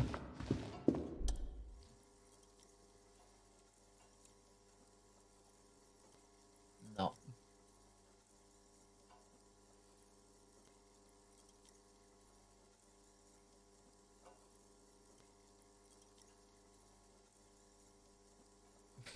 Okay. I don't think we... Oh, do we have another level? We do.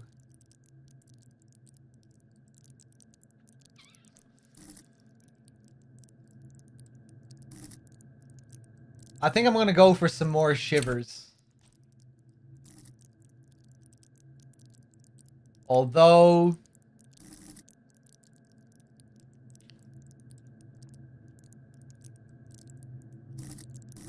logic, conceptualization seem to crop up fairly regularly.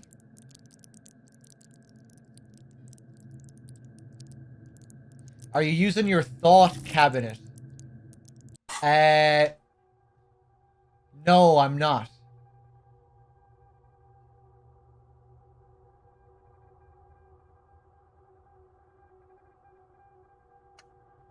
No, I'm not at all.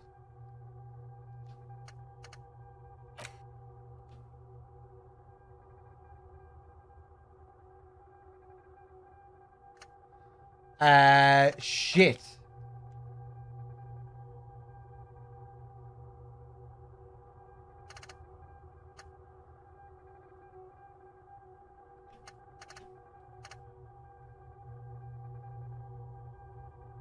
Sort thoughts by status.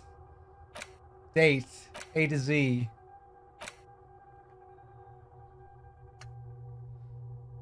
Lonesome long way home. I guess we'll take a look at this shit. Let's rewind. Let's trace your drunken steps back home. Monty with the 20 months. Thank you. Jump across the raised channel bridge southwest of here. Fall over. Get up. Get off the asphalt in 20 minutes. Shuffle your feet through courtyards, scaring little children. Go under the great motor tract, the 881, until you reach the domain eminent in North Jamrock. The streets are frozen this time of year, caked with ice. Walk down Man to Perdition. There's a side alley there, and your footprints in the mud. Right. Why haven't I been paying attention to this shit?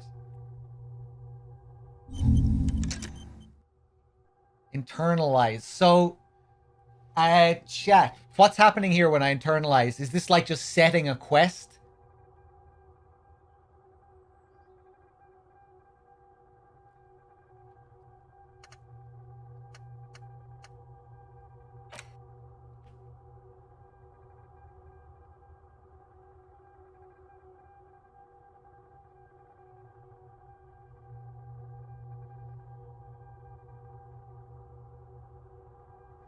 Oh, you research it for X amount of time. 6 hours in this case.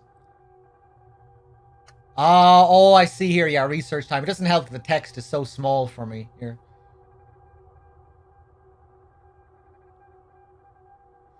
You take time to research and get a perk. Right.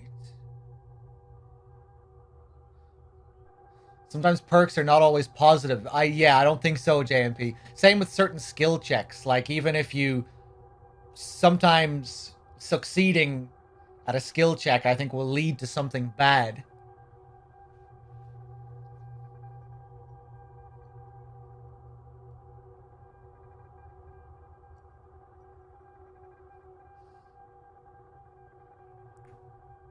Mazovian socioeconomics.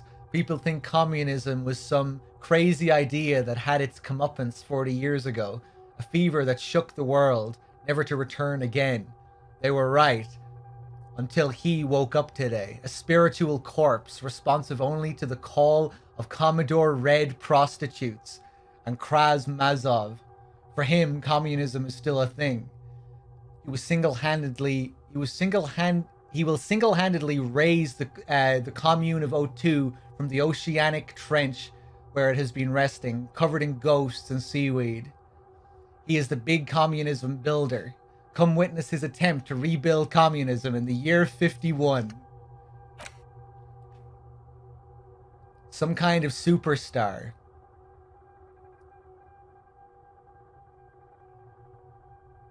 One hour and 10. First, let's make this absolutely clear. No one is saying you're an actual superstar in the groupies and cocaine riddled with hepatitis C strikes a lionesque pose with a mic kind of way. You're not Guillaume Le Million or Davy Lewis. No, you're a metaphorical superstar. You bring that rock and roll authenticity and passion to a line of work where people don't expect to see it. Where some would say it doesn't belong. Law enforcement. Well, we're definitely doing that.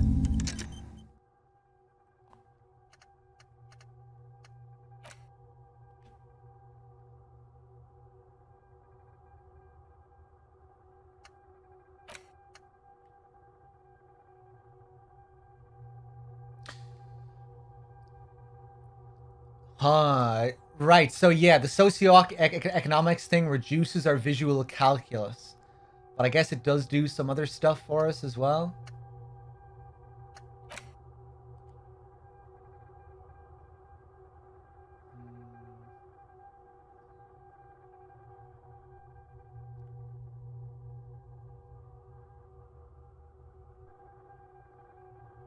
White mourning reduces our authority. It seems like all of these things, well, a lot of them reduce stats. Some kind of superstar reduces logic by 2.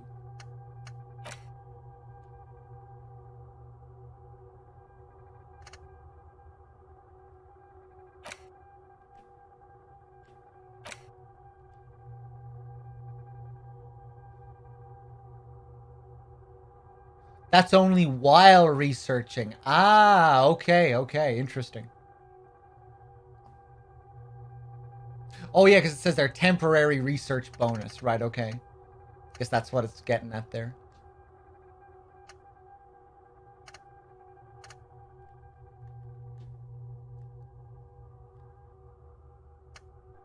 Right, and I guess these are the only ones that are available to me now. Like it says here, ace is high, ace is low. But I Guess these are ones that I still have to find. Hobo Cop. Alright, I guess we'll fucking internalize all this shit. Let's just go for it. Oh, we can't internalize all of them. We only have 3. Oh, we'll leave it at that then.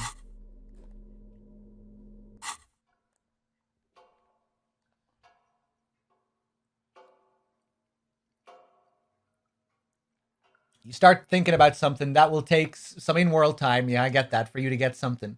That something can be stat changes, lore, quest-relevant information. You also get some stat changes while researching. You can discard thoughts if you don't like the effect. You can have several thoughts at the same time. But for that, you will need slots which you get for skill points. Yeah.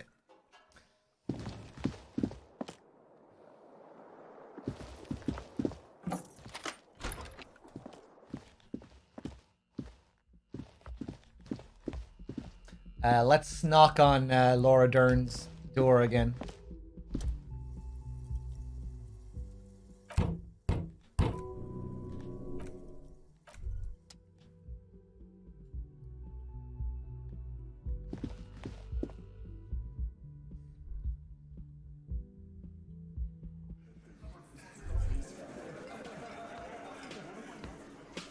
Oh, hey! The restaurant has opened. And Lena is in a different spot. Good morning. How's it going, Kim? Morning.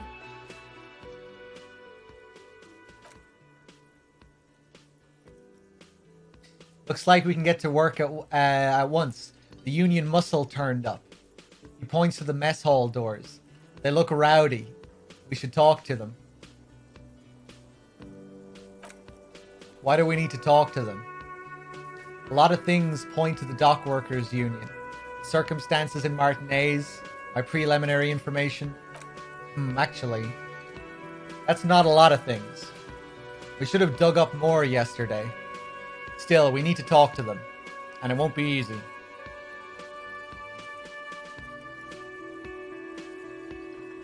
What do you mean rowdy? I mean ungovernable. Martinez isn't exactly enthusiastic about the RCM being here. They prefer to be policed by the Union. These men here. Men who drink beer for breakfast. There's talk of an armed wing of the Union called the Hardy Boys, who are responsible for said policing. I think it's them.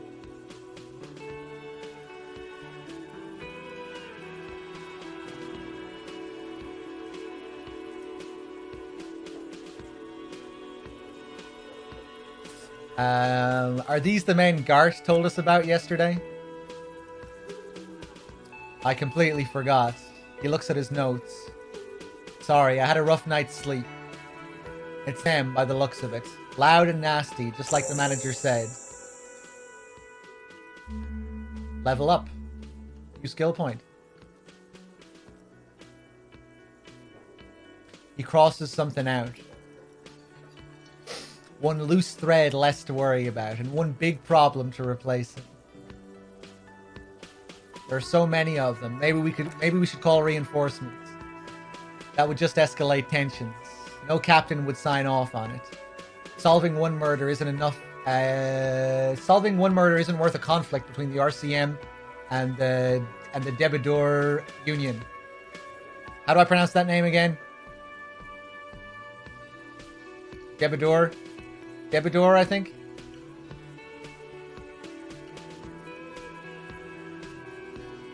In fact, even the death of 2 detectives might not warrant an all-out war. So let's keep a cool head, okay? He's not exaggerating about that mortal danger. Just calmly factoring it in. Your fists clench and your pulse rises uncomfortably.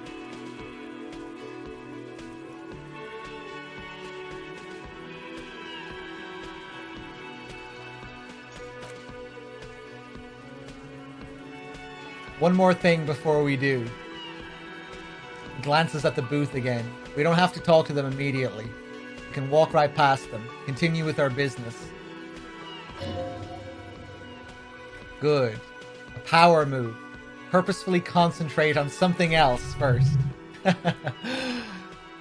Yeah, streetwise. Zoom right past. Do it on your own terms.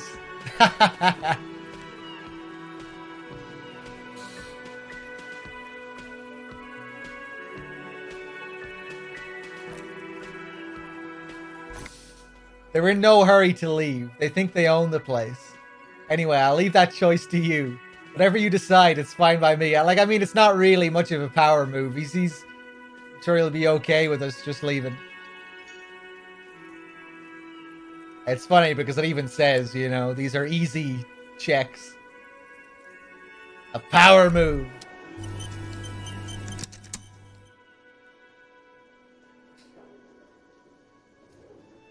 Debardor.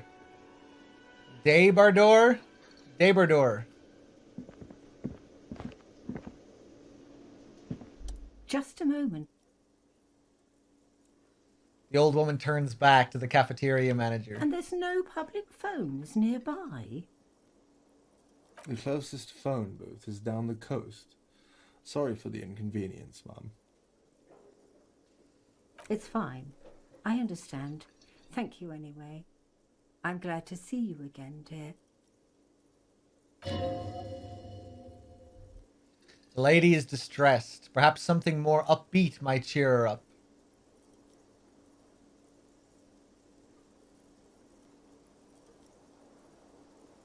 Howdy, Please Lena. don't What's trouble kicking? yourself about me, sweetie. I was just hoping to make a call, but the Whirling's phone line isn't working.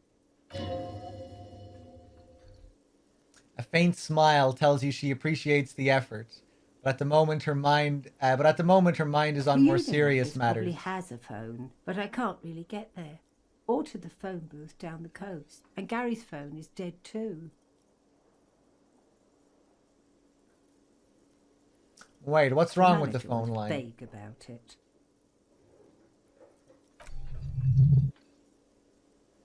Why would he be vague about phone problems? This is something to look into later.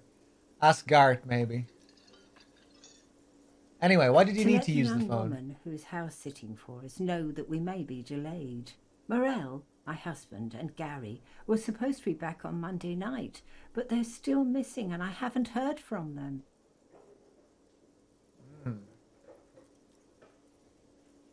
That's not good. I was she'd heard from Morel.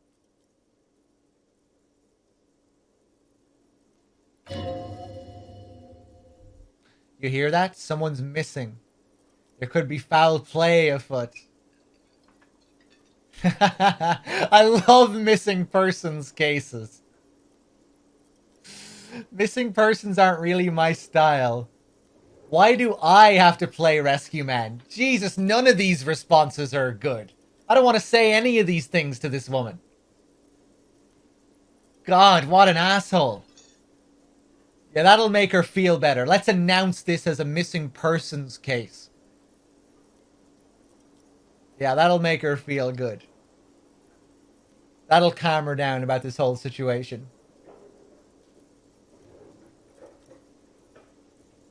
Dave, welcome back. How's it going? It seems like I've been getting very different options for most things, which is great. Maybe I'm responding to authority? Maybe I am. Okay, let's just go with the first one. Oh, well, it seems like I am. Okay. That's right. Now skip the foreplay. Time to dive into the dark alley. Start shaking down the usual suspects. You know, legwork. Doing some good will alleviate the hangover. At least you're of use to someone.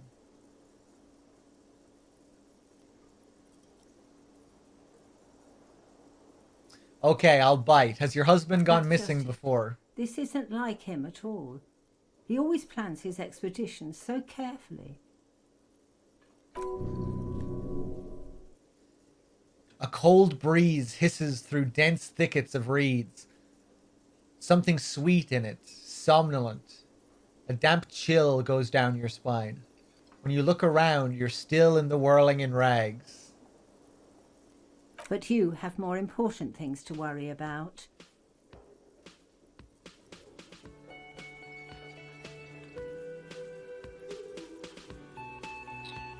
What is this expedition your husband was on? Just some field work, sweetie. Marl is a highly trained scientist. He and his assistant Gary are studying an extremely rare species of insect.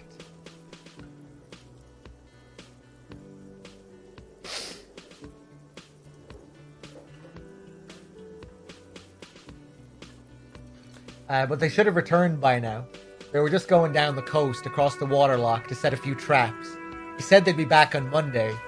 She sighs. What could be keeping them? 1 second, I need to sneeze.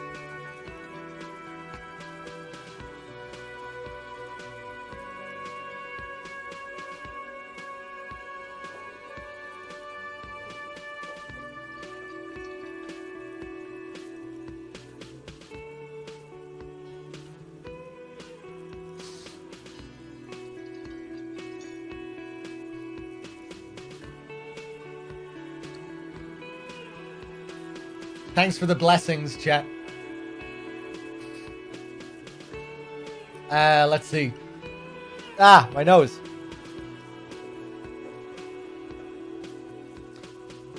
Nose, stop. 1 second.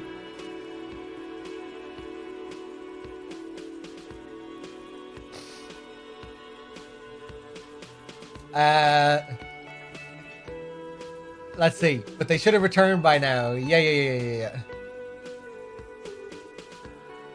Across the waterlock. We were down there earlier.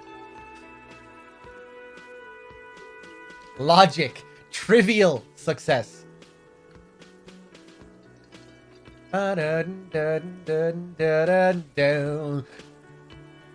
That phrase there really sounds like The Cure. Wait, who's this Gary person? Do you trust him? She smiles. Oh, sweetie, it's nothing like that. Gary's as loyal as they come. I'd trust him with my husband's life any day.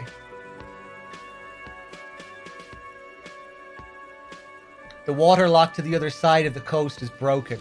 We're probably just stuck over there. Oh my.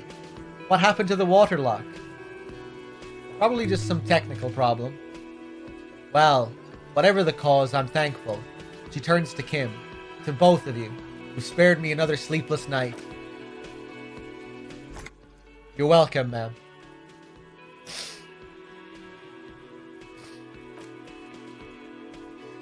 She turns back to you. I hate to ask, but if your investigation takes you to the other side of the coast, please do keep an eye out for my husband. This will surely lead to a cryptozoological mystery with that extremely rare insect.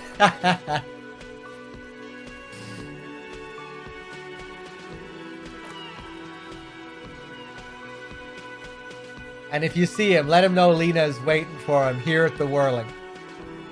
He gets so tangled up in his work that he may not know the waterlock's been repaired. And it's cold out there. If I see him, I'll let him know you're here. When or if I get there. Imagine rejecting that. What kind of monster you'd have to be. Oh, you're such a dear. Thank you, sweetie.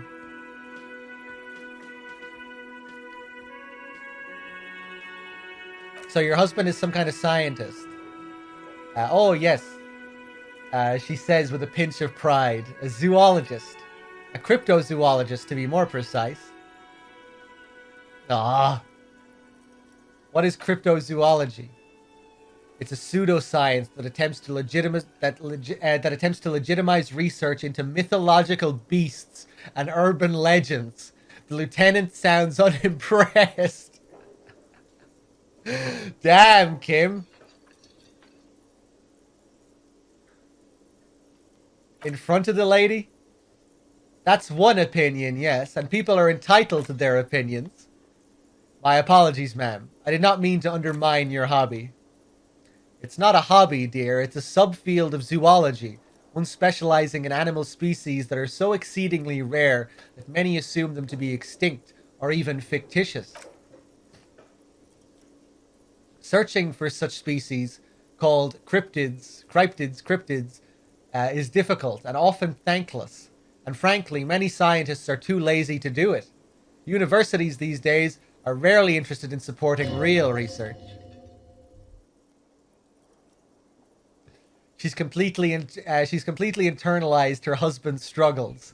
They are her own.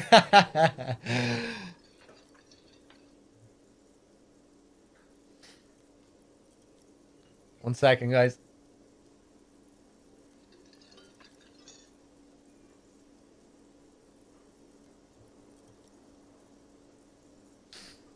Tell me about Moral. Oh, wait, hold on. Suggestion. Maybe you could convince her to tell you about some cool cryptids? This is something we have to work for? Learning about cool cryptids? Okay, let's do it. There's really no point in manipulating anyone. She'd be only too pleased to tell you about her work. Go on and ask. Hey, Lena, I'd like to hear about some of the cryptids you've studied. Could you just tell me about a couple of them? Oh, I'd be delighted. Truth be told, I could really use some company too. The lieutenant throws you one of his looks. One cryptid, not a couple. One. This won't turn into some kind of cryptid extravaganza. Okay, Kim, just one little cryptid, promise. Cryptid extravaganza, I like the sound of that. Yeah, let's go for that. And I don't. Just one. Or he'll be disappointed in you. Continue. Oh, tough choice here. Oh, here comes the encyclopedia. What's the biggest cryptid?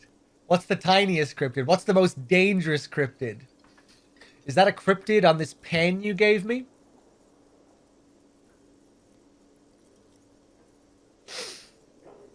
Dangerous. The gnome of Jeroma. She pauses for effect. The gnome of Jeroma. That doesn't sound too bad. Oh, it is. None of its victims survived. Grieving relatives never even found their bodies because the gnome's venom dissolved organic tissue. What did this cryptid look like? It was reportedly a small creature, with webbed fingers and a protruding forehead. An ungainly little thing. Quite scary to look at. A couple of campers found it when it was already dying. They heard an odd wailing in the woods and followed the sound. They were scared and wrapped it in tarpaulin to suffocate it. She looks at you, her voice grave suddenly. It still took the gnome of Jeroma an entire day to die. Wow. If the body of the creature was found, Lieutenant can't help himself. The body of the creature was found. The Lieutenant can't help himself. Why aren't there detailed illustrations of it in science textbooks? Confirming the existence of this very lethal species. Alas, the first scientist who got his... Kim. Alas, the first scientist who got his hands on the creature's corpse put it in a jar of formaldehyde, thinking that would detoxify the gnome's venom. Instead, all the venom leaked out of the creature's teeth and into the surrounding liquid, dissolving the creature itself. A poetic end, perhaps, but a real loss for science, she says, mostly to herself.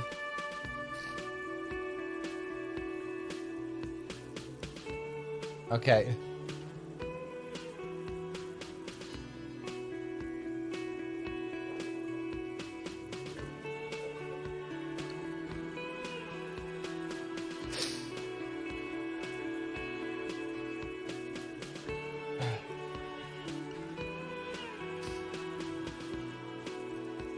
Let's see. What's the biggest cryptid? Lieutenant leans in.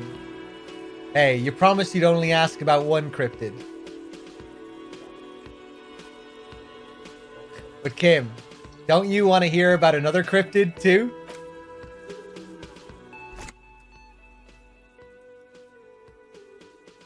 The lieutenant pauses thoughtfully. Something in him breaks. Ah, fuck it. Let's have more cryptids. She smiles. Well, the biggest cryptid is, of course, the horrible giant of Coco Nur.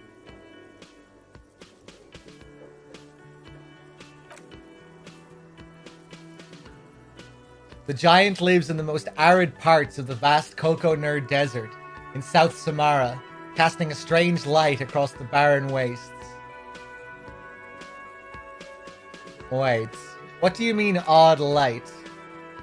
A mirage, or a psychogenous luminance? She does not elaborate the nature of this luminance further. And just how big is it? No one knows for sure. It's like an awful mountain appearing from below the horizon and expanding to cover almost a third of your field of vision. Is it dangerous? The towering luminosity of Coco Nur is a bad omen in local folklore. Some say it's a fata morgana, others a fate unimaginable. Hooey, the lieutenant interjects. No animal can be that large. It's a mirage. That's what makes it so peculiar. A species surviving at the very limits of scientific law. The giant of Coco Nur must be the largest animal the planet can support.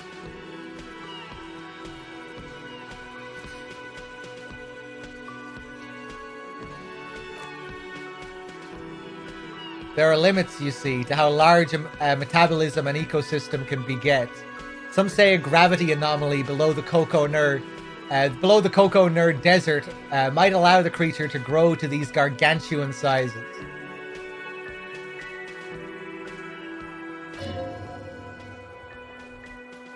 Great. This is great shit. You need more. What's the tiniest cryptid? Cryobacter catalensis. She answers immediately. Cryobacter catalensis.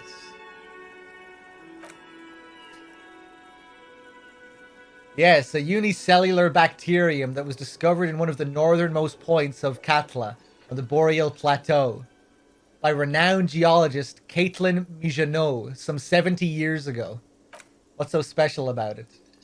The bacterial colony Mijanot found had remained alive while frozen in ice for longer than anyone could reliably estimate. Certainly from before recorded history.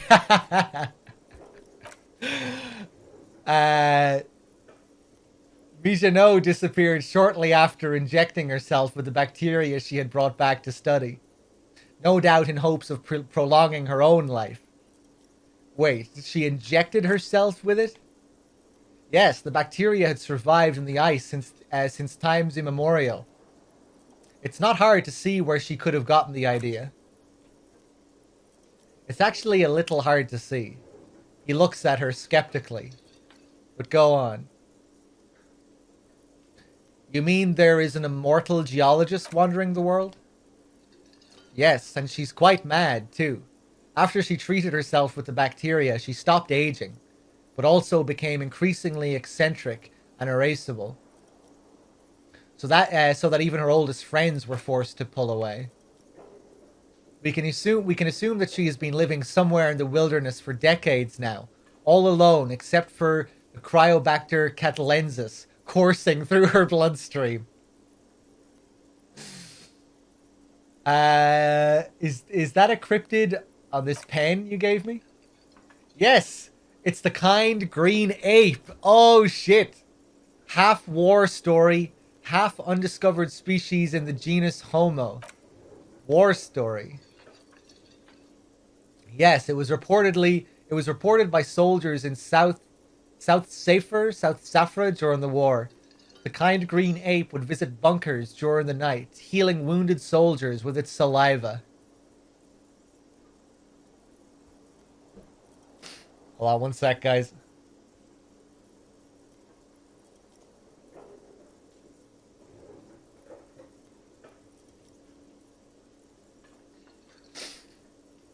the pin? I pawned off the pin earlier, yeah. I got a few real for it. But I told him to hold on to it because I'd like to buy it back.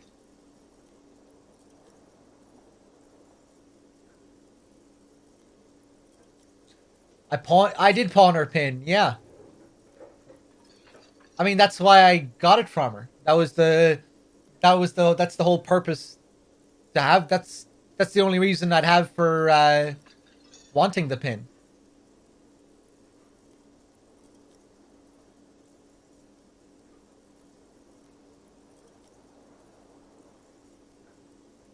You bought the boom box. Hold on, we're from the guy selling the sneakers, Dave?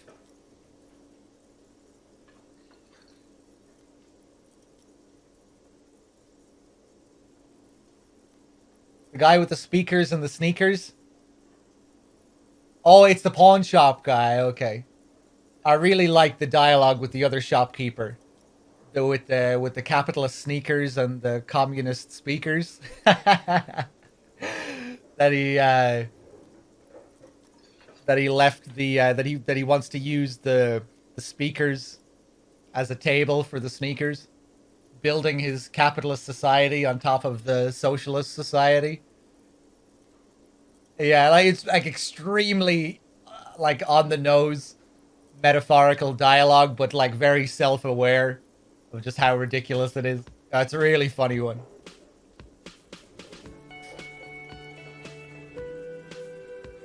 Basically, he'd refused to sell me the speakers because he needed to use the speakers as a table to show off the sneakers that he wanted to sell.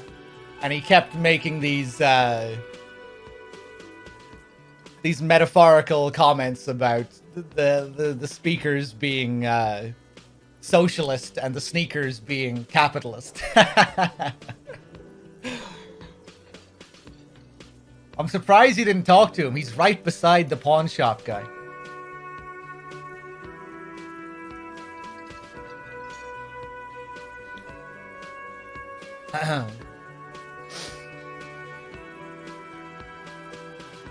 Let's see. Oh, you only went to the pawn shop in the dead of night? Okay, no one is around. Yeah, there's another shopkeeper down there.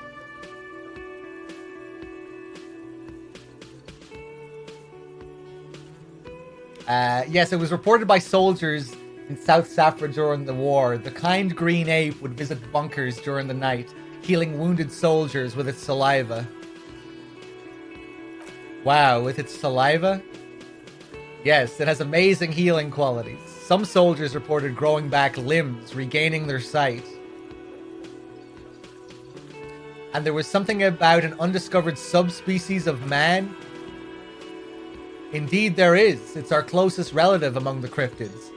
Some taxonomic family, different genus. Which is to say, the kind green ape is a species with which we share a common ancestor and that evolved parallel to our own. Just like your partners. What? I knew it, Kim. You're not human. I'm pretty sure Kim is the same species as us. Oh, here we go, man.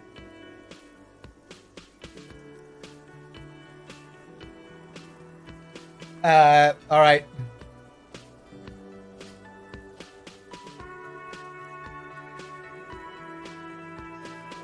Ha! That's why I always have to take the lead, right, Kim?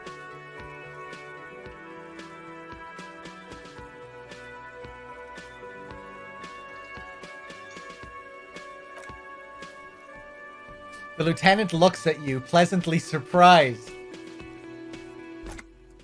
Oh no, I didn't mean to imply that Soulites are inferior to us. In many ways, she turns to Kim, you are superior. For example, your earwax doesn't have a foul odor like ours does. A tremendous evolutionary advantage, I'm sure. But perhaps we've had enough speculative biology for today.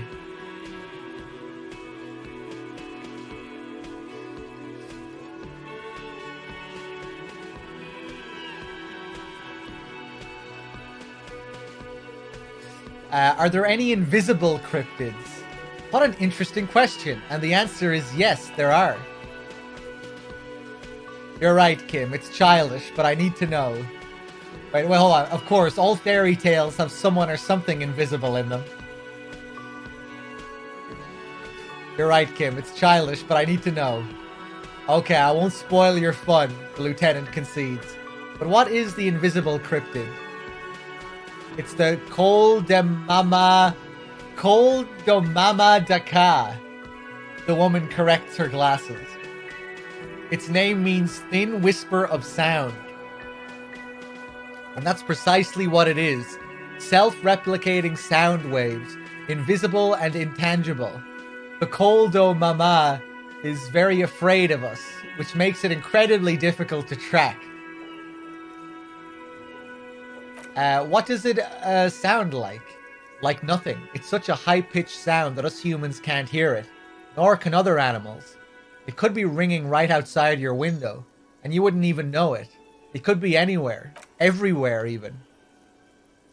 It could be in the room with us right now.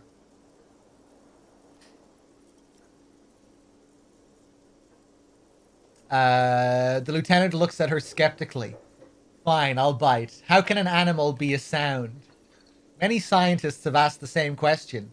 Some have claimed that it isn't itself a sound, but a tiny corpuscle that emits sound waves. But there's no evidence to support this theory. Could it be here? Right now? It could be, she says calmly. As I said, it could be anywhere, and we wouldn't know any better. It could be ringing all the days of our lives, and nights.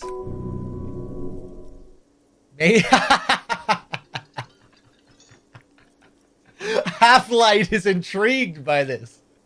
Half-Light is buying into all this cryptid stuff here. What if it's predatory? It's not, don't worry. If it were predatory, we would have found it by the damage it inflicts. I wouldn't be so sure. What if the damage is also invisible?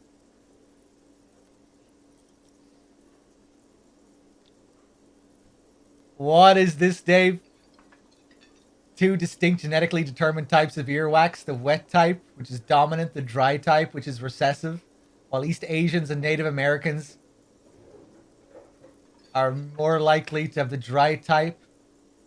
African and European people are more likely to have the wet type. Honey brown, dark orange. Interesting. Well, I don't know. Not really interesting. Not interesting at all, but... yeah, right, fuck it. Different kind of people have different kinds of earwax. Fascinating.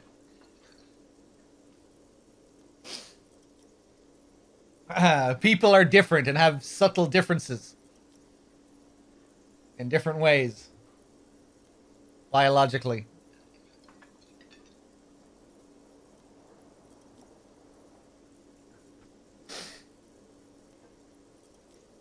Sorry, Listopat, I'm not going to read your one.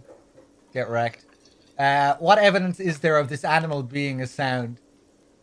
Plenty. It's the evidence that led up to its discovery. In the 1920s, a group of Areopagite ornithologists, that is, scientists who study birds, were trying out a new recording technology for capturing sounds outside the range of human hearing.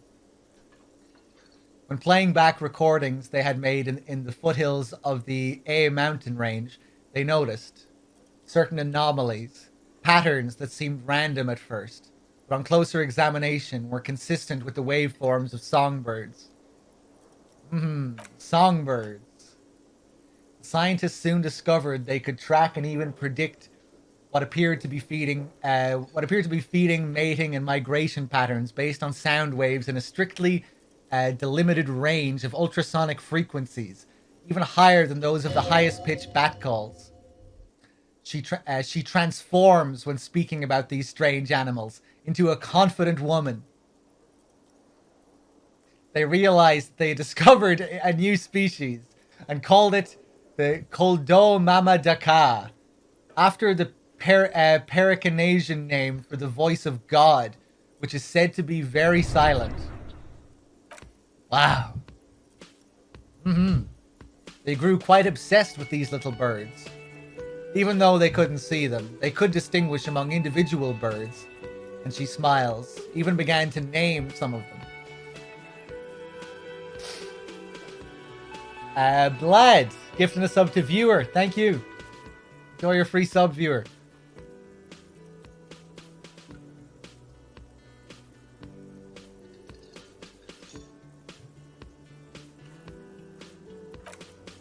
Name them. Sequester. Thyme. Josquin. She nods. Those are but some of the Mama Daka they followed individually. Thyme, eh? Why is the Mama Daka so afraid of us? That is a sad story. She frowns. A group of university students assisting with the field work in their enthusiasm for the project and, no doubt because they were preoccupied with impressing their professors, nearly drove it to extinction. Extinction? She nods gravely. They tried to communicate with it, and had no other means but sound. So they started sending out sound waves at frequencies they thought might match the Mama Dakas. And what happens when a sound wave meets another sound wave of the same frequency, dear? This lady really should be a teacher. She's really good at the explaining things thing.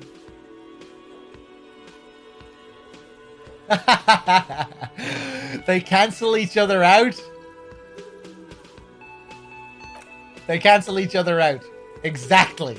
And these tests were performed so recklessly that when they happened upon the right frequency, well, they wiped out most of the population.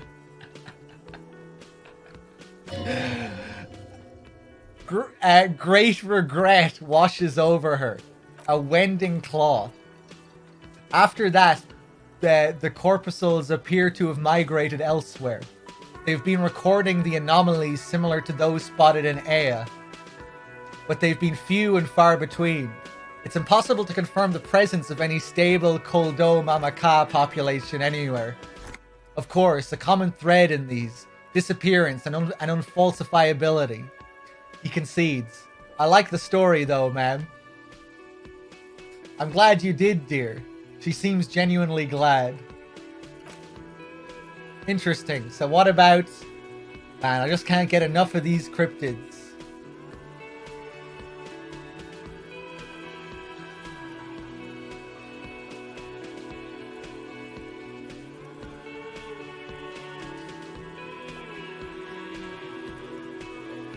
Let's see.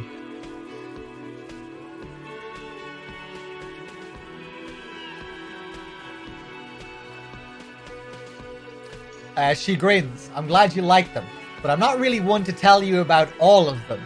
You should ask my husband if you get the chance. He's the real expert. Oh God. Tell me more about moral, looks, character, your relationship. Oh dear, I'm not sure where to begin. What does your husband look like? Well, his expression is slightly grumpy, but his eyes are always bright and curious, like a small boy's. And his palms are quite coarse from all the field work, but he's quite gentle. It's always a challenge to describe the person you know best in the world.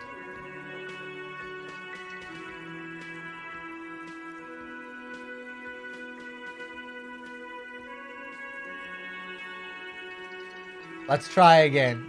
If I were trying to meet him on the street, what would you look for? Oh, well, he's a bit shorter than you, but with a larger frame. And he has longish white hair, usually a bit uncombed, you might say, wild even. The lieutenant pulls out his notebook and begins jotting down the woman's description. One other thing, he'll likely have all kinds of field gear on him, even if he's not out in the reeds. You know, just in case. How long have you been married? We'll be celebrating our 16th anniversary this autumn. Her smile is soft. Not the most numerically satisfying anniversary, but I like the less obvious milestones even more somehow. How did the two of you meet? Via a dating agency, I'm ashamed to say. I was looking to get back into the scene after recovering from my accident, and he just divorced. We hit it off and, well, here we are. She smiles wistfully. She's skipping over some important parts. Perhaps you'll find out more later. I think I have all the information I need. Let's move on. Tell me more about this rare insect your husband is looking for.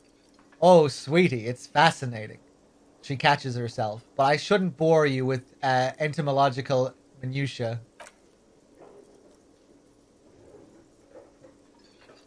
The lieutenant gives you a sideways glance. Now I want to hear about the insect. Well, she hesitates. It's a phasmid. It's a phasmid, technically, but... Oh yeah, here comes the interesting. Where other phasmids imitate sticks or leaves, this one's a living reed. It disguises itself among the reeds here on the Insulidian coast. She looks you in the eye and nods thoughtfully. Hence its name, the Insulidian phasmid. Perhaps you'll end up discovering the phasmid with us, officers.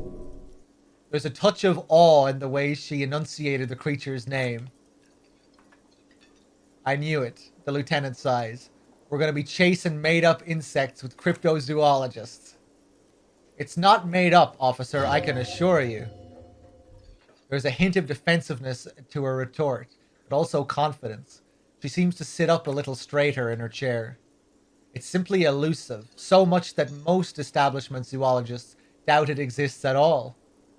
What makes you think the phasmid is around here? Well, some teenagers making out in the reeds saw one. They didn't know what it was, of course, but there was a brief article in a newspaper about their encounter with a ghost insect that looks like the reeds. Gary sent us the clipping. So a newspaper clipping is all the evidence you have.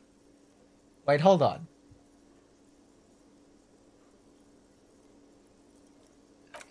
Okay. Of course, most phasmid sightings turned out to be false alarms, but their description matched the Insulidian phasmid perfectly. And they didn't even know what they were looking at. So is it dangerous? She chuckles to herself. Not at all. Why else would it hide itself so carefully? Is it valuable? Oh, I doubt it. No one gets into cryptozoology for the money, sweetie. Does it have cool powers? Yes, it can blend in almost perfectly amongst the reeds. Her face lights up at the thought of it. It's how it stayed hidden all these years. Centuries even. Okay, what's so special about this stick bug then? Oh dear, I'm afraid I'm not explaining this very well. It is very special. The woman's face flushes with embarrassment.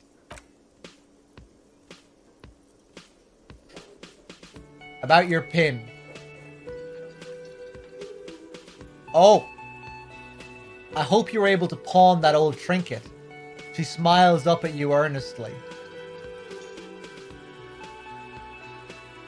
So we can give her the money for it as well. That's interesting. So we can buy the pin back for her. Or we can give her the money. Weird, okay. Let's not do any of this just yet.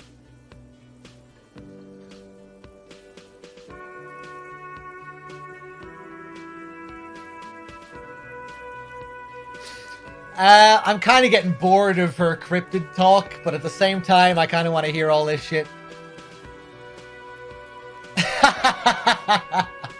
You know, to hell with it. Let's have more cryptids.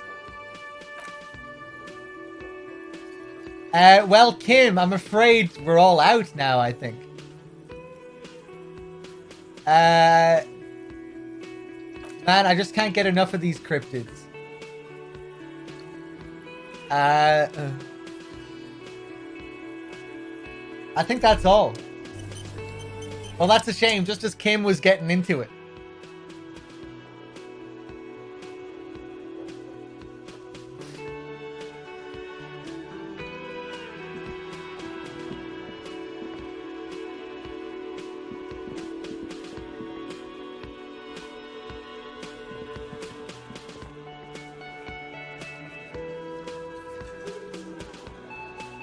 Yeah, Vlad, I really like him.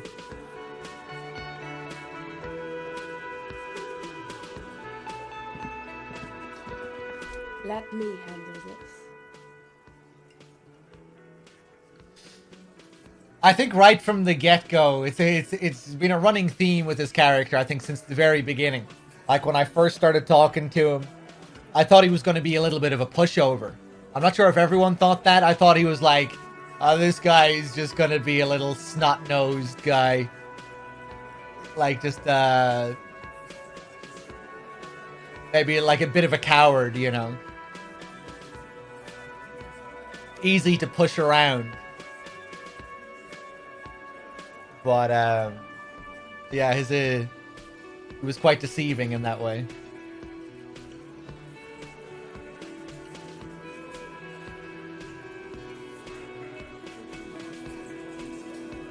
Yeah.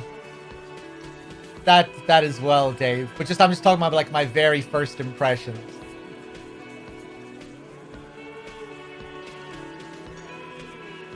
I think there was one moment early on with Gart where he was like quite intimidating. That surprised me. That was one of the really first things I was like, okay, right. Kim is actually a bit of a badass. You know, he can hold a lot of authority over people and be quite intimidating.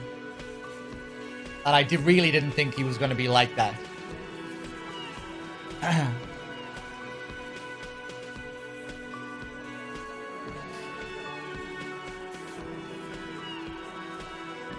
Let me handle this, the woman says to the crowd in the mess hall before turning to you. Are you still wondering where you are?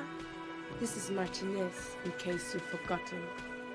I advise you not to overstay your welcome.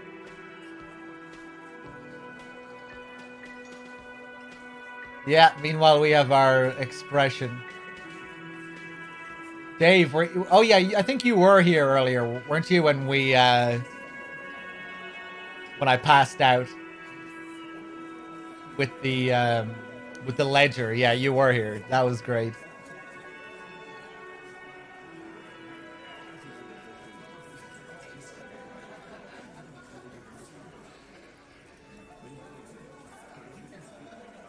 You lied to me. You're not a gardener. No. You're the gardener. I'm not a gardener. I'm a legal counselor for the Dockworkers Union.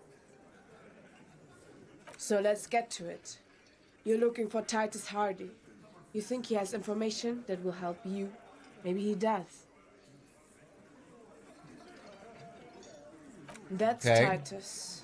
Talk to him. But know this. I'll be keeping an eye on you. No strong-arming, nothing official. The District of Martinez does not recognize your authority to make arrests. It doesn't matter if you recognize our authority. We will make an arrest if we have to.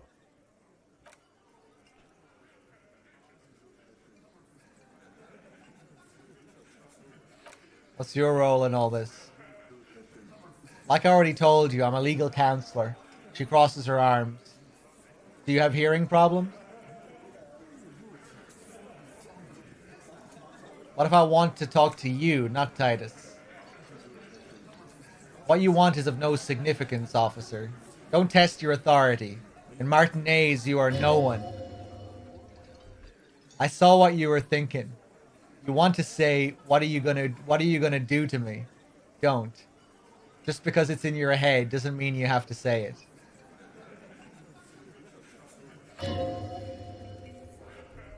You will not lose out on anything good by not saying it. Let's say it. What are you gonna do to me? The lieutenant is not satisfied with the approach. What are we gonna do to you? She starts laughing. It's a cold laughter, devoid of joy. Oh, that's a great description of a certain kind of laugh.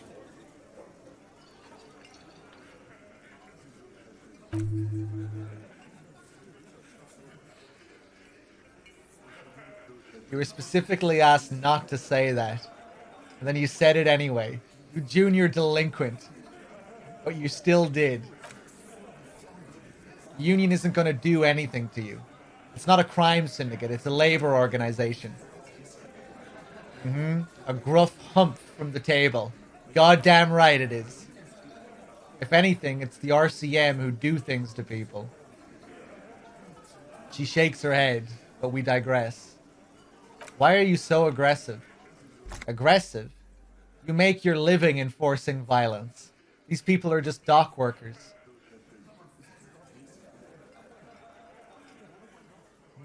So you were spying on us. And now you represent murder suspects. Just dock workers.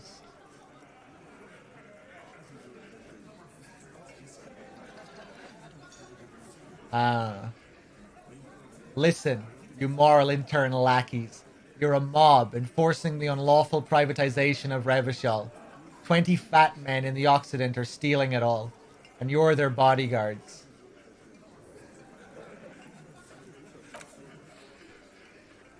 Fuck yeah, the tall, broad-shouldered man takes a sip of his beard. Wait, did I say beard there? Sip of his beard? Beer. Bad, I'm getting tired now, all this reading. Let's see. So ask what you came to ask, or get back to your commanders.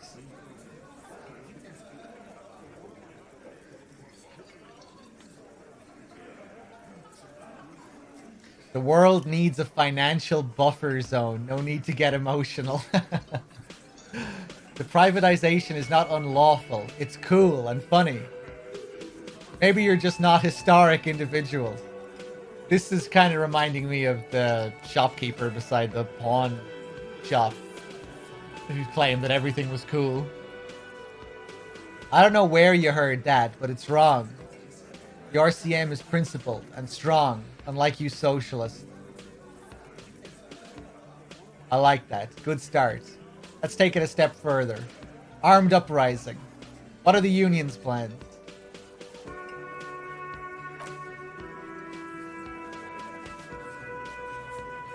I just got an achievement. Biggest communism builder. Look, a comedian. Her expression stiffens. Do your job. Ask your questions, then get out of Martin Maze.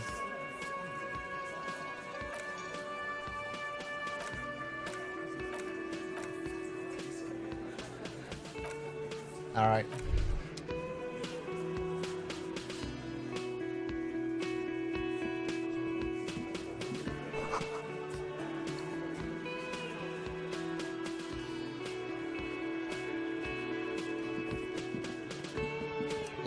Let's just look around here first.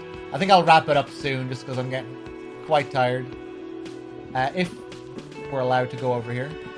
Hey, this dude is gone. He sits at the bar, getting some flickering here. Same guy.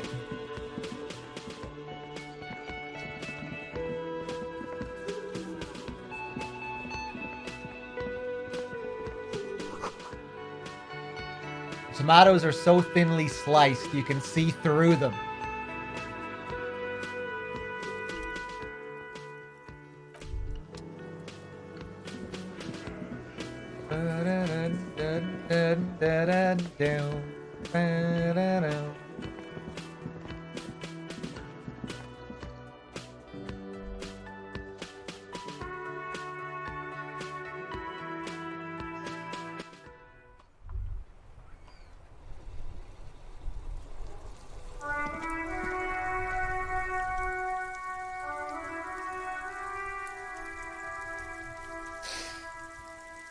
Let's see.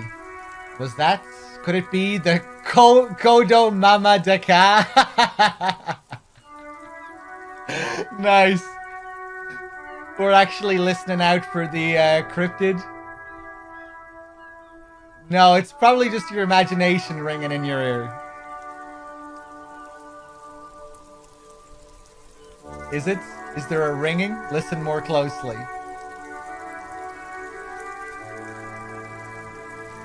Let's watch Inland Empire again, but skipping to random parts occasionally.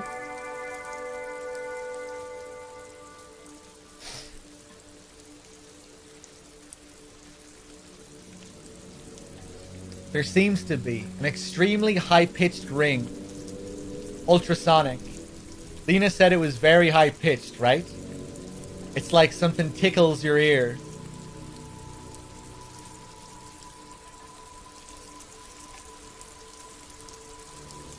Wait, Kim. Do you hear a high-pitched noise? No. I don't hear Kol Damama Daka. And neither do you. Of course he does. He's deaf! Listen closely first. Breakthrough imminent. Some kind of superstar? Oh, that's one of my things. Yeah.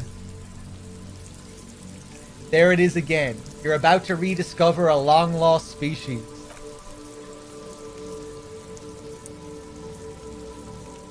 We might do some TV series in the future.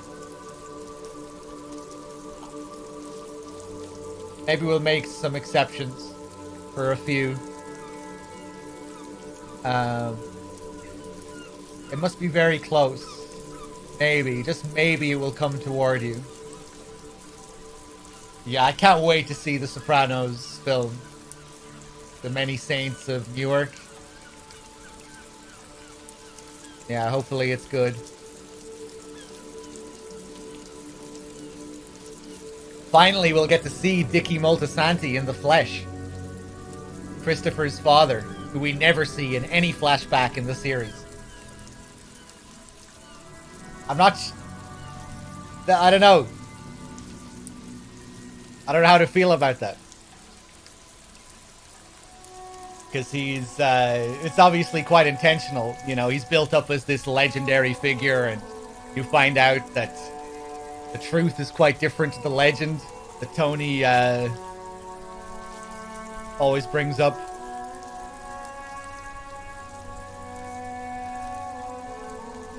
But it'll be interesting having a story focus on all these characters. Johnny and Olivia. Uncle Junior in his youth.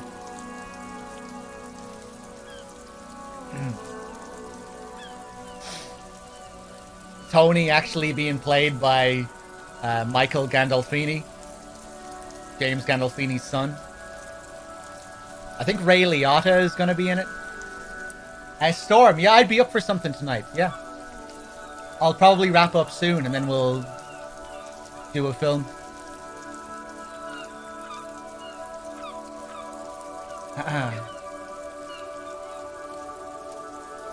Yeah, Vlad, it was a big part of his character, his abandonment issues with his father and all of that. It must be very close. Maybe, just maybe it'll come toward you.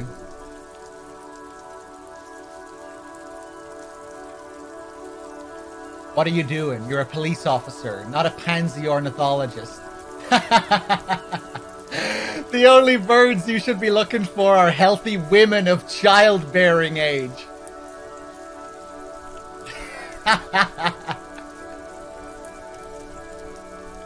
You're a fucking police officer, not a pansy ornithologist.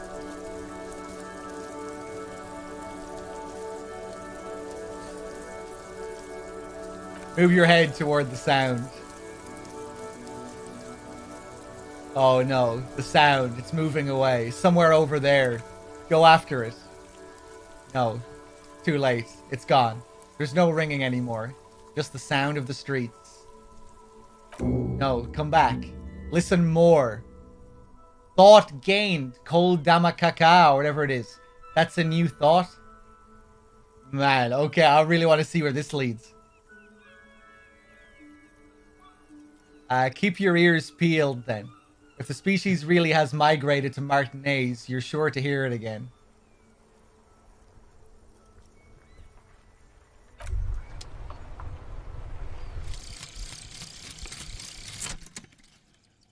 Thought complete, some kind of superstar. Yeah, we really should have done this earlier. Text, man. Oh! Learning cap for visual calculus raised to 6. Suggestion raised to 6. Electrochemistry raised to 6. Composure raised to 6. Look at the artwork we get for this as well.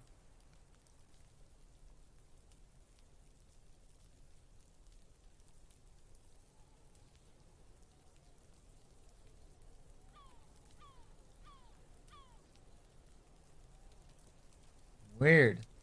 They say the world isn't ready for a rock and roll cop. No one wants their state monopoly on violence to be mixed with celebrity worship. They claim to know it would be dangerous for detectives to rise to the ranks of demigods and have sexual encounters with barely legal cover girls. It would be insane, they say. To all this, you say, fuck off and die, in a cool voice. You people have no idea how good these cops are gonna get. They're gonna crack 20 cases a day. In the future, cops will be like astrophysicists, or prime ministers, or prophets, and you're the first one. Sweet. -1 logic. Price of self-delusion. Okay, right. So I lose 1 point in logic for all of these other things. Yeah, fuck it. I'll take a bit of self-delusion if it can give me an old bit of visual calculus and an old bit of fucking suggestion and a bit of old fucking electrochemistry and sure a fucking bit of old composure as well to top it off. Yeah.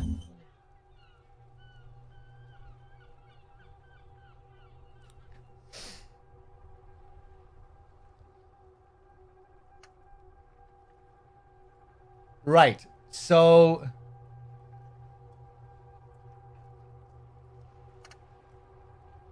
do I still need to keep this shit equipped, chat? Heinous?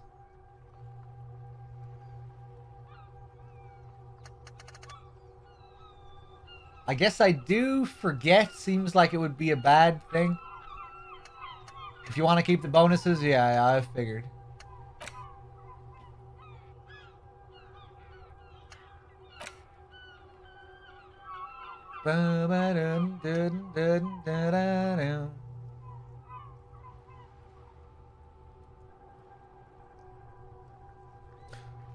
Oh, you can spend a skill point to remove it and still keep the bonuses.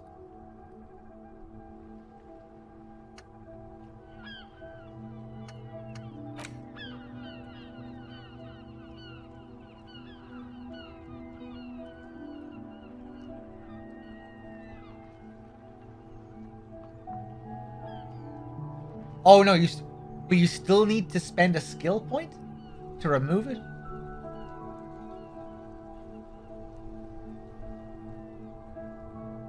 Oh, I see what you mean. Right, okay.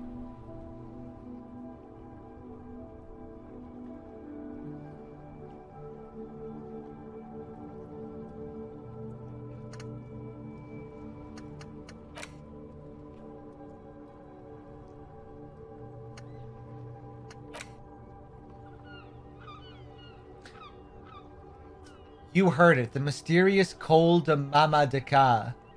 You're certain you did. Well, maybe not quite certain, but let's say you're hopeful because it would make you very special. To be the only human being who can hear this invisible, incorporeal bird. This animate whisper, this particle of sound.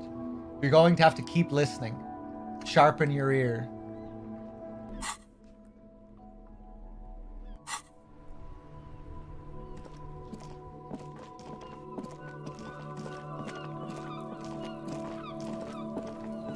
Oh, hey, look, there she is.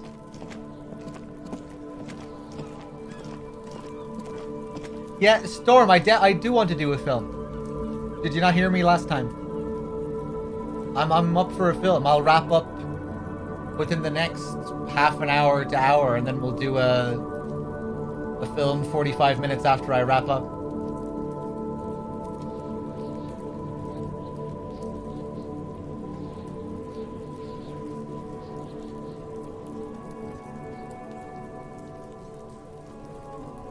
You can pick the film if you want.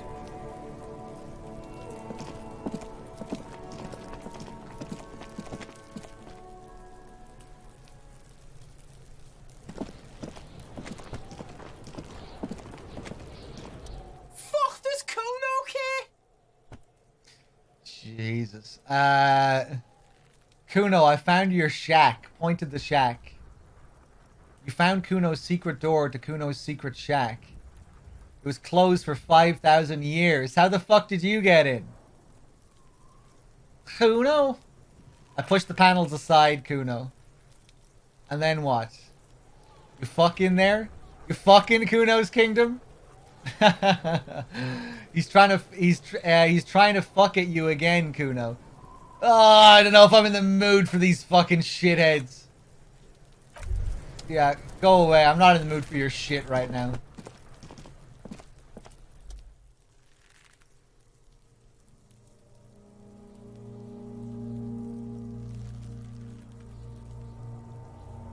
The Thing? The original? Yeah, I'd be up for that, Storm. Yeah, let's do that.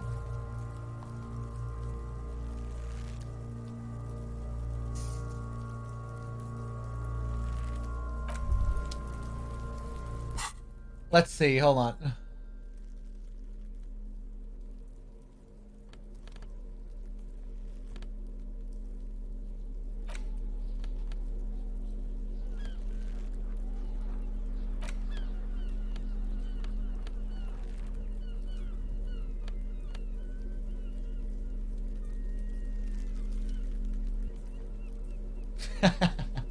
Ledger of failure and hatred.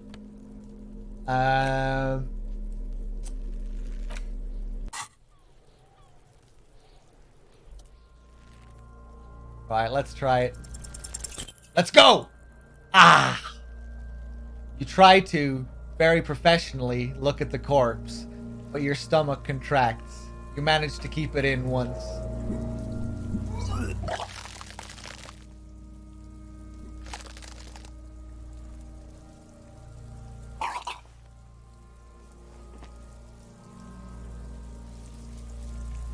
Second time, not so much. When the vomiting is done, your cheeks are wet with tears. Oh wait, yeah, never mind. I just read that. What am I thinking? I think I don't want to be a cop anymore. Get a hold of yourself. You feel the lieutenant pat your back rhythmically. The weight is reassuring. Like a crenel on solid fortification. Pat, pat, pat. I've seen strong men turn themselves inside out for hours. You're facing tough odds here. Alcohol withdrawal makes it considerably harder.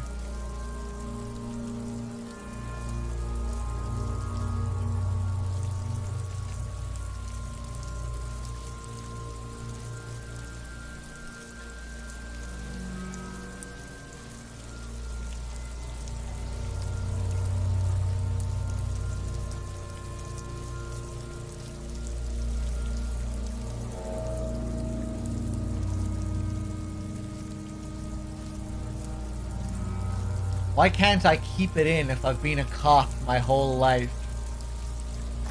I've seen captains puke their guts out. It never gets easier. You never get used to the smell. Every Monday is cadaver day. Throw up, investigate, throw up. Initial autopsy, throw up, bag it. Pats on your back again. Fucking, that's some serious support there from Kim. Cheers, man. Then drive to station. Maybe throw up on the way there if you didn't bag the thing tight enough. You seem to be fine. I think I've lost my sense of smell. There's a pause. Not being hungover helps too. Seriously, this isn't fun. I don't want to be a policeman anymore. Okay, you've said it. You needed to say it. And now that you have, he withdraws his hand from your back and looks you in the eye. You need to get your shit together.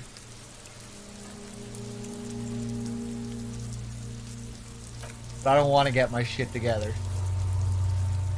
Achievement unlocked. Baddest of the bad cops. Then the world will turn away from you and leave you behind.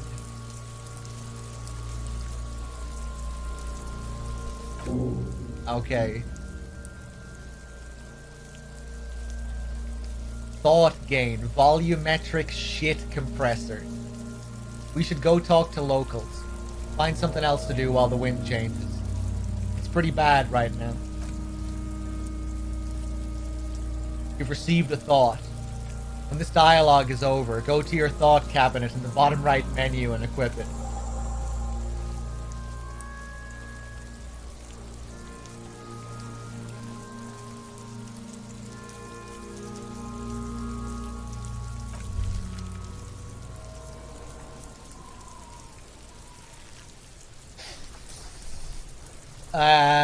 This thought is great, writing-wise. Let's take a look at it.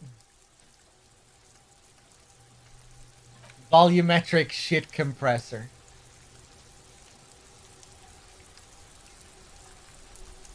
Research time, 30 minutes. Your shit is apart, and it's rather unbecoming of a cop and a human being. It's supposed to be the opposite of that. Together. Compressed in a small area. To achieve a solid level of shit compression, squeeze your butt cheeks together for 30 minutes. Do something similar with the two hemispheres of your brain. Talk to people. Maybe that will help.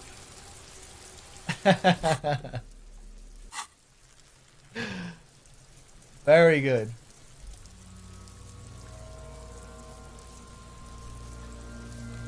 Okay, we need to level up this fucking endurance. And we have a level. Right, so let's see if we can do this right now.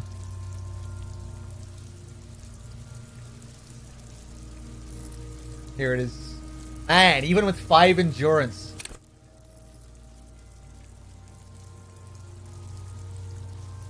One endurance. How did you keep getting another shot at it, Dave?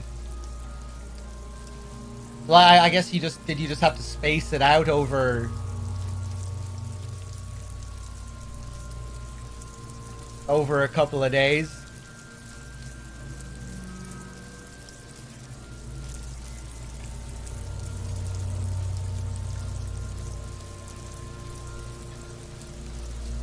It's a white... Yeah, okay, yeah.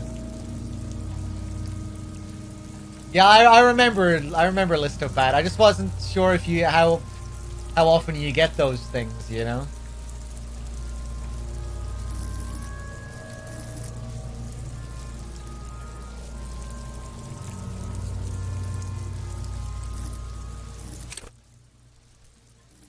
Well, maybe I won't put another point into endurance.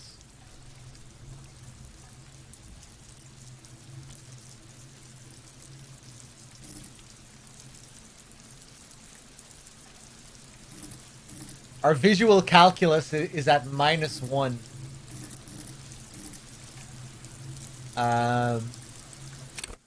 Fuck it. Let's do it. I want to see this. We have another point?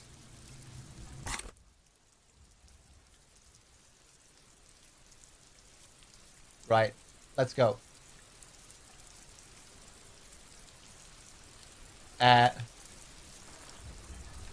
It's not letting me do it. What? Hold on.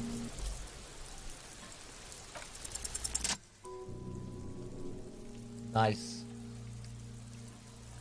As you breathe in, the odor comes over you. It's a spell of the mind telling you to run, and your stomach to wring itself empty. With your hands at your sides and your eyes squinting, you stand in it. Wait, hold on. Did I read that correctly? As you breathe in, the odor comes over you. The spell of the mind telling you to turn, and your stomach to wring itself empty. With your hands at your sides and your eyes squinting, you stand in it. Do they always do that? They do after 7 days, yes. We're deep in decomposition here. Step closer.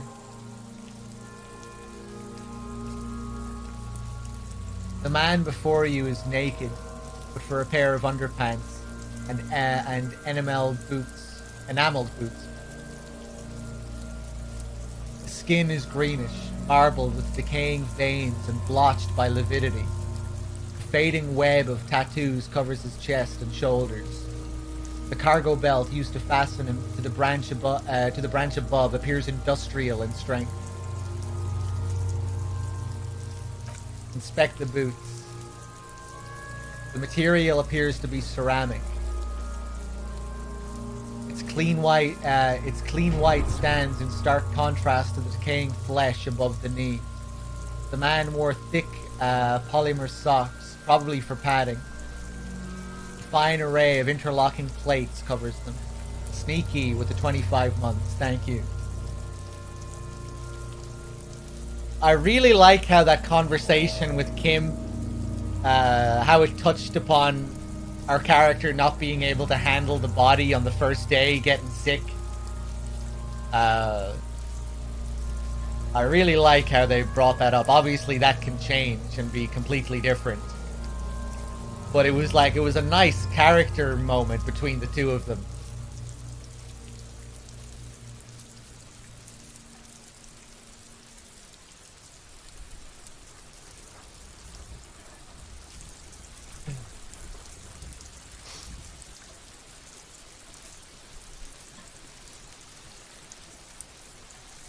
Oh, you get a modifier for that as well, okay.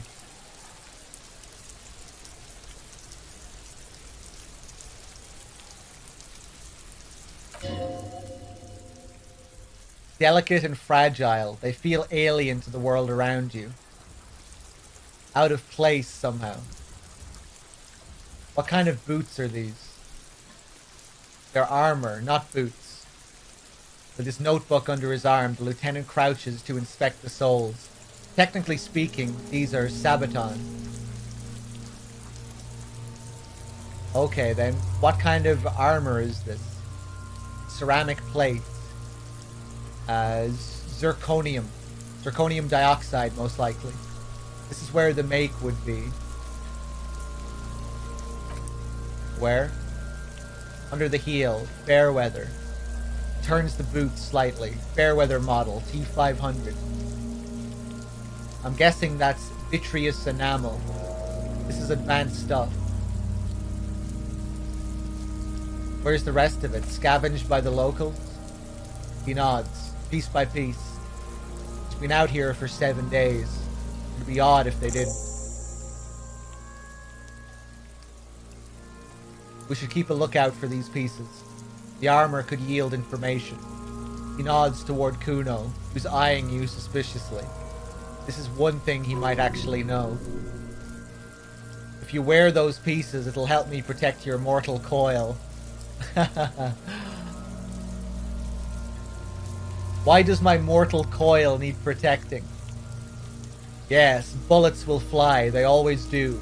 And the coil is fleshy and mush and permeable. Cast it in ceramic shell. Resist death.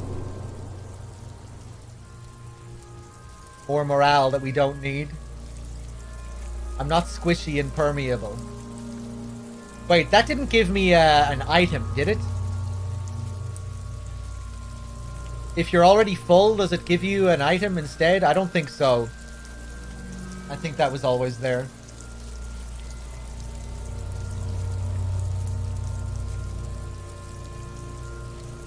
I'm not squishy and permeable. I like how it's endurance responding to this now, not pain threshold. I'm bark, sap, and steel. Cast me in ceramic shell, but only for ritual purposes. It would adorn me well, bring me to attention.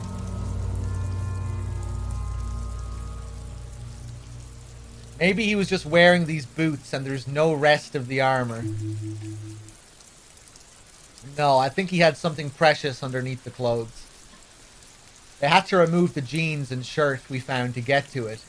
And this kind of armor is often worn under fabrics.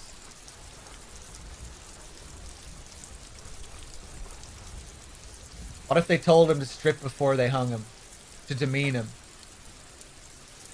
They usually hang them completely naked for that.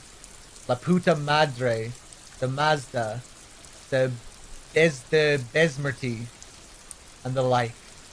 This one still has his underpants. Fucking talking about underpants. You being Snake, how's it going? The material looks out of place here. It is. It's expensive. The lieutenant draws a line in the condensation on the ceramic with his index finger. We've requested similar material for our tactical units for years now. The constabularies deemed it too costly. In that time, we've lost 6 men to semi-automatics. How much are we talking about? For a full set, about 4 years of wages. Ka-ching, baby! Nod to the boots. By ka-ching, do you mean he tilts his head? Let's not log them as evidence. Let's steal them?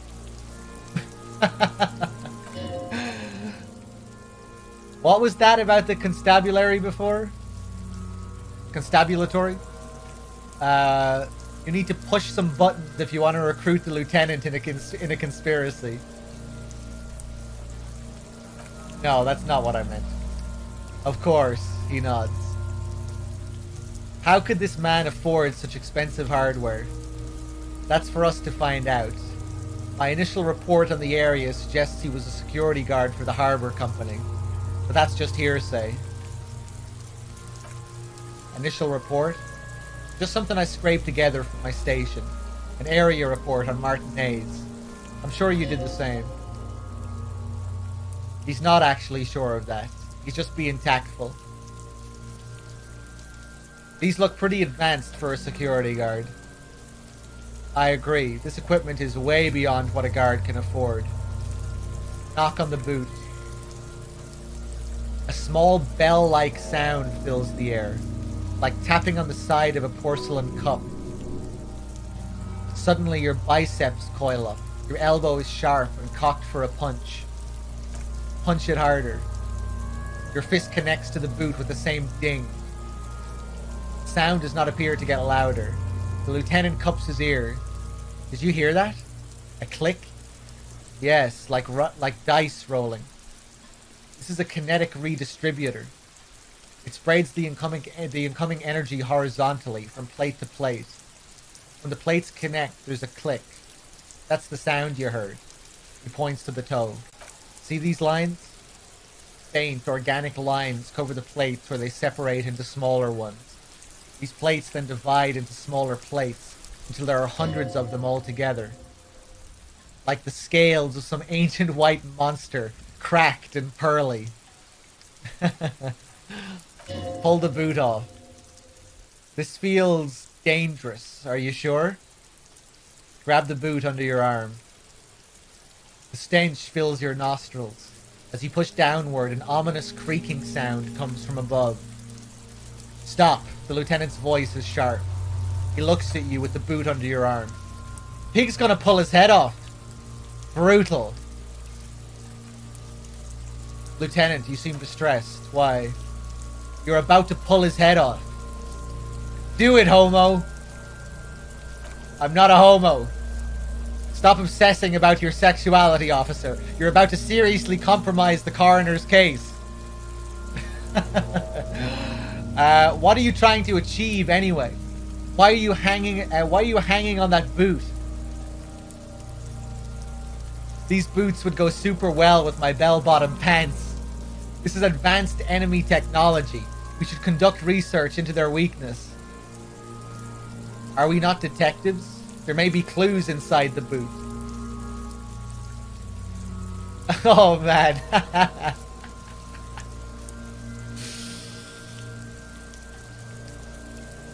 I never really put the image in my head until now, with him just pulling down on the boot and his head fucking like creasing. You said they're expensive. I thought I could pawn them. Earn some lucre. I'm sorry, I didn't even want to take them off. I just thought I should try.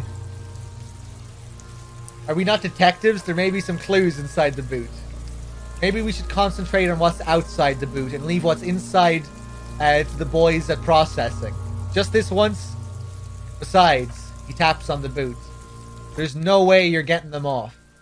All the organic matter in his body has been flowing down into the boots. They're fused to his feet now. Why do you think the locals haven't scavenged them yet? Very clever, Kim. You're sure there's a way to peel them off. But first, the body needs to be down. And second, it would probably be better if the lieutenant wasn't around.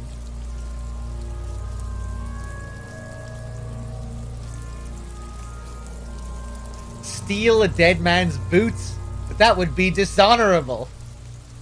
Refuse for honor. Sounds like a plan. The anticipation makes you crack your fingers. Feels nice. Nice and cracky. I don't know about this. I have a feeling this is probably a bad thing to do. It's not gonna lead to anything.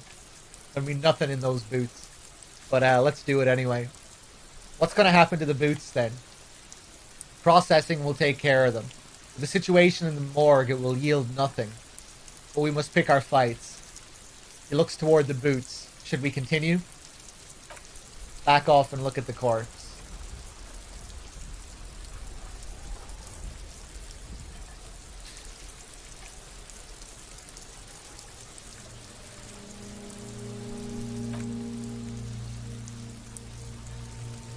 Inspect the belt. The hangman's knot is pulled tight by the weight of the corpse below. Yellow, hard-edged polyester cuts into his neck.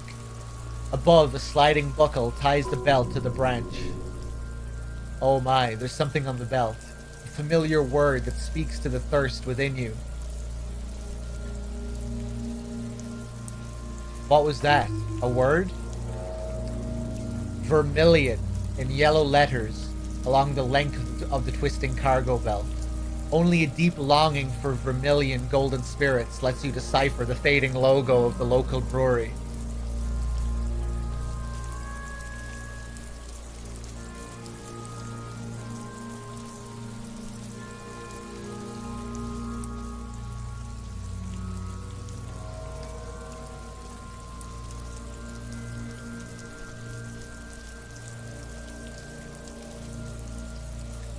This is a bad time for a drink, right? Extremely. What kind of rope is this? Industrial strength. The kind used for tying cargo to lorries. Like in a circus. When the circus leaves town and they tie a back-spotted giraffe to the wall of a carry pen.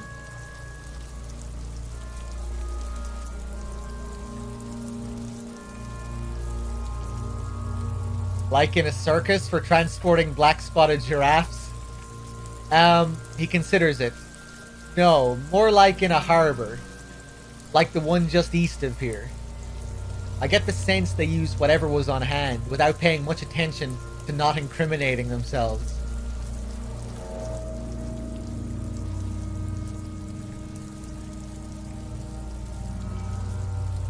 We're assuming dock workers from the harbor did it?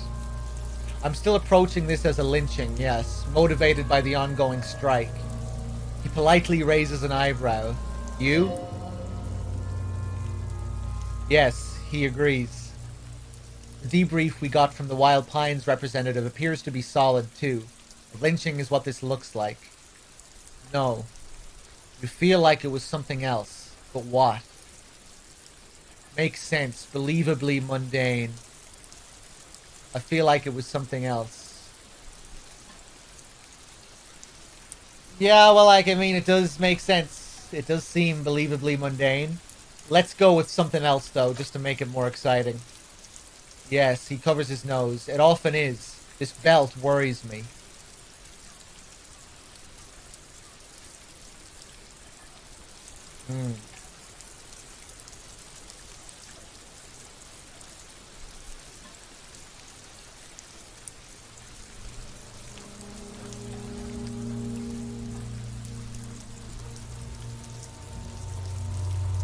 Just looking at the... I just want to check some of this stuff again.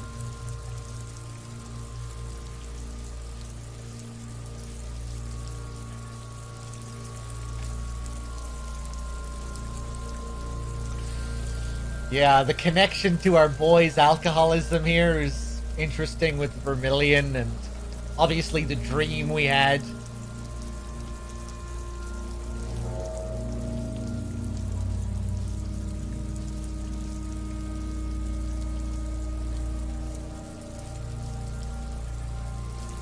Although I don't think it's ever going to connect too directly to us like that.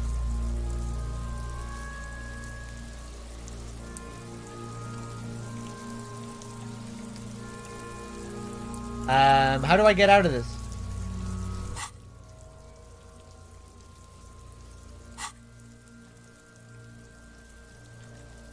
Where are my dialogue options?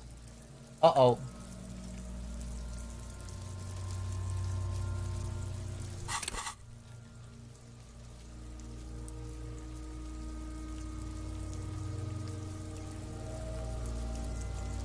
Hold on.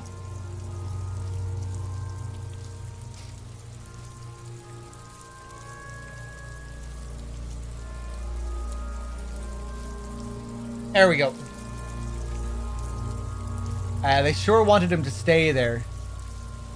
Polyester seems strong. It's not merely polyester, it's steel reinforced. He rises to inspect the noose. See these lines? This is where the wires run. I see rabbits for more than 20 strands.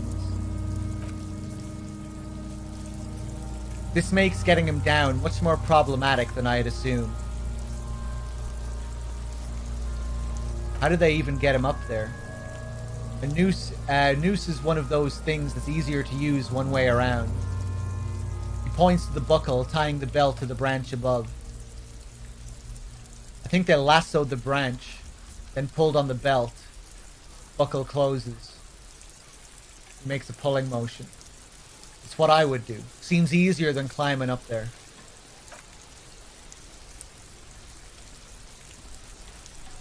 Alright, guys. I think I'm going to leave it there for now. That was a fun session, though. I'm not sure what the plans are for tomorrow. I think I'd like to do a bit of Animal Crossing tomorrow. Check in, do Blathers' National Museum thing. The day after, I think we'll be doing a marathon on Outer Heaven. And I think we're doing a film later on tonight. So Discord is the place to be for that. We'll probably do that in like 45 minutes or so, maybe a little bit longer. I think we're going to watch the original The Thing tonight, not Carpenter's version. The really old version, like from the 50s or something. I'm not sure when it was made. But yeah, thanks for watching, guys. And I'll see you soon. Till next time.